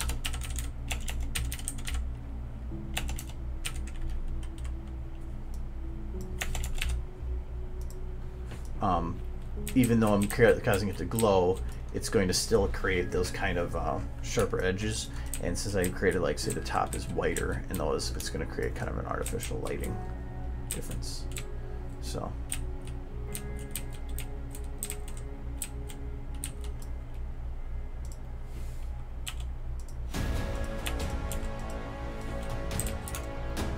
if you want to make it really bright, you're still seeing the settings getting a little, staying dark, because that's the way they were.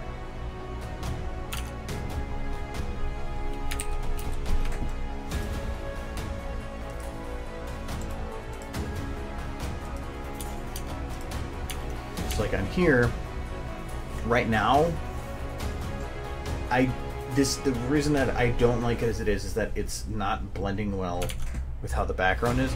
But what I could do is take, I'm just gonna zoom for you because I got everything else I wanted out of here. I'm gonna duplicate 7 that I want.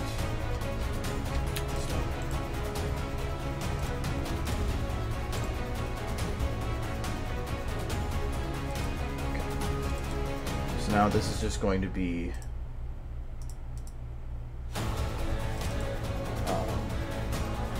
where's my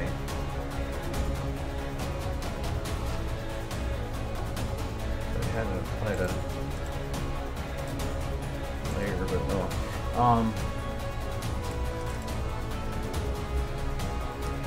So can I do it like this?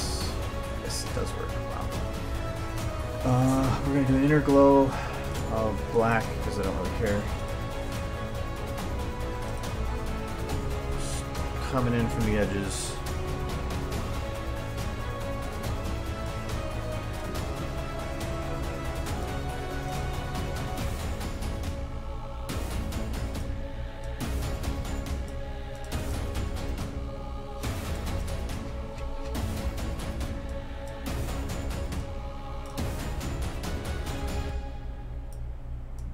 It's going to be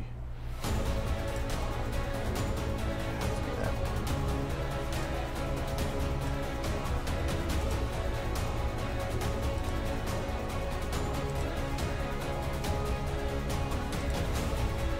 Oh, it's choke's still on.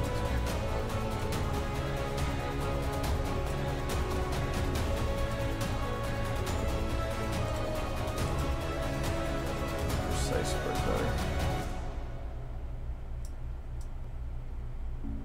Let's create a cool effect, but no.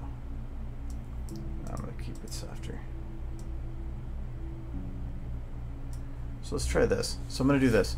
So this is essentially the same thing. Actually, I wonder, can I...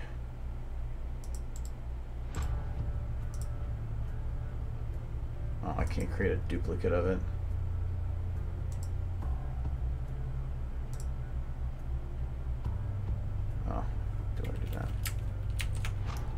Thought maybe I could like double up on it or something. That'd be pretty cool.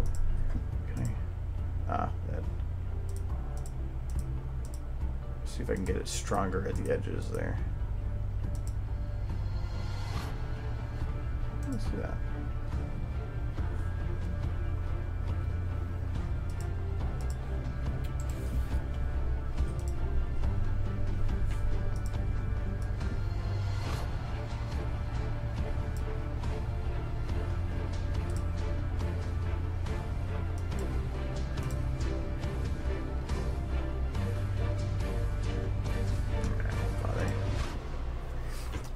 It's the only thing I don't like is it's creating some of these like weird glitch things around the edge.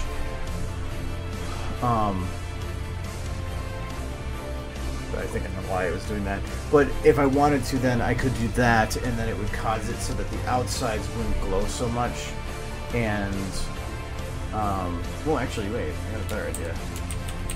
I know what's causing that. So then I'll just do just like pixels, new.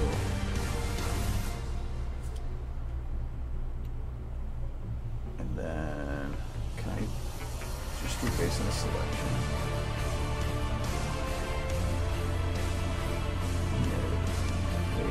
Yeah, I can. I think this should work.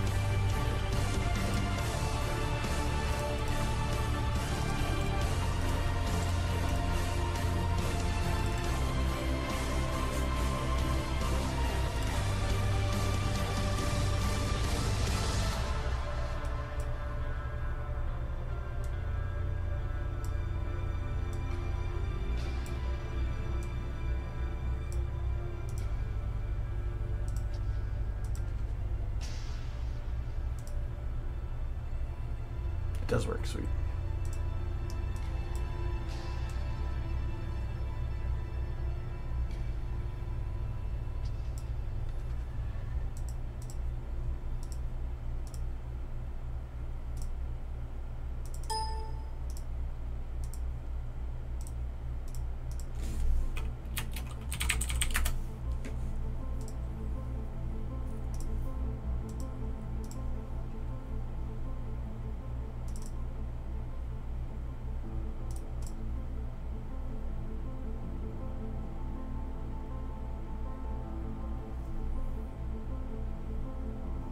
Hello, Kyle.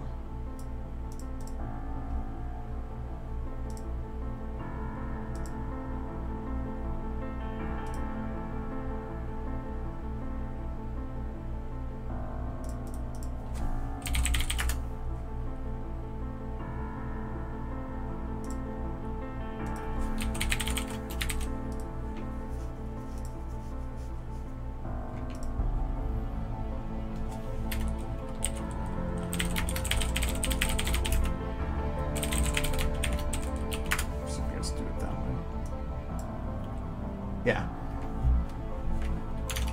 So it did do that. So now it glows at the center without, or glows more at the center without it blowing out or it's not standing out correctly. But technically I still think that this is too bright. So I would go in here.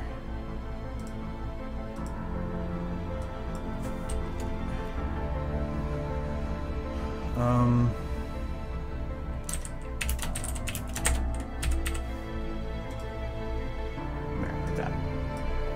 Now, to me, that looks a lot better.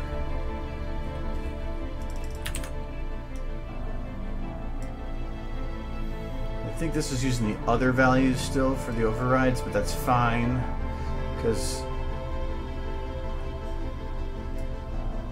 like even here,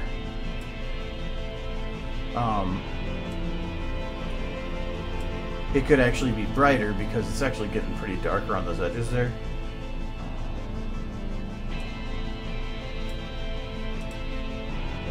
But I could even say on this one specifically, and I'm not going to. Actually, I think it looks kind of fun like that. That I could use the override to use the other one that would cause it to glow more on the edges.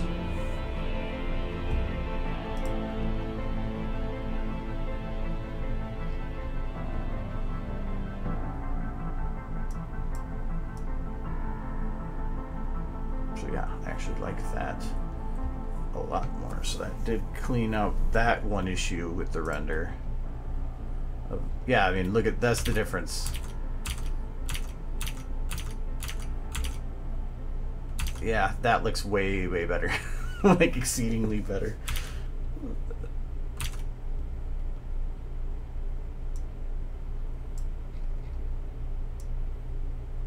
Now just make sure that, okay, so like in this shot, is it still work?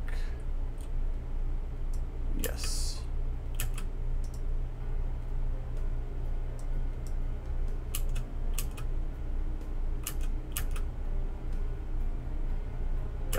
too. Okay, so we're all good.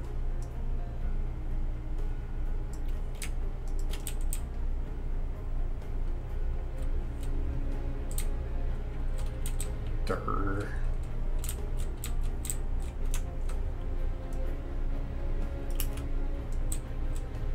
Durr.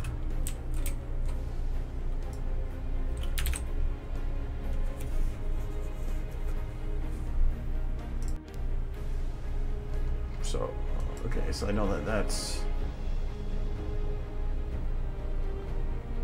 I think that one's still open. Yes. So I just want to play with the camera here. That was the other thing I wanted to do here. So camera and Rainbow Dash. Oh, wrong shot. Actually, it was in this shot. Maybe I had that right. Wrong Rainbow Dash.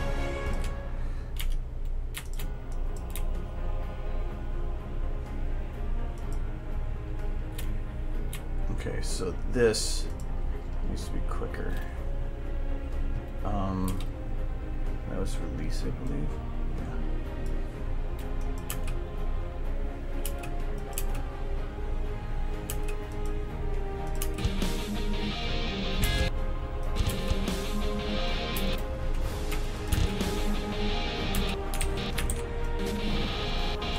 If anything, it might take a look.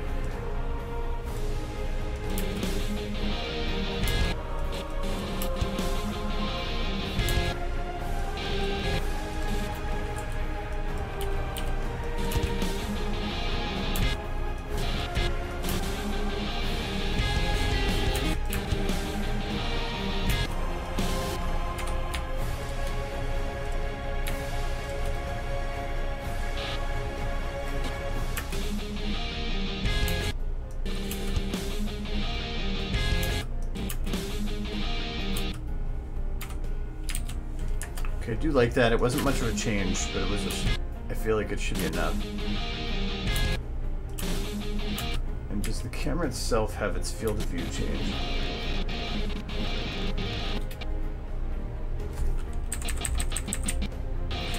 The value is changing here. And nothing on the slider. Oh, that's all rotation and stuff, so it's all just movement.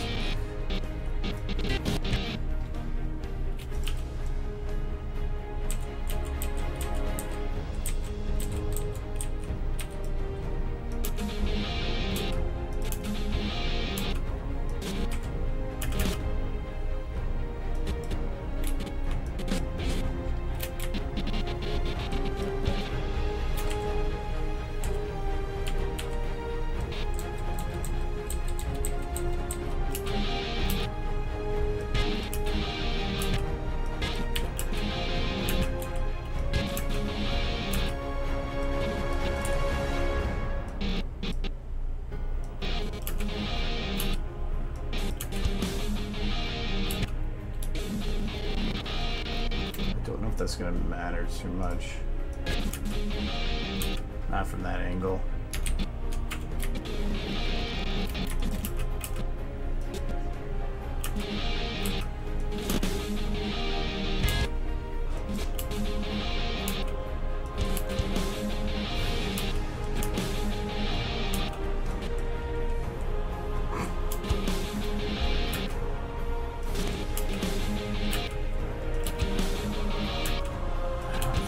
Missing there still.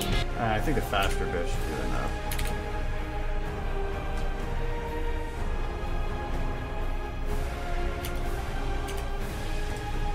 What was the other bits?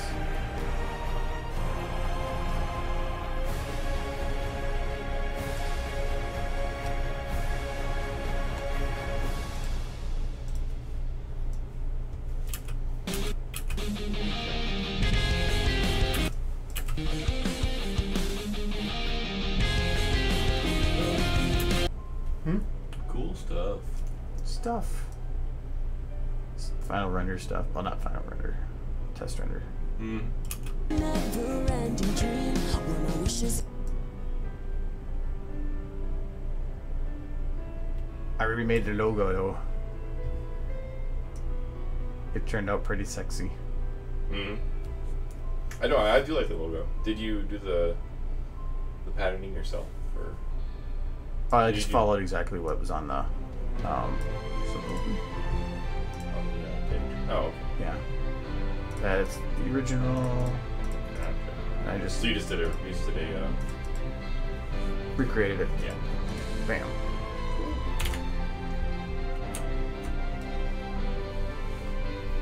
I did wander over Michael. I'm gonna go to probably see Baby Driver like in 2 months. Baby what? Baby Driver? What? Baby Driver? Never heard of it. Movie? It's actually a pretty decent movie. So, as I've heard, kind of like a heist getaway. Getaway. Getaway movie. Do you want to see that at all? I know. Not really. I don't even know what it is. That's what I figured. Thank you, Joe. I think most of the beginning there is done. I think that's... Oh, no, I want to fix the sun. Is it? But I don't even know how to fix the sun.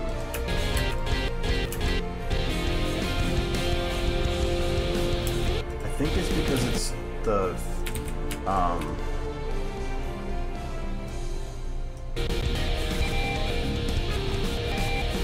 Okay, so that... No, it's not flickering. Okay, that has to be the particle effect. Okay,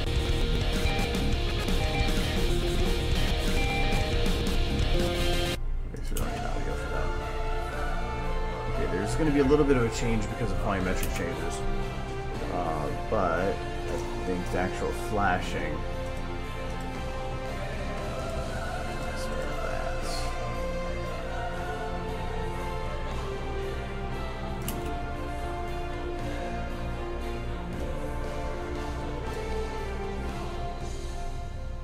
Yeah.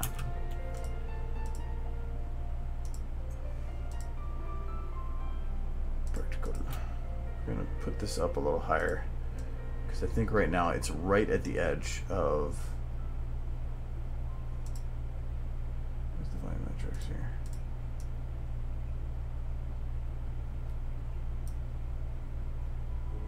Is the only volumetrics? No. Oh, no, those are mid-hills. I don't care about those. So if I bring this up a little bit to where it's not...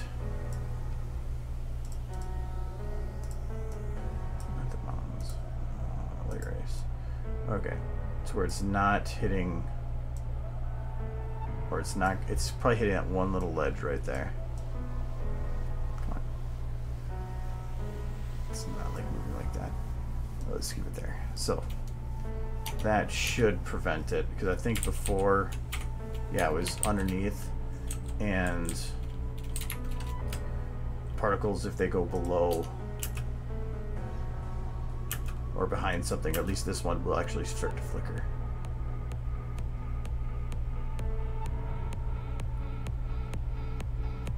Okay, yeah, no flickering. So that's gone. Okay, that's another problem fixed.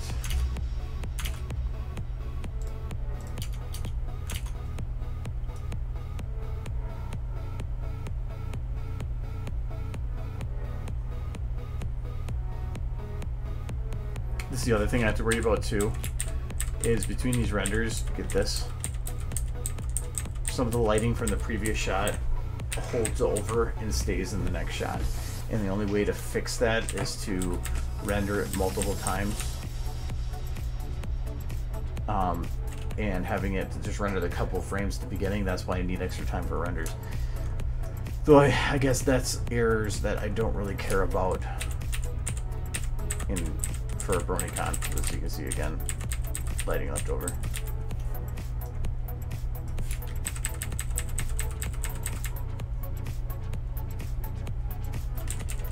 This one I don't think has that problem because there was no light in that area. It has to be in the same part of the map. This one didn't have any. I bet you this shot will. Actually, no. And that's the other thing is too, those eyes being open for a sec. Fixing that stuff is an ass.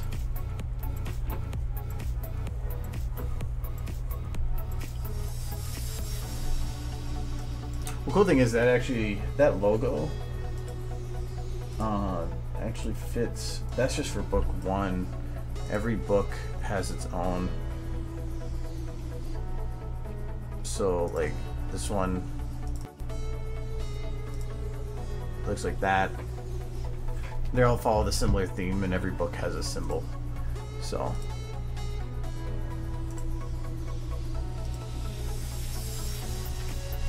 just a continuous thing. But the main symbol is the one that's shown here. Okay, so the other thing was fixing this camera.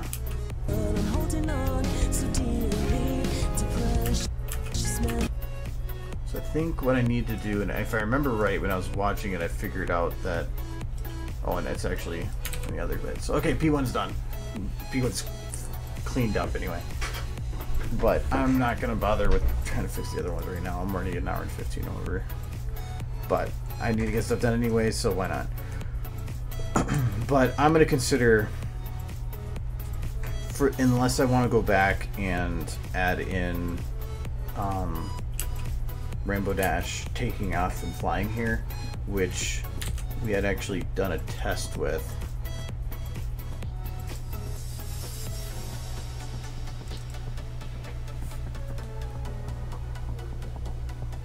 This is an old shot.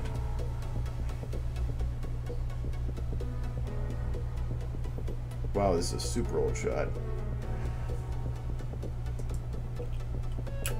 Oh, she's broken. Maybe not. She still has a grass hat, but I was supposed to have it so that she would actually like take off and fly. And I thought that that would actually work. Yeah, this is so old. This is back when my scope was different and Rainbow was less broken. That was when I had pilot here, or at least my attempt at one. And I think it's, yeah, I still have the Niflama slow fall. That's again also broken. That's easy to fix though. The bones are just wonky and you just have to copy paste it, all the animation to a new model, and it autocorrects. But it is kind of horrifying. This is your waifu.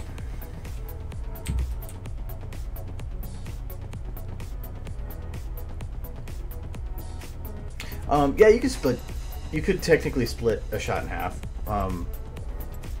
You can overlay. I've taken two, or I've shown it before, but you can take two separate renders and overlay them on top of each other, so you could actually render the same pony twice.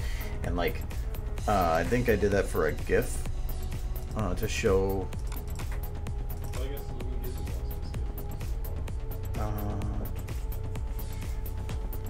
You're lucky. Because we want to see the movie too, so we want to see it. So we'll just see it tomorrow. Oh, is it? We'll see it tonight. No, Kyle. So wait, what? It's like, no, Kyle. What are you saying that? No. See, no. What does I need in that gift? It's like changeling something. It's probably an other. Yeah, here we go. This one. So yes, you can do it. That's where I took two models and had them overlaid on top of each other. Something. Oh, probably an other. I hit the wrong button. Yeah, you're the one. It reloaded it. Now I heard myself. So yeah, you can overlay two on top of each other, and like this was to have it, the mask follow up, and just to make them kind of appear to go shrink. But you can technically, like, if you wanted to follow the mask, you could actually mask around like the edges of the head and actually mask it out and like have them be a two-faced thing if you want. It's thorax. No, it's a changeling. It's an evil changeling. What do you But need? it's cute. That's a maniacal smile. No, it's not. It's thorax. He's getting ready to kill you. It's thorax. He's gonna murder. No, Thorax No. had sparkly wings, Yeah, Thorax. Later. and also Thorax didn't have a broken ear. Thorax was also a pussy. But I like thorax being a pussy. That's a pussy. He didn't have it in the heart to kill a child. He should have done it. No, but the dragon. No, I had to. There's a couple things I had to correct on this, but overall, like that shot turned out really pretty. So pretty.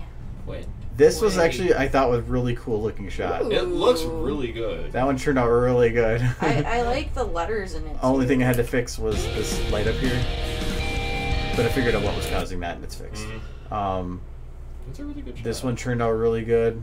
Play it. Play it. I'm just going through the bits. This is the test render. This camera I felt was going too slow in actual render, so I need to speed that up. He has really slick. I still like that. Well, because I needed hair that was going to be floppy, and this is the only thing that worked. Is that Cloud's hair? No, it's actually Super Saiyan 3. What? And I just used that shit. No, I needed hair that could flop because of other stuff. So You know, look at how stupid. I like how it's very. that's how this fun. shot kind of looks. I've done some changes to it though since then. That's great. Oh look, it's White Mane or whatever her name was. Mm-hmm. You keep her. But that one I still like too. But then I've got What up, peeps?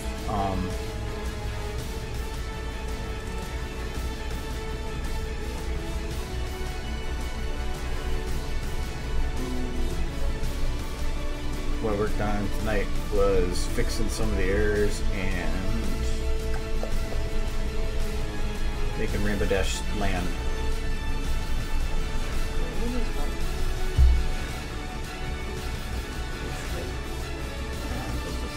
Jumping a lot between shots. No, so having Rainbow Dash land here. But that actually took a while. Oh, it's real power. The flying ponies are like.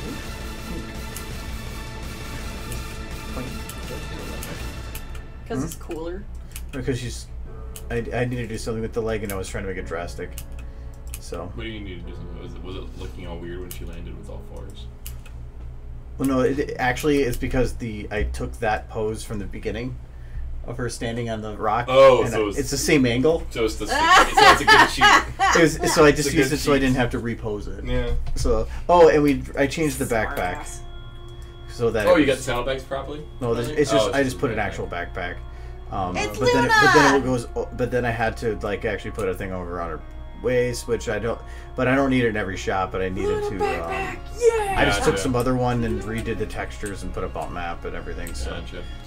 It It was just easier than doing the 2 saddlebags. Well, no, the saddlebags just it didn't make any sense. Why would it be under her wings with giant fucking 8-foot bags coming out of her wings? Well, so yeah, I did that for but now. like again in the show, they work differently. Yeah.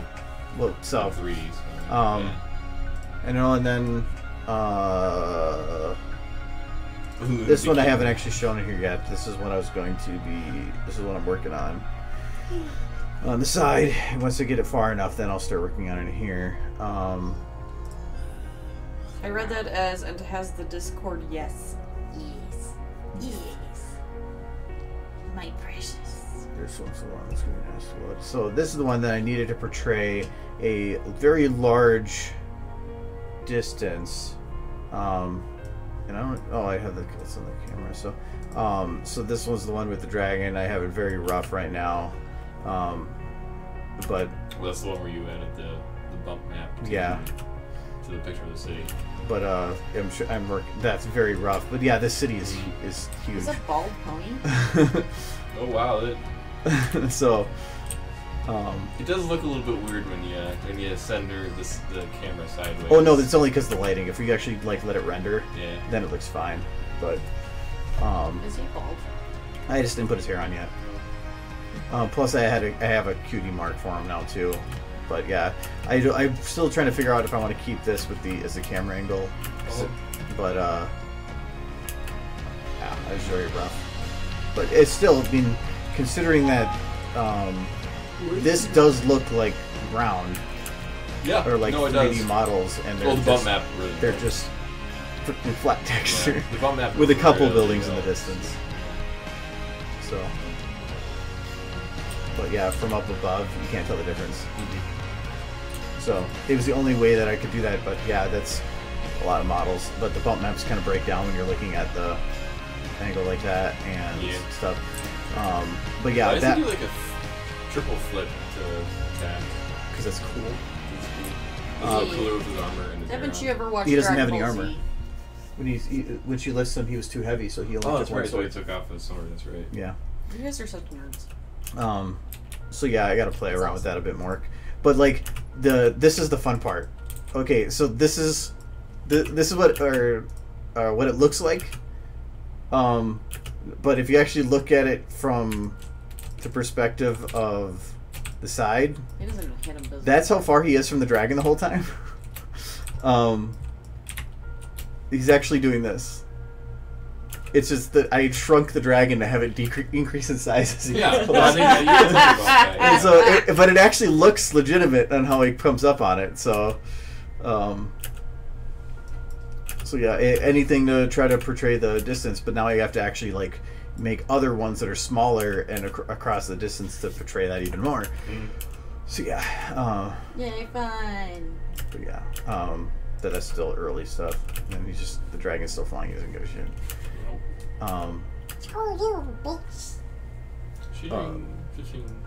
But yeah, that's why like even here it's like he's actually like this camera had to be fucking sideways to make it work. I did throw him downwards, but then I have him come right back. But yeah, I'm gonna use camera and everything and have everything else move around him as much as possible. So Yeah. fucking dragon. And I don't think I really changed anything in. Afraid of the chicken.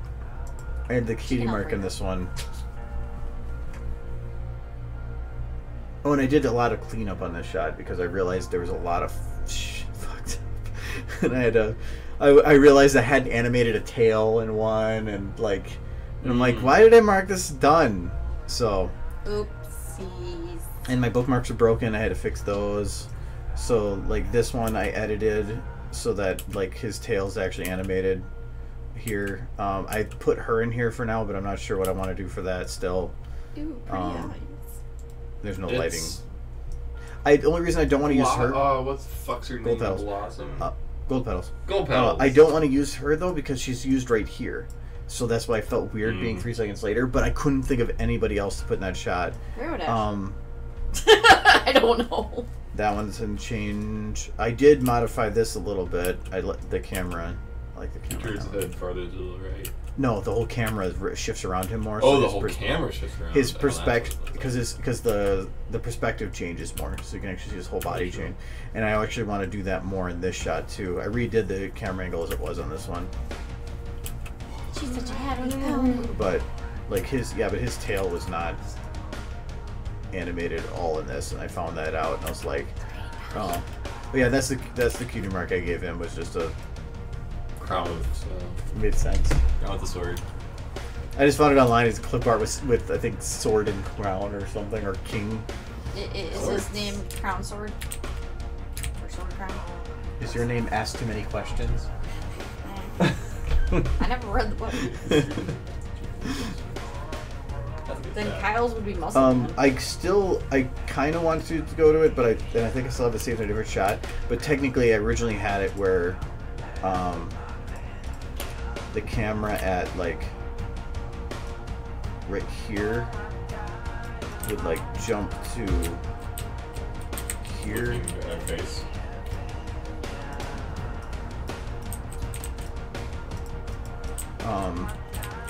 It'd be like it was like here and then.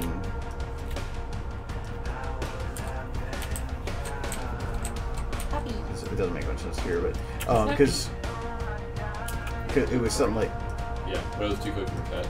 yeah, because technically in the actual anime, It there's did the a, flip. yeah, there's an actual clip there,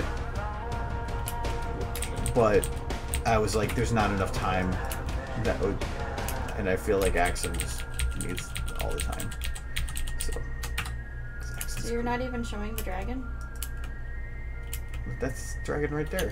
Well, I mean, are you showing that part, but just not the second part? No, I had the second part done. I just I don't know where it went. Out the window, the window.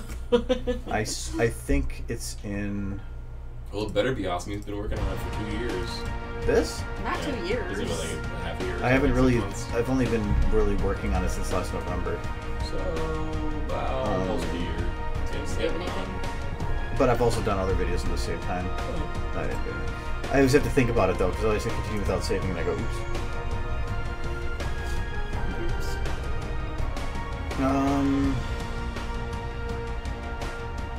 No, I thought they had it still saved in this one.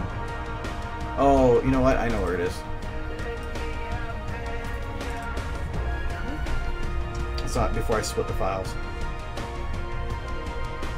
You got too big. But I like going back to some of these old versions because you can just go and see what it looked like at a previous time. Like, look how much stuff wasn't done.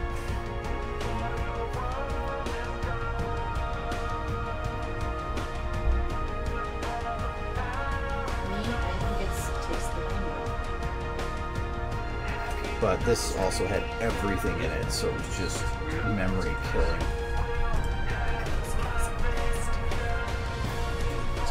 What?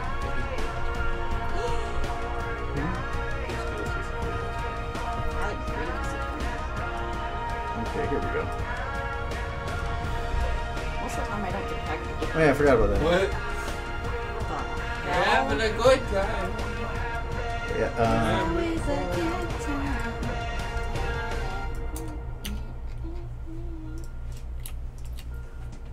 Yeah, I'm not gonna be in for Possibly not use. so like it was like that. Oh no, she got angry. I'm She's like uh-oh, angry. Or more uh-oh than angry. It was angry. An angry pony. So that would have been. Yay.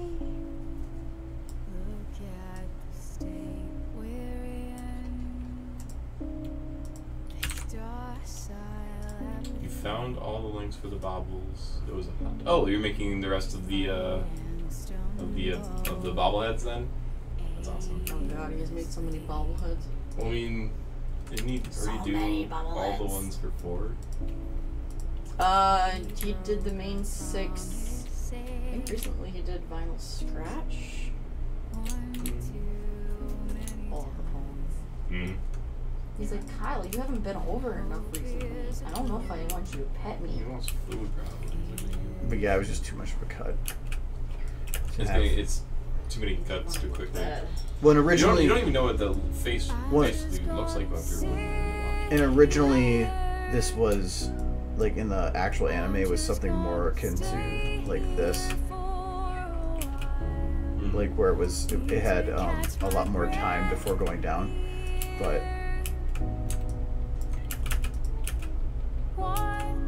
But also it was just this. It was the cut from this to this. That's what was weird to me. But I forgot what they called it. What do you mean, the cut or the? No, when they do this, where you jump between 2 different shots with the same person but have no continuity between them. There's an actual name for There's a it. name for it. Being stupid. That's what. It's called being doomed. It's actually well, funny. it works well in anime because you can go and you can have like something. You can have like the highlight of the music, like, and then you can do the face, the zoom in for the face, and all of a sudden you can, and then they'll be looking off into a sunset while some dude spends 45 hours drawing extra particle effects all over the goddamn screen, so you can't even see the character anymore. Well, doing I did like one of the shots I thought kind of looked like crap, but then when I added the audio on top of it, it fixed it. The audio is what gave it the direction. Yep. So I'm thinking that that's a lot of it too, as long as the audio works. What's it? Yeah. Oh, Michael says all bobbleheads are done. Oh, Yeah, okay. he did the last one yesterday. Cool. Oh. Look at the I praise. bet that was fun and slash a chore. This? No, the bobbleheads. Oh, Having to that- do all the bobbleheads. he's been doing that for months. He would stay up until like 4 o'clock in the morning working on them. Speaking of working on, they got the frame finally done. And You still have to give me the dimensions. it's 18 inch by 24 inch. Okay. Well, now you, after like 4 months. You don't even have the picture, so nah. It's not like you can make You're not gonna make it. I need to look for options. Get the I cat. thought you already had a place. No, because I need to get dimensions. I need to know how big we're going. I thought you already had a place in mind. No. That's fine. I'm not in a rush. No! No! No! They're all gonna laugh at you! No! No! So I went to go do another render, or I rendered the other night, and I did this full render. So in the morning, I started another one, and I only had one shot selected, so I just did this first part.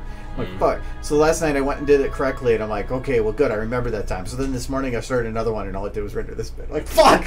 Did the exact same thing again. So I have to. She has her, like, oh no, it smells me bad face. Hi, Warhorse. Can I go backwards? Gotta go watch stuff. Michael, I will do This is something else. This is stuff though, you know. Alright, whatever. But anyways, I'm done with stream because I'm like over. So Like No. by an hour and a half. maybe. Not an hour and a half. No, Yeah, because It's it a usually ends at Tuesday. 9. It's Tuesday. So alright, I'll be back Friday and do more stuff. I'm going back home. I'm gonna probably work on Because we'll do the movie tomorrow. animating I got it. what do you call that?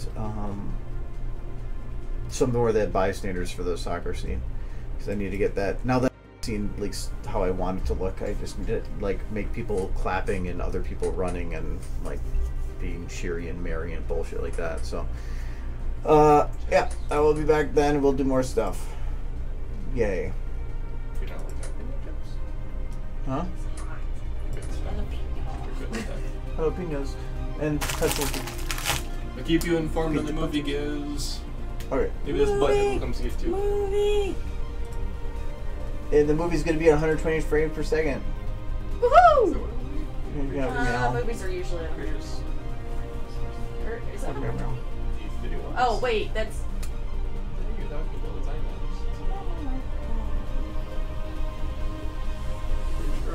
So next time. If it's television, it's